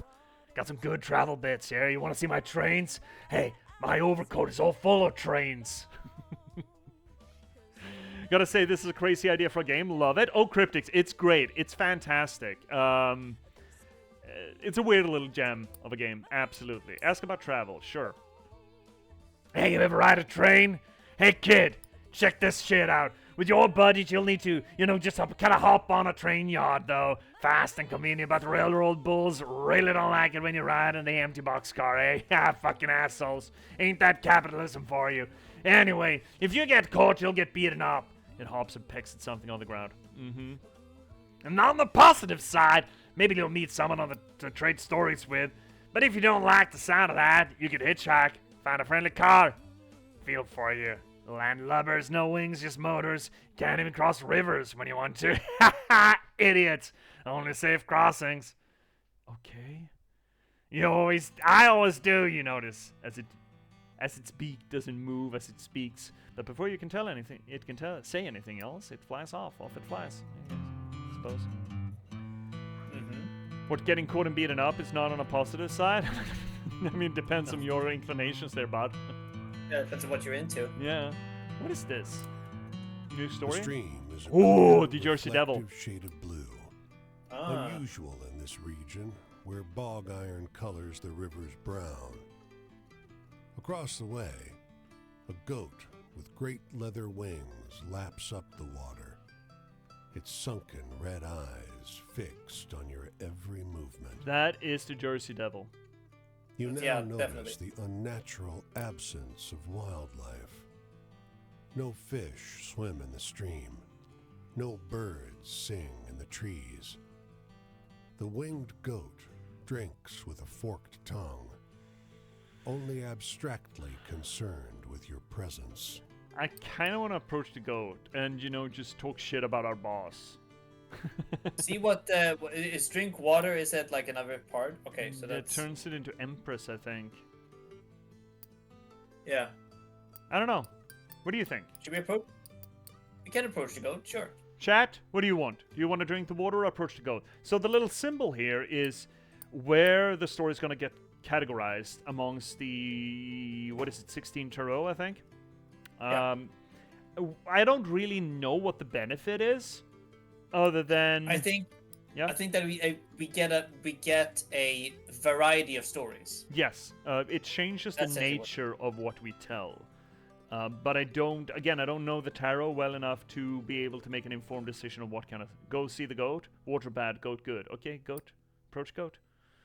Twitch chat has spoken. Over the hill, a scorched one-room house lies abandoned, 2 of its 4 walls in ruins. The goat rears up, front hooves curled, and stretches its wings out to their full breadth. Draw closer. I mean, in for a penny, in for a pound. I guess, yeah. The goat opens its mouth and wails, a protracted, shrill sound, indistinguishable from the cry of a human infant. It only begins to stop when you take several steps back. Fine, I'm fucking sorry then. The winged goat doesn't follow. Instead, it lies down inside the burnt house, surrounded by portraits of a large family, glass frames stained brown from smoke. That is cool. I want to cultivate the story. I want to tell the story. The winged goat by pristine... not pristine. They were brown from bog iron, so, where did that end up? On the Nine of Swords. Winged goat. Elegant. I really want to cultivate the elegant woman, too. The hung Parisian lady walking around Portland. The streets of Portland. Yeah, we'll see. I mean, I guess we'll see where that gets us. Yeah, I mean, it's all about telling them when we get to the campsites, right? So it's our picks for telling stories. But I really wanna send both of those out into the world. But yeah, obviously we need to also check what they want to be told. But then again, it seems like if we get like 3 correct, we can just whiff like 1 or 2. So we can kind of force seed stories. Yeah, and we don't have to get it right every time. We can also just tell whatever story we want, and then they'll move on. Yes, we can absolutely do that too. Okay, so there's one in Philadelphia. There's something in Philadelphia, yeah, and then that's a campsite. That is Washington, isn't it? Yeah, it's Washington. Oh, okay. And then we got a return story here. I think that's the marker, the little sun marker. That thing. Hero story. I think that's our return stories. Okay, cool. This man can barely wait to get through the pleasantry. Okay, that's the same start, unfortunately. Man launches into his telling. It's polished. He's obviously done this many times before. He tells you the story of the Leatherman, whose ghost haunts Connecticut. Canadian ghost, by the way. You recognize the bones of it from your experience with the Leatherman's cave. It's been embellished in the interim, though. Yeah, it's not just a Canadian, it's a Canadian ghost now. Listen to the tale. Afterwards, you thank the man and move onwards. You'll have to remember that version, even if it's not quite what happened. It's a good story. So now it's a haunts Leatherman, Connecticut, ghost. And where the fuck was that? Must have been the Traveler, right? No? Oh, we really need white deer. I really need to cultivate that too. I kind of want to cultivate ladies too, see if that turns into a witch story. Well, we'll cultivate all of these stories. I'm not sure we have the time because there are 234 to collect, and I don't think we have the opportunity to cultivate them all. Oh. And because hypothetically, we need to, like this thing, if we want this to evolve further, we need to tell it again to a new person. I think that's how it's going to work. But where is the... Where is the... Leatherman? There we go. The Leatherman, whose ghost haunts Connecticut. Yeah, sure, I guess. What do we have here then? By nightfall, the hospitality of this sleepy hamlet, combined with their superstitious tales, has both overstuffed your stomach and filled you with a hollow dread.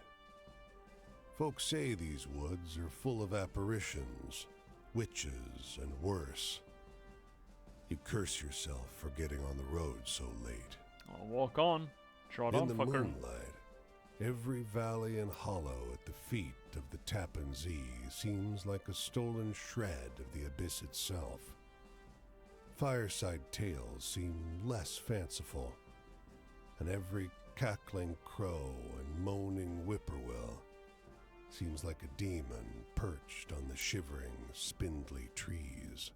But something cuts through the noise. The muffled sound of hooves galloping on the cold, muddy road. When he finally slows his horse alongside you, it's as though he had just appeared out of the mist. He's astride a gigantic black courser, and though his boots are muddy and ragged, he wears an immaculate coat with great, shining buttons. From his saddle hangs an antiquated flintlock and a cavalry saber. In the darkness, you can hardly see above his towering shoulders. His voice is a rumbling croak, deep, but as though his throat is filled with thorns. Have you happened upon a cannonball around here? You can tell English isn't his first language. German is. His hand, so pale it's almost blue in the moonlight, grips the reins in a fist. All right, Sorry, I haven't run the way hell away. Chat, what do you want to see? I'm leaning towards just, you know. Sorry, Yeah, I haven't. Sorry, I haven't. I don't like the hysteria of anything scary. You know? Yeah, it could be nice. We've seen this sort of before, that like something that appears scary doesn't necessarily have to be. No, and it doesn't necessarily inform how the story is going to evolve once we tell it. Yeah. So sorry, I haven't. You mumble an apology and watch as he silently rides away, back into the mist. He's cloaked in black, you notice from behind, but the blood running down over his shoulders glints crimson in the moonlight. Dude's head got shot off by cannon fire. Yeah. Isn't that a sort of a legend already? Like I guess the Headless Horseman. Yeah. It would be, right? Yeah. Yeah. I guess it was the Headless Horseman, yeah. That's a new campsite. We could just swing by there. I'm not seeing... There's something way over there. Should we swing That's by a there? train. See what it is. Yeah. Before we head to the new campsite. I'm just gonna whistle our way through.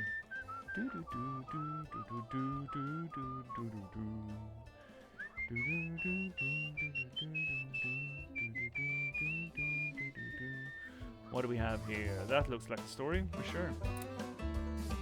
The man is the color of mill dust. His smile creases his face like folds in dough. He gestures you inside the dilapidated structure and shouts over the sound of driving wheels. You're welcome to sleep here. You don't want to rest by the river. Not in the evening. Insects. This line, you don't want to rest by the river, not in the evening. That is how you get stories of things like the Knicks, right? Right. Settle inside for a break. Man shoves the broken door closed behind you.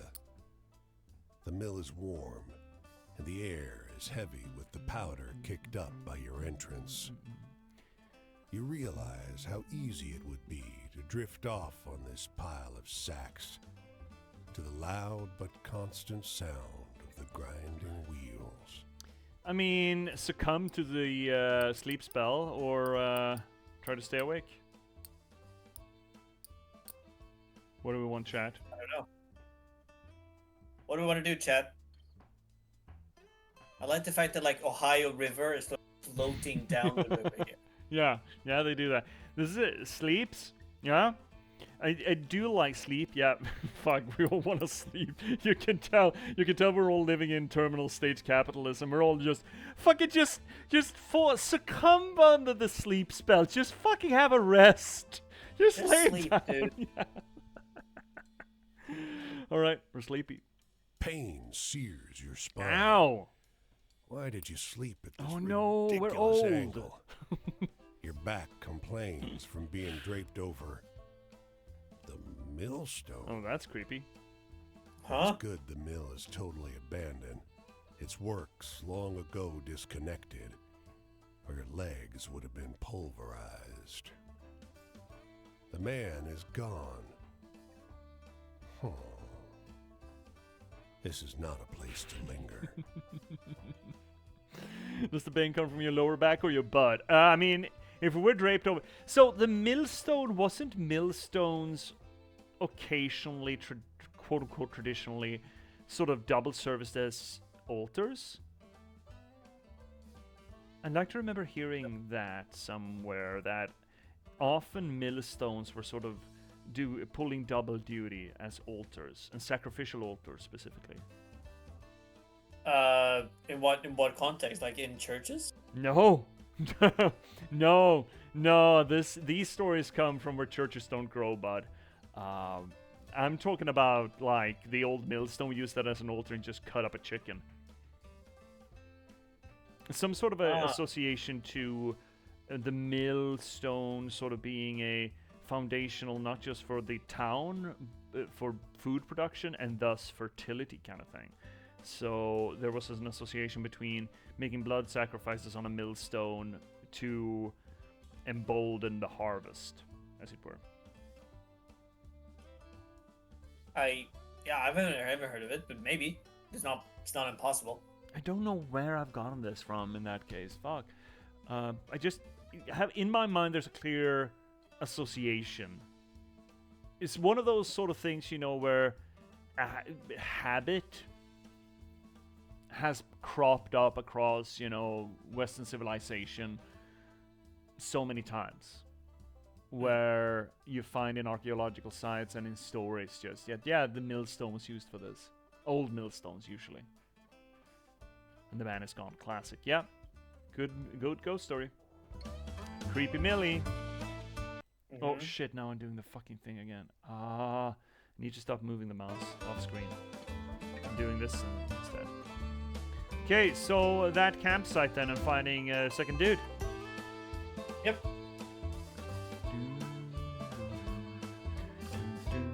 Is that an Ohio River running into Chesapeake Bay? I thought it was Potomac. Or do we have any Americans on board? No idea. Because the bay is Chesapeake Bay, I'm pretty damn sure. Alright. Next campsite. Let's cultivate some stories. Mason by Sidney Meeker. My twin brother Paul and I always got into trouble, but we were good. It's pretty brass bold to just, camp out for the night in this dense churchyard or graveyard, right? Yeah, it seems abandoned though. It doesn't seem like no one is cultivating it or doing anything with it. All the scars and everything. That's a lot of that, yeah. Shit. Yeah. We didn't do nothing to anybody till we left. Then we hurt a lot of people. Me, more so than Paul, because he didn't make it through. The march I was on, the bonus army. It's less a bonus and more an acknowledgement of what I've had to suffer. Civilians will never understand. Know any good jokes? I'm not so good at telling them anymore. Funny stories. No.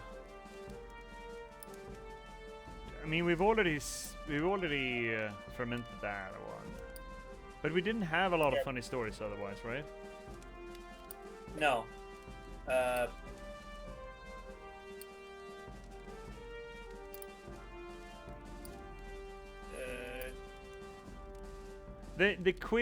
These ones, the NPC stories, they don't ferment, they don't cultivate, so we don't get cooler stories out of it. So I feel like that's not a good pick generally. No.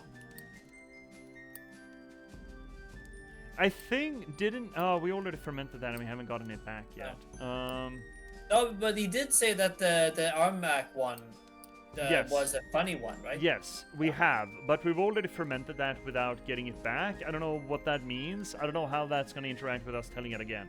But yeah, we could do that. We could run that, the Armajack one. Yeah, sure.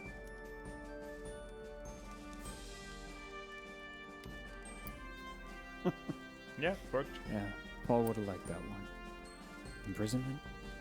The more days I check off, the more I'm convinced that birth is an imprisonment. Ooh, edgy. I must eat, so I must have money. Fair enough. I must have money, so I must work. It's an inevitable prison. I've heard an interesting definition of slavery, technically, or lack of freedom.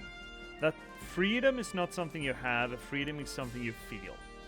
Which makes it so that if you do not feel free, then you per definition are not. Which would open up a lot of criticism to the grind, as it were. Mm-hmm.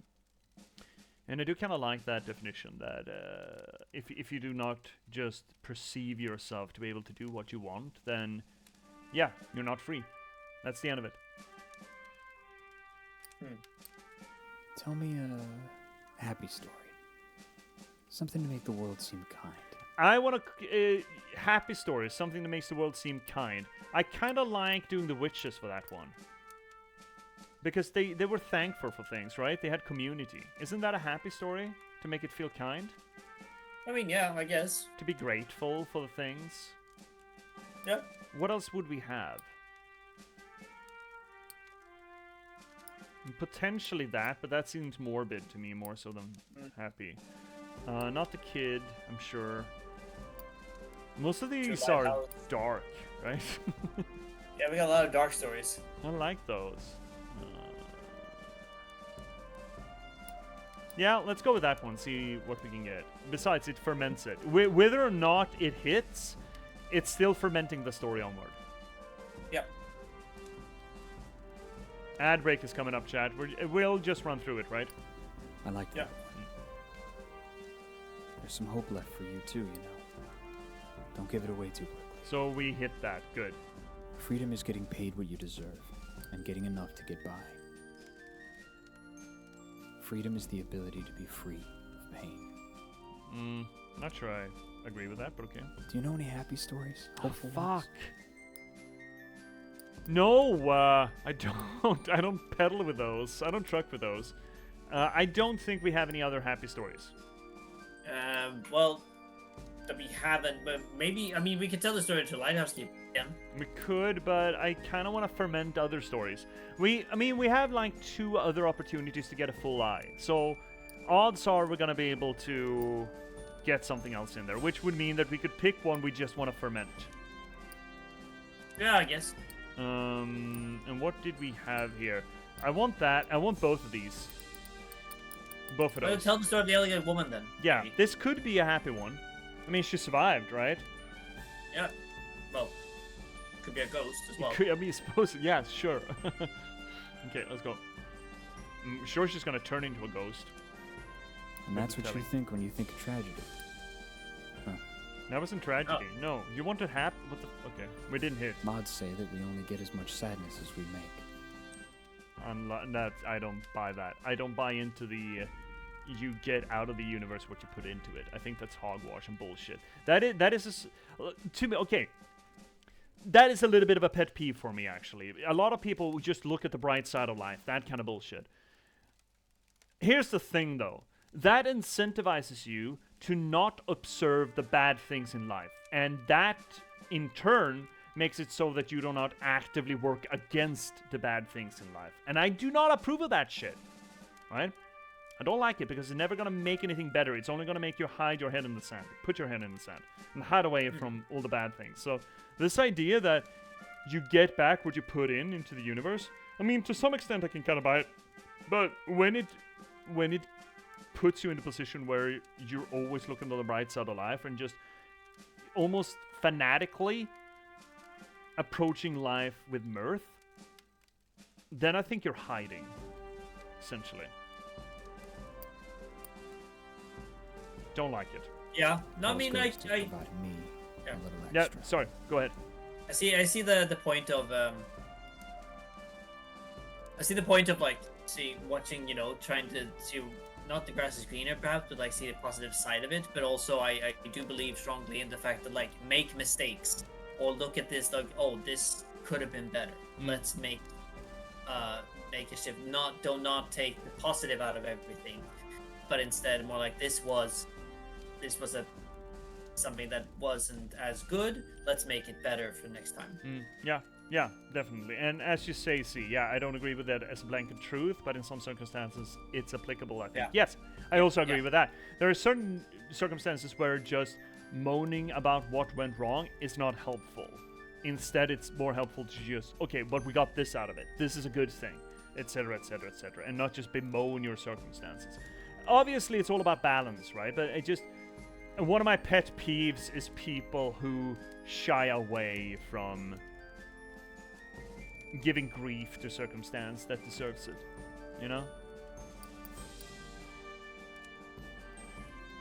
So Right. anyway, tell me a funny story. God fuck. You seem like you know a few good ones. What did we have? It was funny. I don't know any fucking funny. This one was funny, supposedly. Yeah. But we've already fermented that. I don't. Well, tell the what about the woman who bootlegged in Maine then?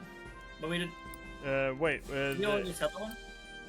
Which one? I mean, apparently we can only use one from an Arcana per camp. I don't know. Do we have the bootleggers? What Are they about still the? there? We could use the bootleggers. There we go. Emperor. Yeah, let's see. Yeah, sure. We have one more opportunity to get a full eye, and worst case scenario, we're just gonna have to look him up later to get his next step. So this is in hope of making this a full eye. He wants a funny story. I don't know if this is funny, but let's go. That can't be true. That sounds like a Navy tale. Authority? Nope. The law? Well, I had a thought once, in the trenches. You and I, all of us, have the right to the pursuit of happiness. This is a lot of constitutional talk here, bud.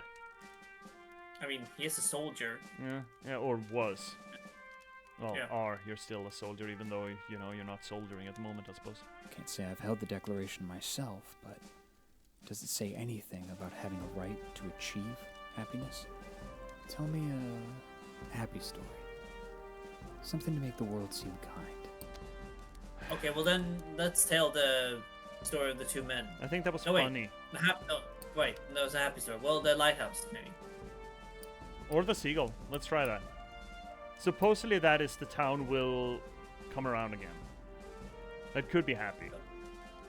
But I'm hopeful. thinking it's like, yeah, hopeful. Sorry.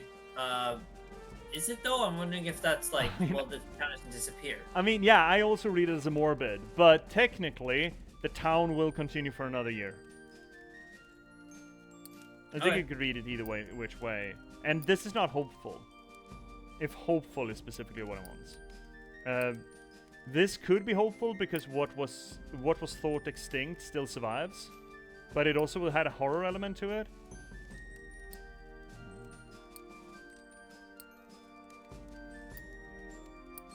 I'm thinking seagulls or pigeons, and I think seagulls is better. Let's try seagulls then.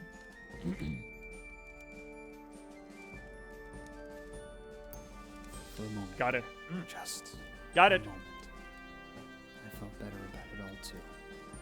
The future's the issue, ain't it? Great war leaves us nothing to go back to. Plucking up the hope and leaving us only with the vile and the unforgiven. Here's the sun. Oh, I've got to go. I'm headed up the road this way. that's not far. Will our paths cross? That's nice. I mean, I don't think we should go to him directly. Days No. come and go and the terrors return. They'll never be able to pay back what they owe me, but I'll always keep at 'em. What about you? Is there something somebody owes you? No, I have debts, man. I mean, technically, I guess the devil owes us our skin back. So that's him, but I don't think we should return to him right now. We should go south, further south, get more stories, cultivate more stories, you know, cycle it. There's something up there, isn't there? Yeah. Let's hike.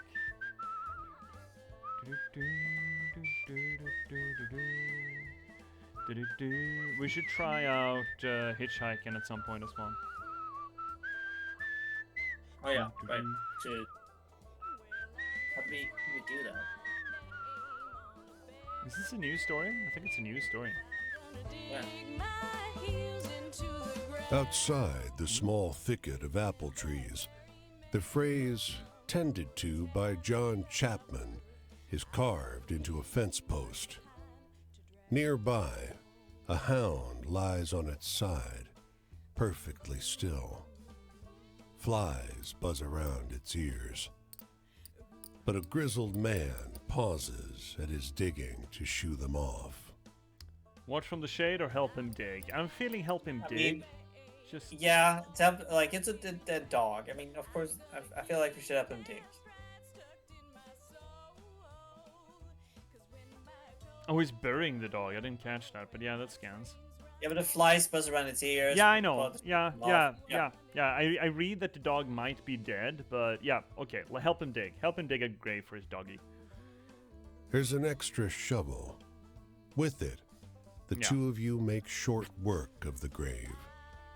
He tells you about his beliefs, why he's raising apple orchards in the middle of the country. It's a sin to graft, he tells you.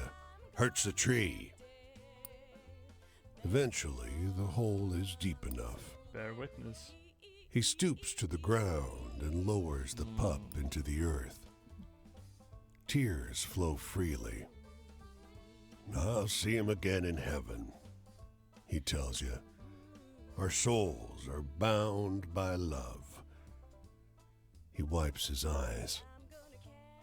I don't think I can bear to stay here, though. Maybe I'll set out again. I think this could be a hopeful one. I'll see him again. Yeah.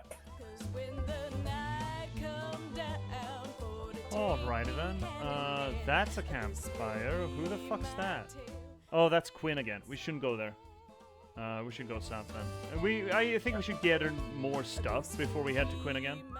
Yeah, I think we should go like back to Florida, or Yeah. like we should go down to Florida. I Yeah. think, and on the way we'll collect the stories. Just all the way south. Just keep going south. I wonder if there are specific places where you need to pick up the retold stories, or if they just kind of crop up on our way. It might be that they crop up on the way that they travel. That would mean that they're in specific sites. I don't like that, because it means we'd have to go back. Wait, I can't go across here? I need to get on a car? Can I? Okay, fuck. We're hitchhiking, I suppose. Hey, buddy, can I? Yes. Get in. How far are we getting? Can I get off whatever I want? I just want to cross the... I mean, that's the thing about hitchhiking. They drop you off where they are going. Well, can't they drop me off where when I want to get off the fucking road, or... Well, it doesn't... I mean, it's not a bad idea to cut across country a little bit back to the coast. There's something. Yeah.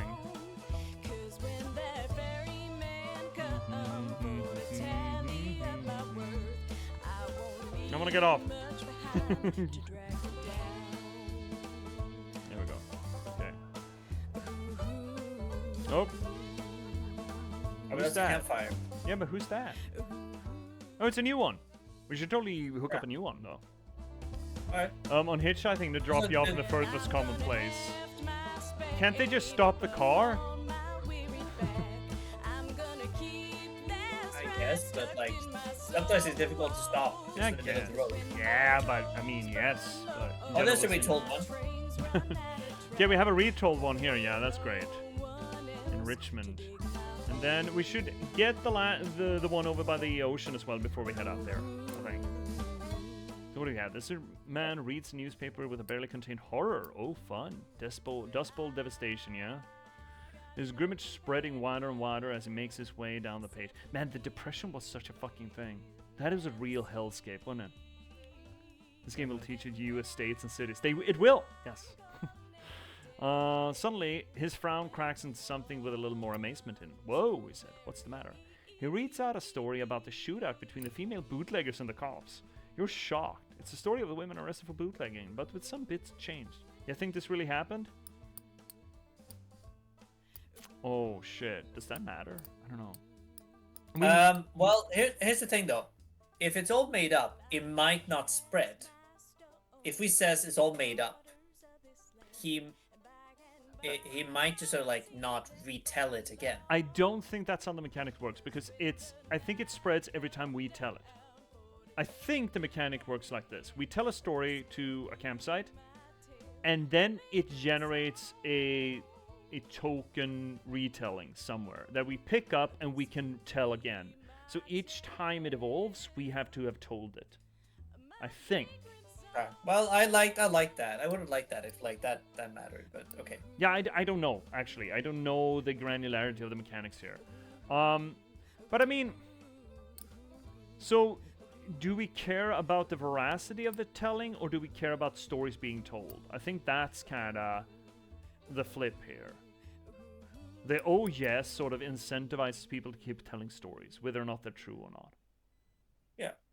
But again, that's also it's a source of misinformation, I guess. But. It is, yeah. It's a little bit unfortunate that the newspaper's running with it.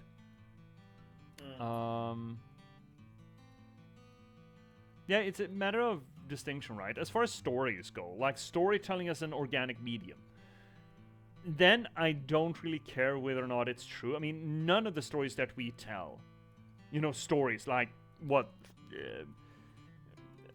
Orpheus and Eurydice, that's not true, but it's valuable because it has, congregated, has sort of accumulated value to us over the course of several thousands of years, right? The veracity of it doesn't matter. And yeah, the story of George Washington kneeling down and sort of looking for permission from God can be an inspiration. Yeah, whether or not it's true. Yeah, exactly, but it's probably not true. No, but probably not. It's a story that is like, yeah. Yeah. So do you want to go with oh yes? Sure, it happened. Yeah. He shrugs. Sounds like nonsense to me for sure. Stuff they print these days. I mean, that is fair. They shouldn't have printed that. So it grew. Now it's a shootout, not just two ladies standing with empty guns like, yeah, you do your thing. Okay, grabbing a new one. You come across a girl picking wild blueberries. She smiles and greets you. On in. She offers you some from her birch bark basket. Thank you. You reach in the basket for blueberries, but pull out a handful of small, smooth stones, all the colors of the rainbow. The snickering girl runs into the trees as fast and light as a rabbit. Welcome back, Shay. I don't like either of these. I want to keep the stones. Yeah. But I mean, what should we? I hope you just don't throw the stones after. Yeah, I'm dropping stones, right? If these are the options, I would have kept them as mementos. Throw stones. That seems vicious. Yeah, dropping in them. Yep. Okay. The stones tumble from your hand and hit the ground, instantly turning black as the night. Your heart leaps in surprise. How strange. Ha! The girl with strange stones. So we're coming back to the campfire once we've got this thing. So we get more ammunition here. I do like the idea of stories being essentially ammunition for social interaction. I think that's kind of a cool way to look at it. I mean, it is kind of what would, Yeah. It's not, sense. you know? The hotel is an old manor house that's seen better days. A grand structure surmounted by a gambrel roof that dwarfs the house itself. It's eerily still, but for two boys at play. Each one so small and light, they barely leave tracks in the deep snow. Watch them or make your way inside. Is the house important or the kids important? Kids could add something, but like in the house, could we meet other people? But Or maybe the house is the story. How did this mansion get dilapidated? Or maybe they could be ghost kids. I mean, literally, they don't leave tracks in the snow, barely. So they're probably ghosts. And we won't learn anything about we could, potentially, but we might find pictures of them in a mansion. Make way inside? Yeah. The clerk behind the counter is old, and your room key is worn. Okay. But night approaches, and the price is low. Just before you shut the room door, there they are, the twins, staring at you from the corridor. Fuck. Children staring at you. What is this, The Shining? Yeah, apparently. In the morning, as you leave, the clerk asks, "Did you sleep well?" 3 of staves, wanderer, or the devil. Traps. I kind of like tell the truth because we might get information on the kids. Yeah. Too tired to lie, you tell him about the noise outside your door. The trampling of small feet on the corridor outside. The dreams disturbed with violent and hideous images. Ghost kids. "That's odd," he says, weak-eyed. "There are no children staying with us."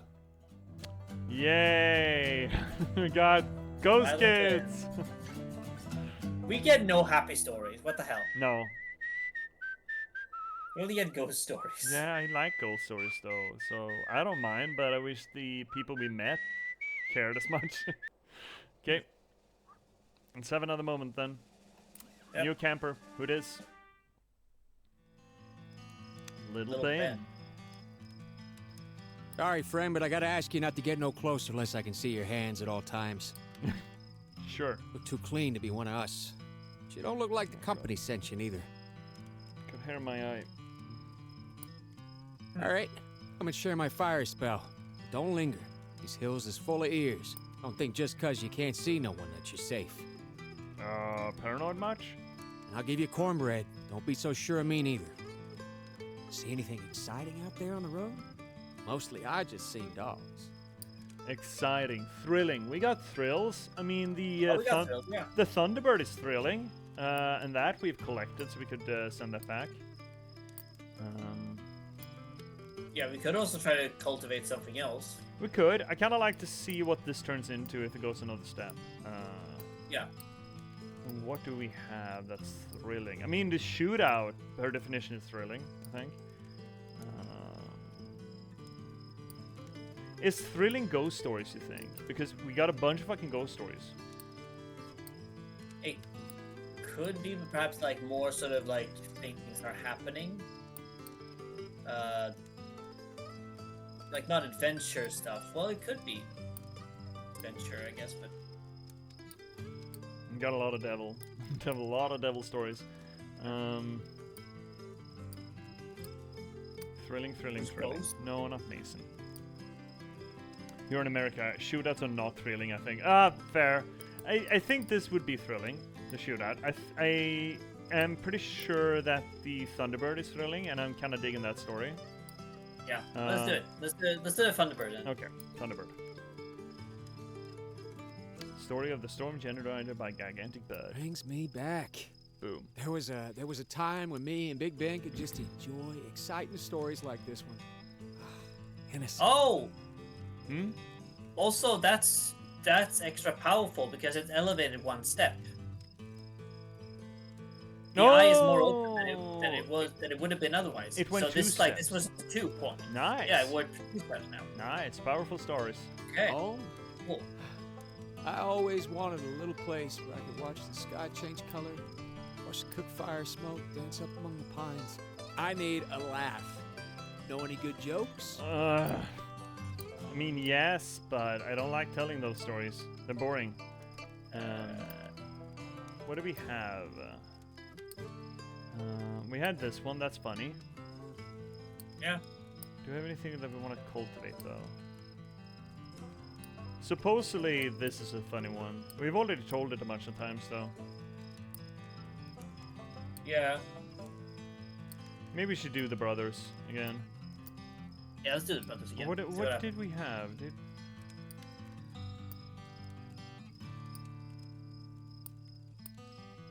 Yeah, the brothers then, I suppose.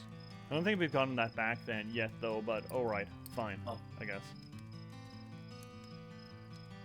To just get him done, and then we can pick whatever the fuck we want, right? You got some wit, stranger. Yeah, now we can just throw him stories we want to ferment. Great. Exactly. Perfect. Now we can throw in the ghost stories. The past. I remember looking between my mama's ankles down the road every evening. She'd be whispering. Still don't know if she were counting the workers or praying about them. See anything exciting out there on the road? Mostly I just seen dogs. I don't care what you want to hear now. Now I want to tell you the things that I want to tell you. What do we have? We have The the... goat. Oh, well, the winged goat though would be. Yeah, that's true. It's exciting. But I Yeah. don't think this matters. His eyes is fully open, so he's not going to No, level no, more. it doesn't matter. But yeah. But it could help us figure out what the story is, so we can more usefully use it later. We told her, right? And that was incorrect, so we've already fermented that, haven't we? Yeah, we're fermented that one. Yeah. Great. We haven't fermented goat. I kind of want to see what this turns into. That would be interesting as well. I do want to ferment the deer. We've already fermented that, I think. This one would be cool. I mean, the kids is also cool. This one we've fermented. We haven't got him back. I think this would be a hopeful one. The fortune teller could be cool, but I think we're getting... Okay, so goat. We're going with Jersey Devil then. Yeah. Tell the story of the winged goat by the pristine water. Are you trying to scare me? Yeah. Every man in the last meeting I ran could tell you a story scarier than that right off the top of his head. And I will enjoy hearing it once it gets back to me. Oh, sure, I know sadness. Sometimes I get to thinking that just because you're right doesn't mean you ever get your rights. Times like that, I feel like all them cold flakes are just settling in me. Like I'm gonna become part of the mountain's guts, one way or another. See anything exciting out there on the road? Mostly I just seen dogs. I don't care what you want to hear. Right now, it's just us telling the stories that we want fermented. I kind of want to see what this turns into. Okay. We had, I mean, again, I'm just, or do we want to just get the white deer? I really want to see what this turns into. Yeah, maybe just get the deer out of here. We have more ghost stories as well, but white deer. Yeah, let's go. That's not going to be thrilling, but... Or maybe it will. I don't know. Come on, stranger. Tell me something true. No, come on. What's buddy. freedom? When the community decides what it's worth? Setting the value of things together? You mean when you don't answer to nobody? Just ain't possible, my friend. See anything exciting out there on the road? I don't do what Mostly exciting I things. just seen dogs. Yeah, but I again, we don't give a shit what he wants. Right? No, I know, but it's just he repeats himself. Do we want to pick one of these then? Ghost Twins or Headless Rider? Headless Rider's good. Headless Rider. Yeah. That could be thrilling, hypothetically. Mm-hmm. It is a ghost story again, though. That's supposed to be scary? Oh, well. Well, We don't huh. give a shit, dude. All right. You're already eyes open. Traps. Yeah. I tried to help dig us out. Now more like than not, I'm gonna be running forever.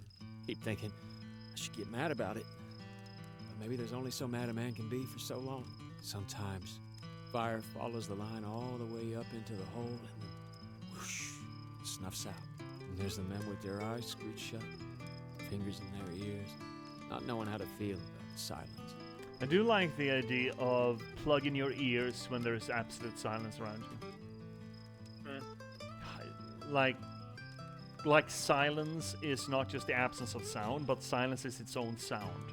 And you need to block that out. I think that is a fascinating... I don't know if there's any true psychology behind it, but as a storytelling psychology of it, it's beautiful. It's just, mwah, perfect. It's like screwing your eyes shut in darkness kind of thing as well, right? Sound of silence. It's the reason why we have that. So Yeah. He's been living Yeah. long for.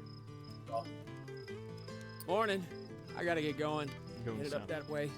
Won't be specific for my safety and yours. You want to find me? Then do it. Talk again about these things. I think this lad is running away from the Pinkertons. Cole ain't Right. got no country. No worker neither. Worker ain't Virginian, ain't Christian, white, colored, Irish, Polish, nothing. It's good that he spans the entire ethnographic spectrum here. He's got Christians, white people, I guess he does have colored, then Irish, Polish. That's the entire ethnographic spectrum, isn't it? I mean, that was the reality. Yeah, I know. It's just I'm making fun of him. I know. It has historical validity to, enumerate it like that, but still, I think it's funny. A worker is a worker. We all gotta work. Viva la revolution! I mean, I'm not much of a communist. I'm not much of a collectivist, but smash the stage. If you're one of them, if you think I sound red, you best come out and say so. Get it over with. He's definitely being hunted by the Pinkertons. Yeah. I do like that he's got a little, not a flashlight, but a living flame on his app like that. All right, we have a rediscovered story in Richmond there. What do we have for... We haven't got him a lot back. We got to let him back. I want more back. I want more stories back. Well... Let's see what we're getting back here. Yeah. Do we don't spot him on the map, right? No, we don't. We definitely don't. This is where we picked him up. It's gonna be such hell to try to find him again.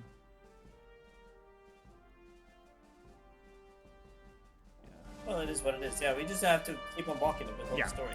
Yeah. Okay. Policeman in the truck on this corner is having a pretty wild argument with someone on the other end of the radio. No, he keeps saying, no way. You listen in as the man on the radio finishes a wild story about a ghost of a well-heeled hobo. That is the weatherman, or the leatherman, right? He goes with the... I swear this is what happened, the cop over the radio insists. No, it's the writer, probably. Right. When it clicks, you know the story. It's a stranger version of the story of the last... Oh, the bottle of Armagnac. Yeah, got it, okay. Yeah. But But left it's also... out. Yeah, but exactly. Some things were left out. This is what we could talk about. I mean, in the structuralist sense of like what we're talking about, the themes. Mm-hmm. Essentially, the entire thing is there, but they picked out an archetype, the rich boy, and replaced it with a hobo. Yeah. It further runs into the whole Levi-Strauss, the structuralist argument here, right? That stories are not told by person, stories are told by culture. The teller doesn't really matter. The story will become what the story needs to be for that culture at that time. And thus, understanding the stories of a culture and recording the stories of a culture, archiving them and studying them, tells you not about the author, not about the teller. It tells you about the environment of the author and the teller more so.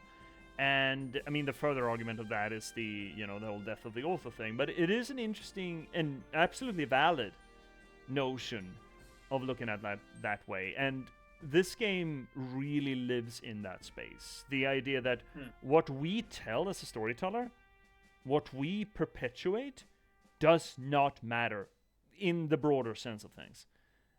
We can ferment certain stories and put them in the ground like seeds, but that's not what's going to come back to us. And just the society itself sort of decides what's going to come back to us.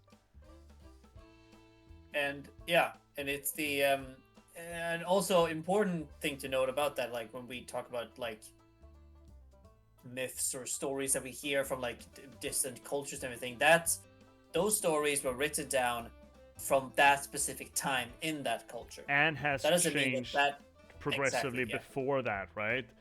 And after. And after as well, definitely. I mean, I have been bringing up progressively, but I think it is a good example, like the Arthurian mythos, for example. How much that is warped. People like to think there's such a thing as the canonized version of anything, not just stories. I mean, the Bible no less so, but the Bible has also changed a lot dramatically over the course of the past 2,000 years, and not to mention the older material that's up to 5,000-6,000 years old, if not older, as far as we know. But the truth of the matter is that there's very little.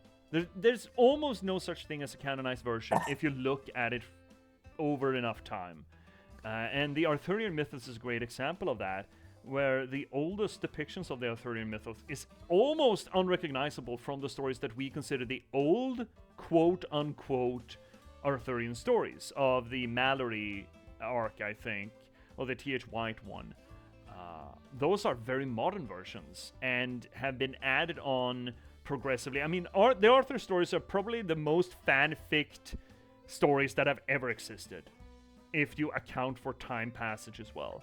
No Reddit thread could ever amount to the same sort of warping that you've had from the Arthurian mythos over the course of the past 1,000 years. And it really does hammer home this reality that a story will turn into what the people need the story to turn into, kind of thing. Mm-hmm. Yeah, affects the culture. The culture interacts with the story, and the story interacts with the culture. Yeah. History. Yeah. Okay. The ghost of the well. Yeah, right. It was they did add the ghost there. Well, yeah. We didn't know that though, right? Where is he? Where is he? Oh, it's the devil. Right, it's here. Yeah, there we go. The ghost of the well-heeled hobo. Right, going down to Virginia. There's a castle. Where's Virginia? Mountain Mama, take me home. It would be funny if the game just switched over to John Denver here. Don't think it will. No, it doesn't. Whoop. Oh, right. The music will change a little bit depending on where we are in the country, though. Yeah. That's also very cool. I like it. Mm-hmm.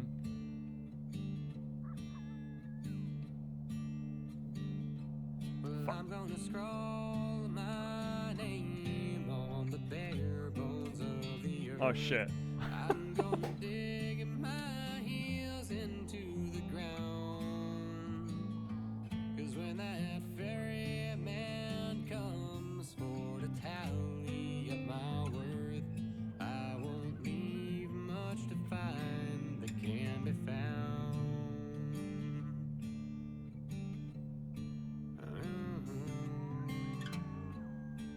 I kind of don't want to interrupt this. No, exactly. Same. It's what I felt when we were playing Bramble. Mm-hmm. Oh Same yeah. thing, just like I said, like we don't want to interrupt this, just to listen to it.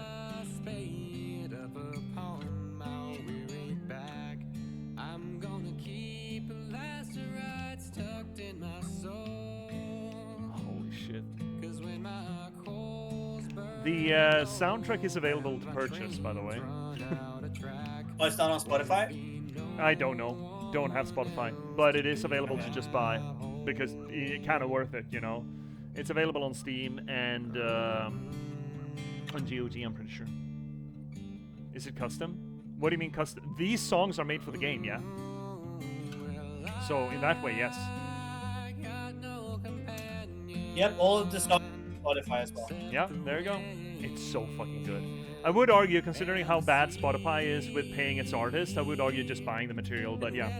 It sounds so good. It sounds like actual... It is! I mean, what the... Okay, Cryptics, what do you mean actual songs? This is actual music.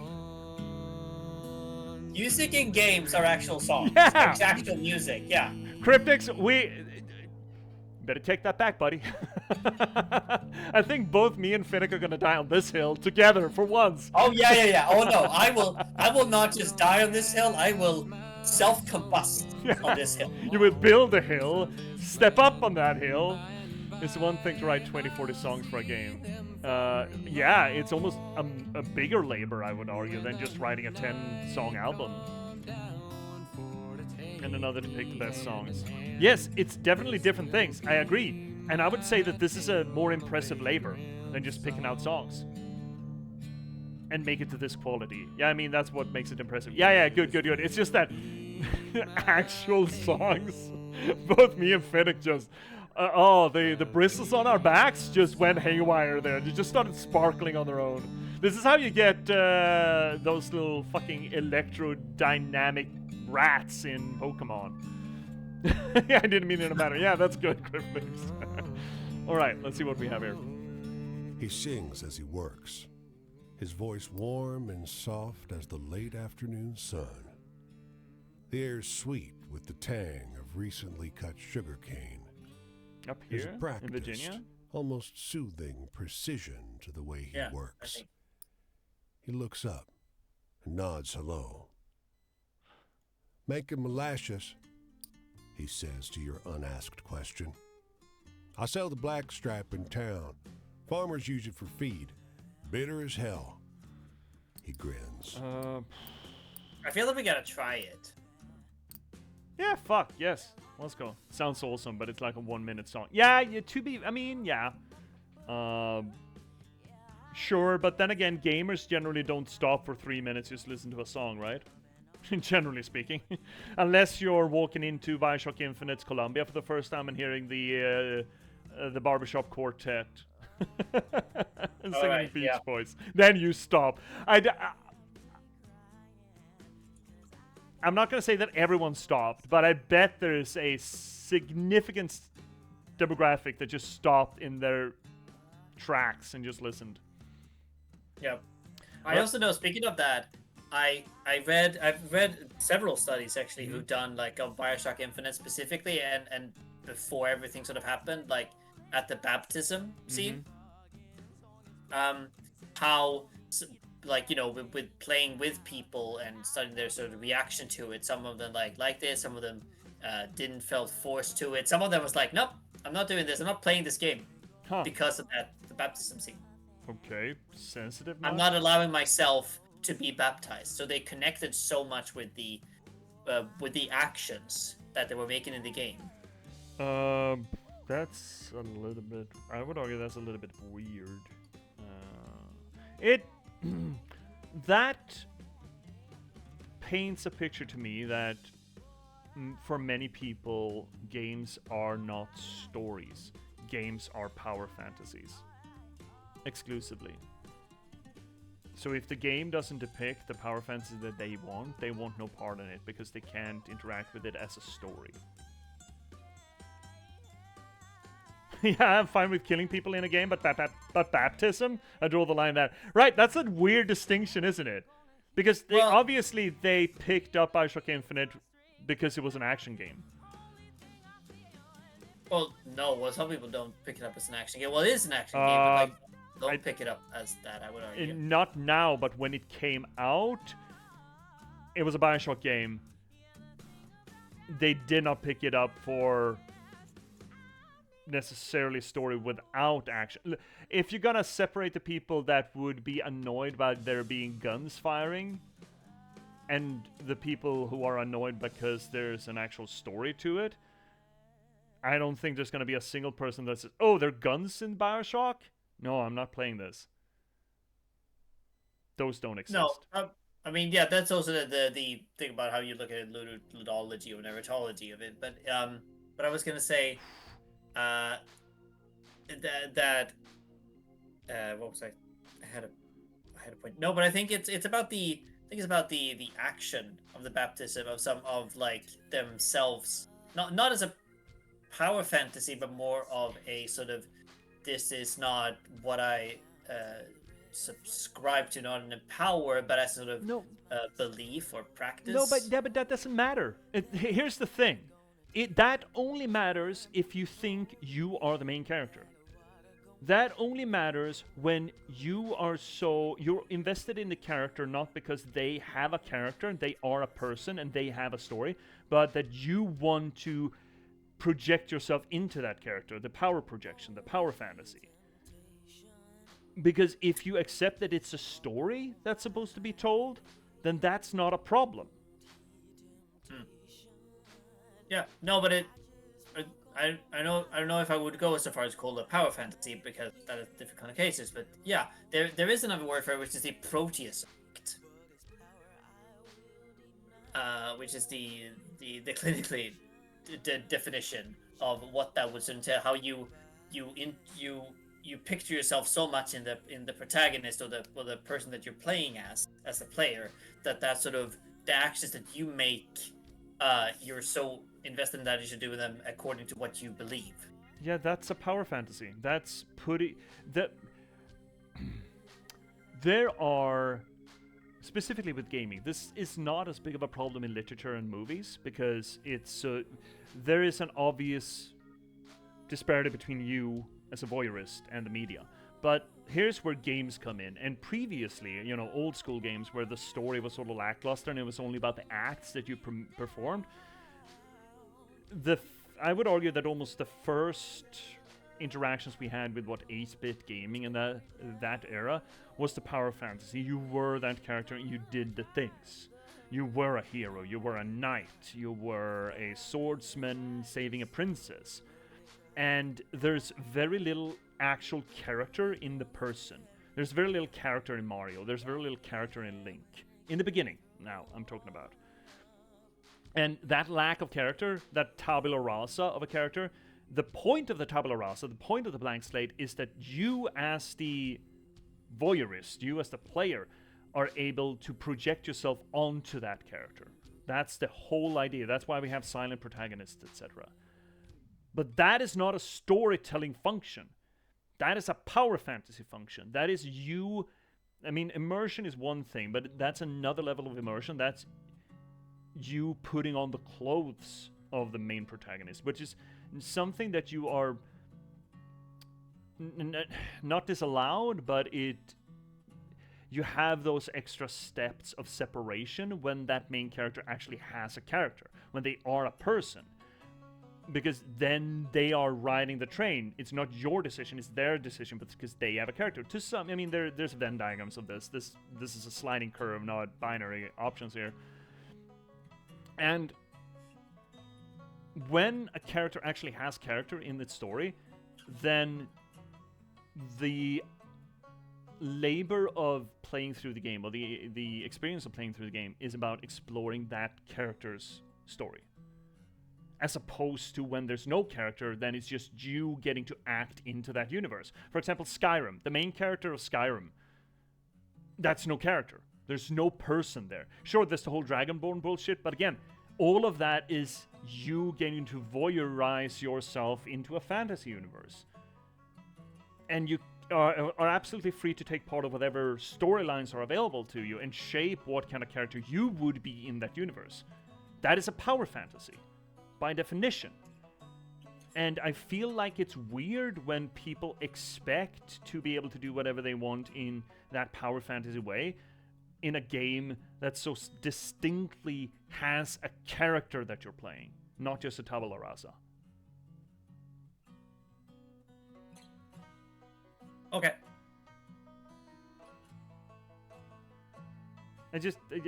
That seems profoundly strange to me, and I would love an opportunity to actually interact with the people who made those responses or those claims. Value statements, I don't know. Seems bizarre to me.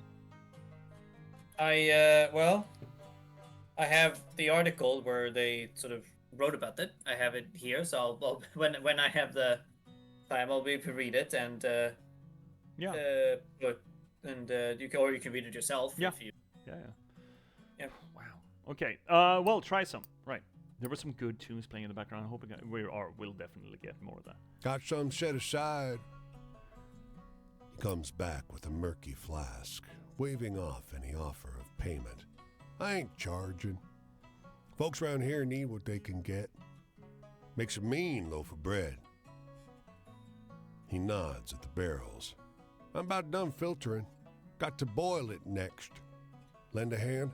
Sure, lend a hand. Fuck. Happy to help. Yeah, Okay. happy to help. He doesn't You expect help him to pay haul him. the barrels over to the metal boiler. You pour in the juice and set the fire. It's hot work.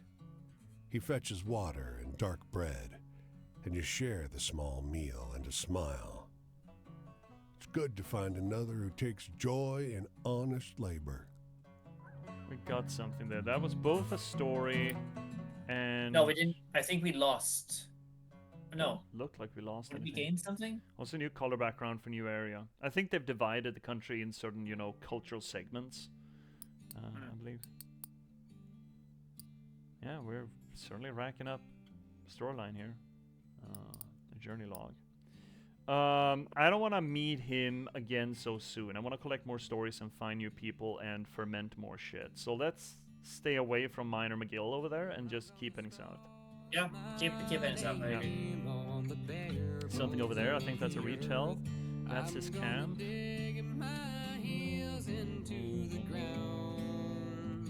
Is that a retell or a new one? A new one. Yeah, new one.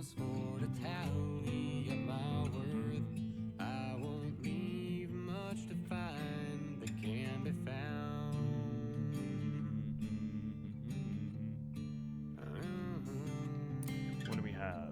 A sign there's something in behind it town as well. says a farmer is hiring for the sugarcane harvest.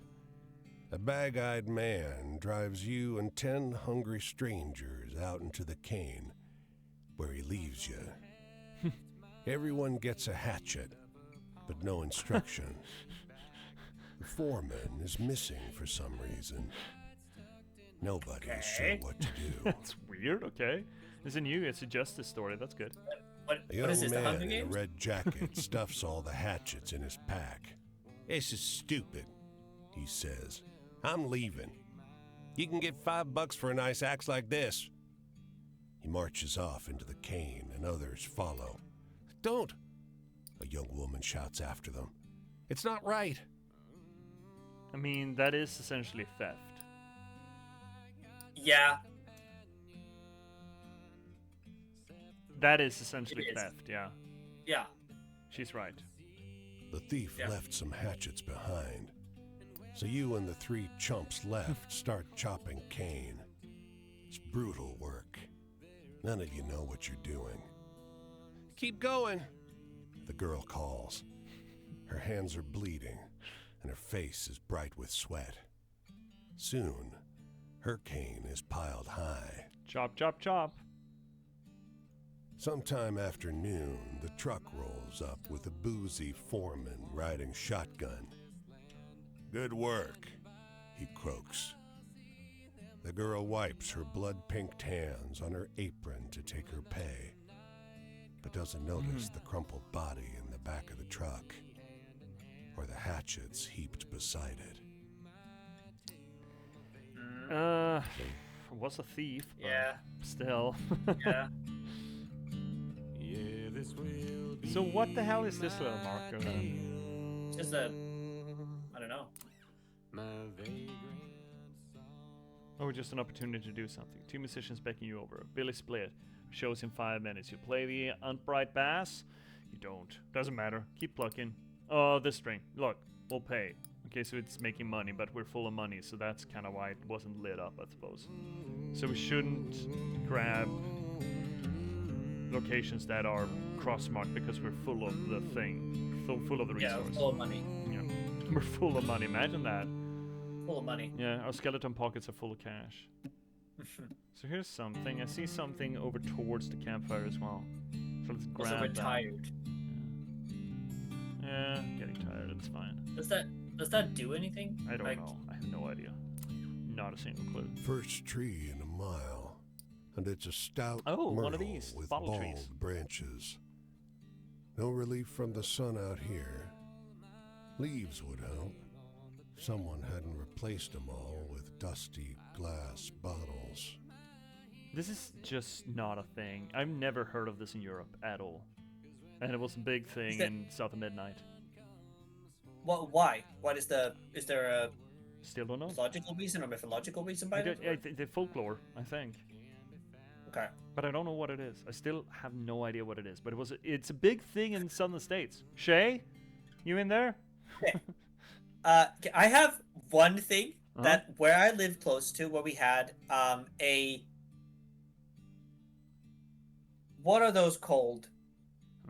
That that babies suck on, not Pacifiers? Yeah, thank you. Pacifier trees. What? Yeah, close to where I grew up, there was a specific tree that was close to the school where I sort of grew up, where everyone hang their old pacifiers. That's weird. It is weird, but now that I think about it, it's like, why did we do that? Yeah, exactly. It was like, because it became known as the pacifier tree. Yeah. It had no logical reason behind it, but people just kept on doing it. It's the same thing of like, putting locks by bridges. Yeah. It's just, it's a self-perpetuating mythology kind of thing. Yeah. It can be known as something and eventually sort of accumulated into this rumor, which, again, if this would have spread on for like hundreds of years, it would have turned into like a rumor, to a story, Most to definitely. a legend, to a myth. Yeah, maybe? most definitely. And then eventually, in animist tradition, it's just, the god of the tree. We're putting up sacrifices or whatever the fuck. People feel a need to rationalize the sort of, I don't know, weird behavior that they just start doing. Like, why are we doing this? I don't know. Fuck, there must be a god somewhere in there, I guess. Yeah. And that's what ritual studies is kind of has been sort of progressing more of, like that rituals were first until the practice was before the belief. Yeah. The ritual existed. Why do we do this? Well, because of gods. Yeah, but however, most, I mean, not all, but I bet you a lot of those rituals started that with, if we do these things, shit kind of works. So let's just keep doing the things. And then you sort of tack on bells and whistles progressively. Yeah. And or then, the fact that we did this, where people did this before for something, and then you just kept on doing it. It's like, wait, why are we doing this again? Oh yeah, maybe because of this thing, and it turns into this same ritual for a completely different thing that it was originally used for. Yeah. That's also a thing. It's weird. So. Well, let's see. Let's rest. You cool down in the shade. The breeze blows through the bottles, making a series of heavy, hollow sounds. You think about wind chimes and the smell of fresh pies on windowsills. Yeah, sure, let's beep. The dense sound of many conversations cuts your nap short. There's no one around. Not until you look up at the bottles. They're filled with bright blue orbs, and words echo from them. None seem to notice your presence. I mean, we have a lot of scary and sad. I think we need a little bit of laughter, right? Yeah. Can't get enough. Porcelain, chrome, the rusty ones. Gotta turn those sleek faucets. Ever find me in a hardware store, I'm gonna haunt it till the cows come home. left. Oh, sorry. Right. It wasn't done. Well, we got a funny story, I suppose. There's something over there. And Oh, then- Charlotte. Huh? Charlotte. The city. Yeah. Charlotte, what is it? North Carolina? North Carolina. Yeah. I had an old school friend who used to live there. There we go. Lived there for a while. Okay, another story then. Oh, there's a propagated story up there as well. Oh, nice. Graham's mom lives near there. Oh, yeah? Huh. Well, there we go. Ah. Excusez-moi. Beckoning you over, the woman shows you a letter, beautifully typeset on thick vellum. Vellum. You're struck by the scent of a fancy department store. She points on the parchment to the address. This address, you know? Her accent is very thick. Take a closer look. You are dismayed to read the first paragraph. Lorem ipsum dolor sit amet. And the address under the monogram in the letterhead. 12345 Road Street, Anytown, USA. The woman blinks, hopefully, leaning close over your shoulder. Yes? You know this place? She asks. Poor woman. She's been tricked. Shit. This is funny. This is funny and very sad. I don't think we have any justice stories yet. Just saying. Yeah, true. But I don't like making something up. Yes, most taxes are registered in this place. It's a tax office. I don't like making something up, but we could use some justice stories. But yeah, exactly. That's what I'm thinking as well. Like, because we already have that, the queen or the empress, I think. Yeah. But that's the right choice, though. That's the morally correct one. Yeah. I guess it doesn't matter. The morals don't technically matter here. I feel bad about making something up. What if we make something up and that turns funny? It's like, then we have a funny story, I guess. I suppose. Yeah, fuck. Okay, fine. You send her around a nearby corner at random. Merci. She exclaims, clasping the letter to her bosom, stars in her eyes. Enfin, mon héritage attend. She hurries down the street. We did an evil. Gone before you can Yeah. change your mind. We did Mon an evil. heritage attend, as in like my heritage awaits. I don't. Fuck. I can't. Maybe. Cryptics, can I say a weird story I seen? I mean, the fact that you gotta ask if you can say it makes me suspicious. But otherwise, if you just said it, I'd be fine with it. I mean, this is the perfect game to do it. Yeah. like, to, Yeah. I mean, Sure. Okay, let's pick up the cultivation, and then we're not hitting that camp, right? No. I think we need to go further down. I think I go to. Yeah. Oh, look at that face. These men lean against the wall of this hardware store smoking and chatting. They wave you over. You heard this one before? They launch into a group recitation of the Thunderbirds, who bring storms, interrupting one another with their excitement to tell it. Wait a second. Ah. You recognize the story. It's a story about the storm generated by the gigantic bird. Someone added to it in the meantime, though. What do you think? Asked one of the men, eyes bright. Think this really happened? Yeah, of course. Of course it did. Of course. Yeah. Well, I'm not sure myself, but damn it sounds wild. Yeah, sure is. So what? We essentially gave birth to the story of the Thunderbird. Yeah, I guess.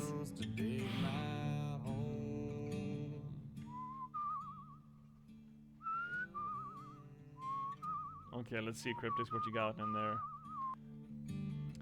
As you were walking in the city past the university, I met an old person driving in the parking lot. He stopped me saying he needs to find his daughter and that he had her location on J.P.S. When I looked at the man, had the same street he was on in Cluj, a city 400 kilometers away. I asked, is he sure that his daughter is in Timisoara? And he said yes. I told him to call her and left. Still no clue how this person came to the city following a GPS city from the opposite direction. Yeah. Wow, that's Damn. also sad, right? Oh, can we? Maybe we can hitchhike down there.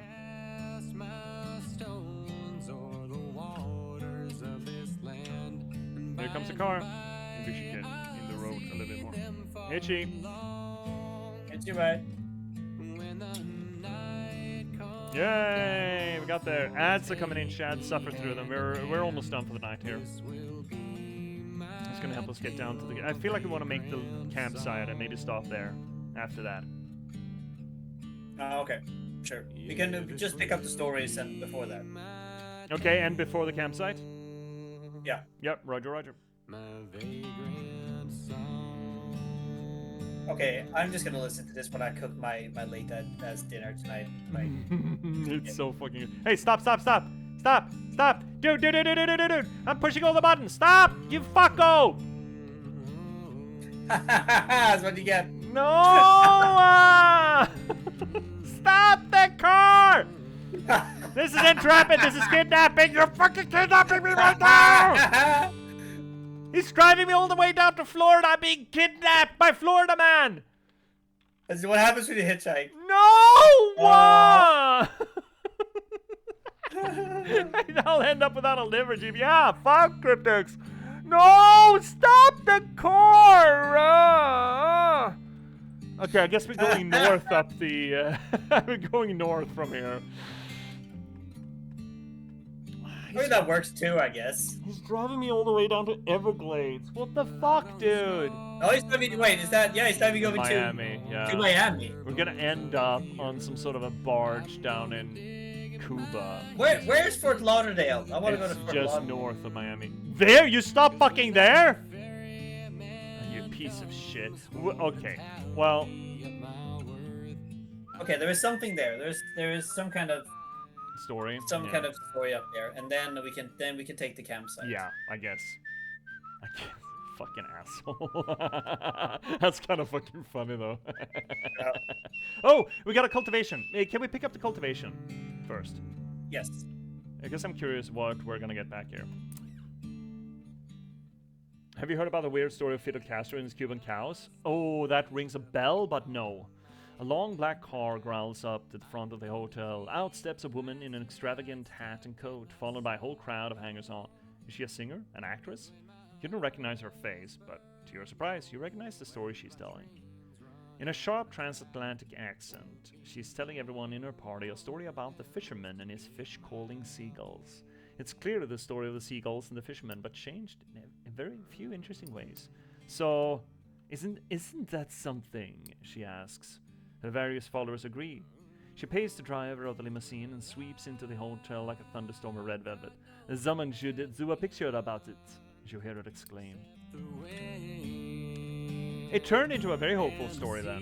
Right? And his fish calling seagulls. Yeah, right? that he can summon seagulls or fish. I don't know. Either which way. Where do we have it? Shit, where is it? I can't keep track of all these fucking stories, man. Active stories. Does that mean that we need to equip certain stories? I think it said something about equipping them. Okay. Where is the... Alright, so then we have some deactivated stories. Those are stories that we active stories are the one we can use. Yeah, but I don't know how we activate different stories. I don't know what I think we need to get enough stories. Yeah, that's probably true. We don't need an inventory for them yet. But I feel like I kind of want to dump these things because we're never gonna use them. There it is. The fisherman and his fish calling seagulls. They just summon the fish. Yeah. And see here, Cryptex, he was a big fan of the dairy, so he tried to breed cows that gave a lot of milk in the harsh weather of Cuba. He managed to get one cow that was like that, and she was a beast that gave 7 liters per day. That cow now has a statue in Cuba called Uberbankia. That's pretty funny. Well, shit, that's a long way. We cut completely past Georgia. Cool. Yep. And then I guess we're going that up. driver was like... Yeah, it just took us south. I guess we're going back up to South Carolina and cutting inland from there. We could go up almost here and then cut through, I suppose. Yeah. That's going to be a problem for future us. We've gotten all of them, though. So we're doing well. We're a bit speepy. But otherwise, we're doing well. Well, I think that's it for tonight then. No, weren't we gonna do the final camp thing? You want to Or do no? the camp? Okay, so let's have a chat here. I thought you said before the You camp. rest in a field where a well-dressed stranger talks your ear off on all manner of subjects. The weather, fireflies in summer, how combine harvesters work. After a while, the mood shifts. Heard my death bones this morning. Okay, what is that? Death bones. Heard 'em rattle like clank, clink, clank. More startling than wind chimes in a tornado. He plucks dry grass and chews on a piece. Any Ain't much time left now. Which option? I have no idea. What did he get? I don't think we have any of that one. The sun one? Or the moon one, yeah. rather? The Yeah, moon one. okay. You seem young. That don't matter. I'm fine. Got my savior waiting at the pearly gates. The man shifts uncomfortably. Well, at least I do as of this afternoon, I hope. Nearly knocked the pastor's door down earlier. Oh, yeah, that's exactly how it works. Sure was good to meet you. The man pauses, rubs his chin in contemplation. Don't let the bedbugs bite. He walks off slow. After his silhouette becomes small in the horizon, but before he vanishes, you see him collapse to the ground. Holy shit. Why are we not helping me? Why are we moving on? Wow. The man has seemed alright with death. Alright, well, one more campsite. Let's go. Let's see what we can cultivate here. Oh. You look good, honey. You got a light? You like a good story? Sure. Oh, are you talking to me? Oh. I like to hear about people and make bets with them. I like to hear about the weird, handsome people. Get convinced by the rich jackasses who'll play blackjack and lose into the night. Dames who are lit cigarettes burning to the end. I want to be around furious people who use me and I use them. Are you one, stranger? Not particularly, no. Oh, okay. She got a marriage ring on. A wedding ring. Yeah. Come close to me. Hey, got any exciting stories? Like the movies? Like the pictures? I think I do. I mean, we have that one, and that is level 2. Yeah. So, I mean, I feel like it's a good idea to sort of, you know, get her locked in, and then we can feed her whatever bullshit we want to propagate, right? So we got the gunfight. Yeah, so maybe we should do the gunfight first. Yeah, I'm just gonna... I mean, I keep forgetting what we have here. Thunderbirds is thrilling as well, but that is fully evolved, I think. That's a level 3.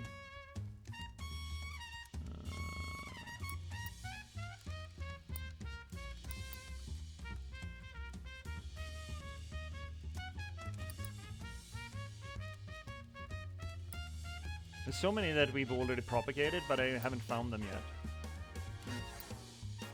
Yeah. Yeah, you know what? Let's go with Boom Boom Bang Bang. Yeah.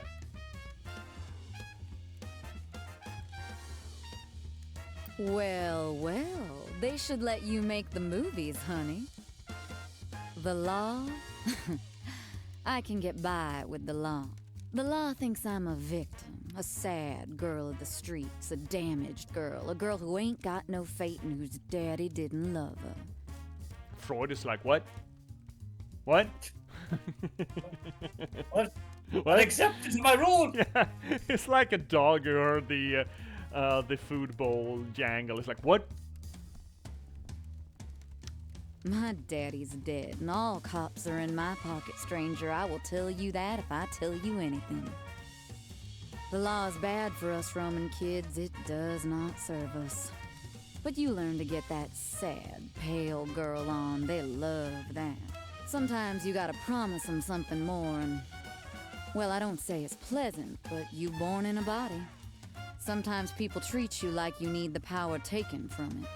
Got any stories with ghosts? Yes! Or murderers or blood or Yes! something like that? We do! We fucking do! Oh yeah, we love these stories. Fuck. Okay. No. Letterman is all level up once. We got the children. Oh, we got the story of the rider. Yeah, we've already propagated that once, haven't we? Didn't we? Maybe we did. I think we did. What do we have? What do we have? What do we have? What do we have? What do we have? What do we have? What do we have? We got the creepy mill. Yeah, that could be good.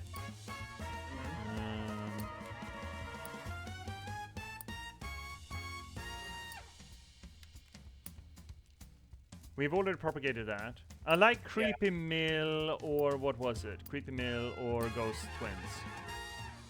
I like Creepy Mill. Yeah. Okay, let's go to Creepy Mill. Tell the story of the Creepy Mill. There we go. Got it. Nice. Just what I asked for.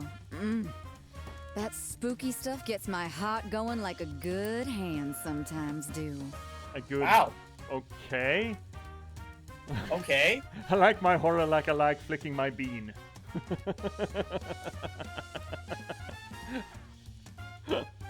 I remember my stepdaddy. Tickles my He had a soft touch for me. A handsome, low-voiced man. Mom never did trust me around him. Oh, God. He taught me how to grift. All you need is that light touch, he said, and look them in the eyes and tell them the truth they want. And you know, I always was good at that after. I know what it's like to have those eyes turn towards you and make you feel like everything. And then to be in the cold and dark when they turn away. Hey, got any exciting stories? Like the movies? Excitement. Fortune teller? Oh, actually, it doesn't matter. We can give her whatever the fuck we want. Oh, yeah. So let's give her something that we haven't propagated yet. The fortune teller. The fortune teller. We can go with that. There we go. Yeah. Let's go with that.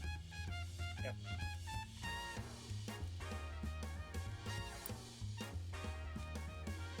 Okay. No voice, not for that. Yeah. Life is real complicated, and the only person I really have faith in is myself. As much as you're good looking, I can't trust you, you know? Fair. I get close to you, and suddenly I lose a part of myself in there, and you can take it away from me. It's a morbid way of looking at personal connection, but I mean, you're not technically incorrect. And you got that glint, friend. I see it. Dude, I'm out of flesh, lady. I travel light, apparently. Hey, got any exciting stories? Like the movies? Look, I don't care what you want, lady, right now, because you got what you needed. And I kind of like this one as well, to propagate this, see what it turns into. Also, can I point out something as well? That thinking of like stories, because what we're doing right now, we are collecting stories. Yep. Cultivating stories for, the devil. Wow. Coyote. Yeah. Whatever you call it. Like, it could also like be a representation of Anansi, with the god of stories. Yeah, potentially. I mean, it's not a lot of wolf connotation to him, right? No, there's like spider. Yeah. But again, But I mean, we're talking about archetypes, right? I mean, trickster archetypes, essentially, Yeah. and that's going wild and wide. From now on, every time I meet you, I will be like, do you have any exciting things like in the movies? Movies. I also like the boy who ran away with his father. We have told both of these, right? I think so. I think we have told both of those. So dead dog, child. Yeah, I think so. You can do that. I need to quickly just go to the bathroom. Yeah, you do. Okay. So let's start with dead dog then. She's not gonna be happy with it, but I don't give a shit. Sounds like you're trying to sell me something with a sad tale. If you want to do that, honey, you gotta make it seem real. What do I want? What do anyone want? I want to be claimed wholesale by something. I want to be consumed. I want to be one. Okay. I want to be the beautiful score, the desire and respect on someone's lips. Not much of a feminist, are you? Hell, maybe I can find a job, maybe in some dive bar, serve the old men who will become my friends for life. Get complex somehow with people who are warm. But maybe I'm too blind. Got any stories with ghosts or murderers or blood or something like that? Do we? But, you know, I don't give a shit what you want because I'm just gonna give you the child. Bring in Jeffrey Dahmer. This lady wants to be consumed, yeah. Shit. Well, I want to cultivate this. So we're just, I mean, we're full already, so it's fine. Let's give it the ghost boy. Sounds like you're trying to sell me something with us. I thought about starting one once. Maybe just a one-night stand with one of the handsome ones, you know. One of the ones that wins or buys the brandy or who tells you could come straight out of that Hopper painting and they are so gentlemanly like that. And I could just never tell them what happened to my belly and have my own family. Me and my little one, and we'd gamble together and stake the world. Never tell them what happened to my belly. I could just never tell them what happened to my belly is a good line. That is strong. As in, like, getting pregnant, or? Probably. Cesarean. Something. She wants a sad story. Tell her about the NFT bros in 2020. Next time, let's up the stakes, Sure. shall we? Why don't we spend some time with bourbon and 5-card stud? You bring the bourbon, of course. And when but the that's moon's good. fuller, No, I don't want I to. might let you in on some secrets. I don't want to run into it already, you know? Have I you wanna any? cultivate more stories first. It's the same as with the veteran and the coal miner. Oh yeah. Alright, well, that's it for the day then. Because we are, we're due, we're overdue even. Oh, there we go, chat. That is Will the Water Taste Like Wine. I love this little gem of a game. It's really fucking interesting. And I'm so happy to finally be able to play it. Shit, it might be a little bigger than 3 streams, my guy. Yeah, I mean, with the amount of things we've been talking about, it's like, yeah, it might be. Yeah, it might be, but oh well. I'm invested. I think this is interesting. I like what me you're too. doing with this place, with this thing, Yeah. and how they make a mechanic out of storytelling. I think this is beautiful. It's wonderful to get this experience, and it really goes to show that the makers understand storytelling, like a fundamental understanding of it. I mean, obviously they lean into the structuralist perspective of how stories function, but it's not wrong. Even though I don't think structuralism or structural conception of storytelling is the be-all, end-all, and is the only interesting venue, it is certainly valid and apt. You can tell a lot about a society by the story that society tells. Good or ill, not in reading the society, but you know, both the shameful and the glorious. And I think this game really understands that, and it's going to be interesting as we progress through the different parts of the US here, and over the course of time as well, as to what sort of stories are brewed in this place. And the soundtrack is a little good too. So, thank you everyone for joining us here tonight on this little channel, this little corner of the universe, the internet and all things Twitch, where we try to apply literary criticism to the games that we play. We do this work not just because it's fun, not just because it elevates the media, both of those things are true, but more so importantly we do it for my own sake. You see, narratology and storytelling are near and dear to my heart because I'm an author, I'm a writer. Sorry, I've been a novelist for the past 10 years now. I've written 9 books in that time, and I started streaming to try to promote that work to you, the international audience. Most recently, you could read me in the Patchwork Sovereignty. This beautiful piece of literature can be yours. It is a noir thriller set in a post-apocalyptic Nordic folklore verse, which I'm really happy to finally be able to bring to you all. I think it's really fucking neat. ABBB, exactly, see? ABBB, baby. Always be buying books. You can get this pretty much everywhere you get your ebooks or print-on-demand copies, but if you need any help, there's a handy-dandy link down below. If you want to read something more or something else of mine, why don't you check out the last box? cyberpunk thriller about the spontaneous eruption of sapiens in a random slug of gaming code, and the people who are unfortunate enough to have to try to reconcile that fact. I also think it's a rather good book. It does a few things different than most other AI media, and I mean, you can also get that pretty much everywhere you get your ebooks or print-on-demand copies. There's also, if you need any help, another handy-dandy link down below. Hi, Rin! I see your stretch, and I just wanted to be done with waving my books around, and then I can stretch while I do the outro. Oh, thank you, Mr. Book Writer, man, for the delivery incoming. Dude, I mean, no problem, Cryptics, number one. I mean, you essentially bought a book from me. I will do nothing but enable that behavior, you know? But do let me know if there's any issues. If it comes to damaged, just keep me updated, because I am distrustful of postal services as a general rule. But it has worked great previously. I mean, OOC's got a signed copy of me as well. Yep. Oh, thanks, Mr. Funny Word Man. What the hell? And thank you, the master of the burning egg. The burning egg. Well, furthermore, if you want to join this growing community here on the channel, do check out the third link down below. That's going to get you to our Discord, where we, you know, talk about stuff, the games that we play, and the books that we read or that I've written, or, you know, a bunch of other things.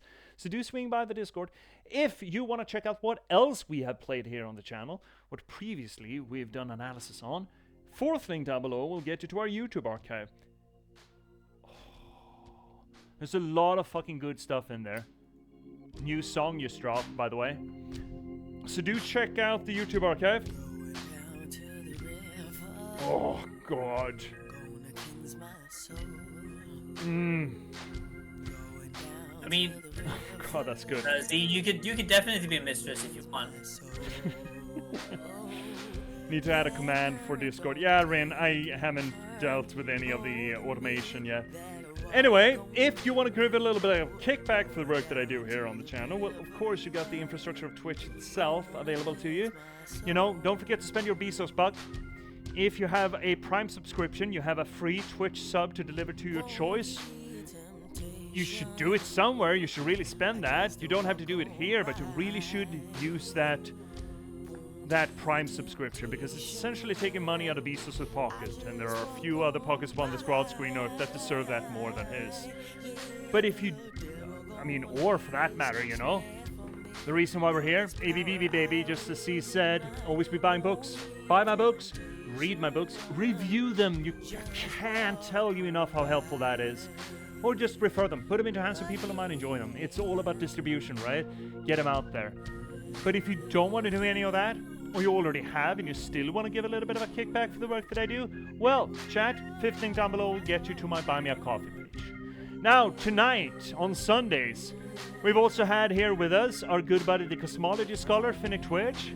Thank you so much for being here, buddy. Thank you. Do you have anything that you want to plug?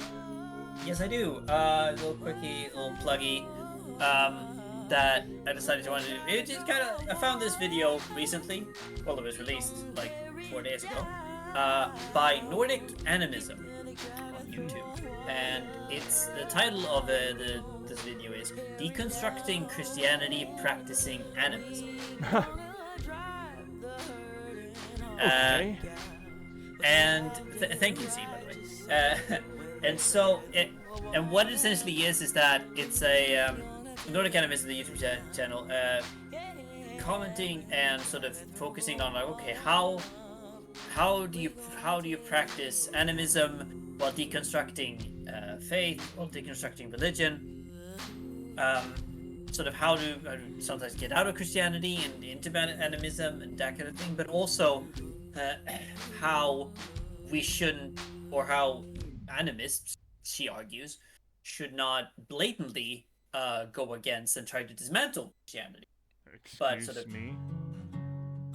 But instead sort of embrace parts of it as of not as like, because by saying that no, this is not right, we should exclude this, is sort of, you know, kind of not elitist, but like one truth. and that's not what Mordecanoism argues that is. Again, she explains it so much better than I do. I think, yes, exactly. This is why I wanted to share it.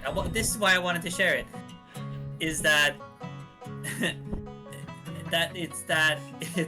it's a video for everyone who's like want to look at this. Also for you, J.P.S, as I know. You have a lot of opinions about this. So I thought it would be interesting. I do. Enough opinions to apparently just exasperate half my face, according to Z. There you go. There's a video. My neck didn't like that though. Whatever I did. No, I noticed. I don't know Like- what I did. What?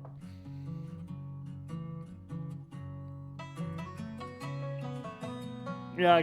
Oh God. Well, that's an angry pagan face if I ever see. Yes, it is. Hashtag angry pagan face. Hashtag angry pagan face. I like that. My neck hurts. It does it again for a while.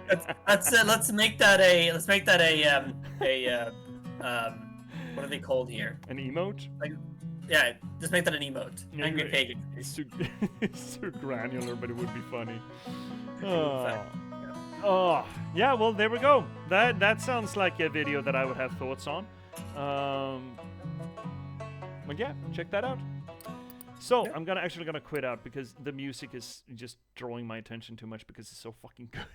It's just such a good soundtrack. I'm gonna listen to that now. Yeah, it's so good. Fuck.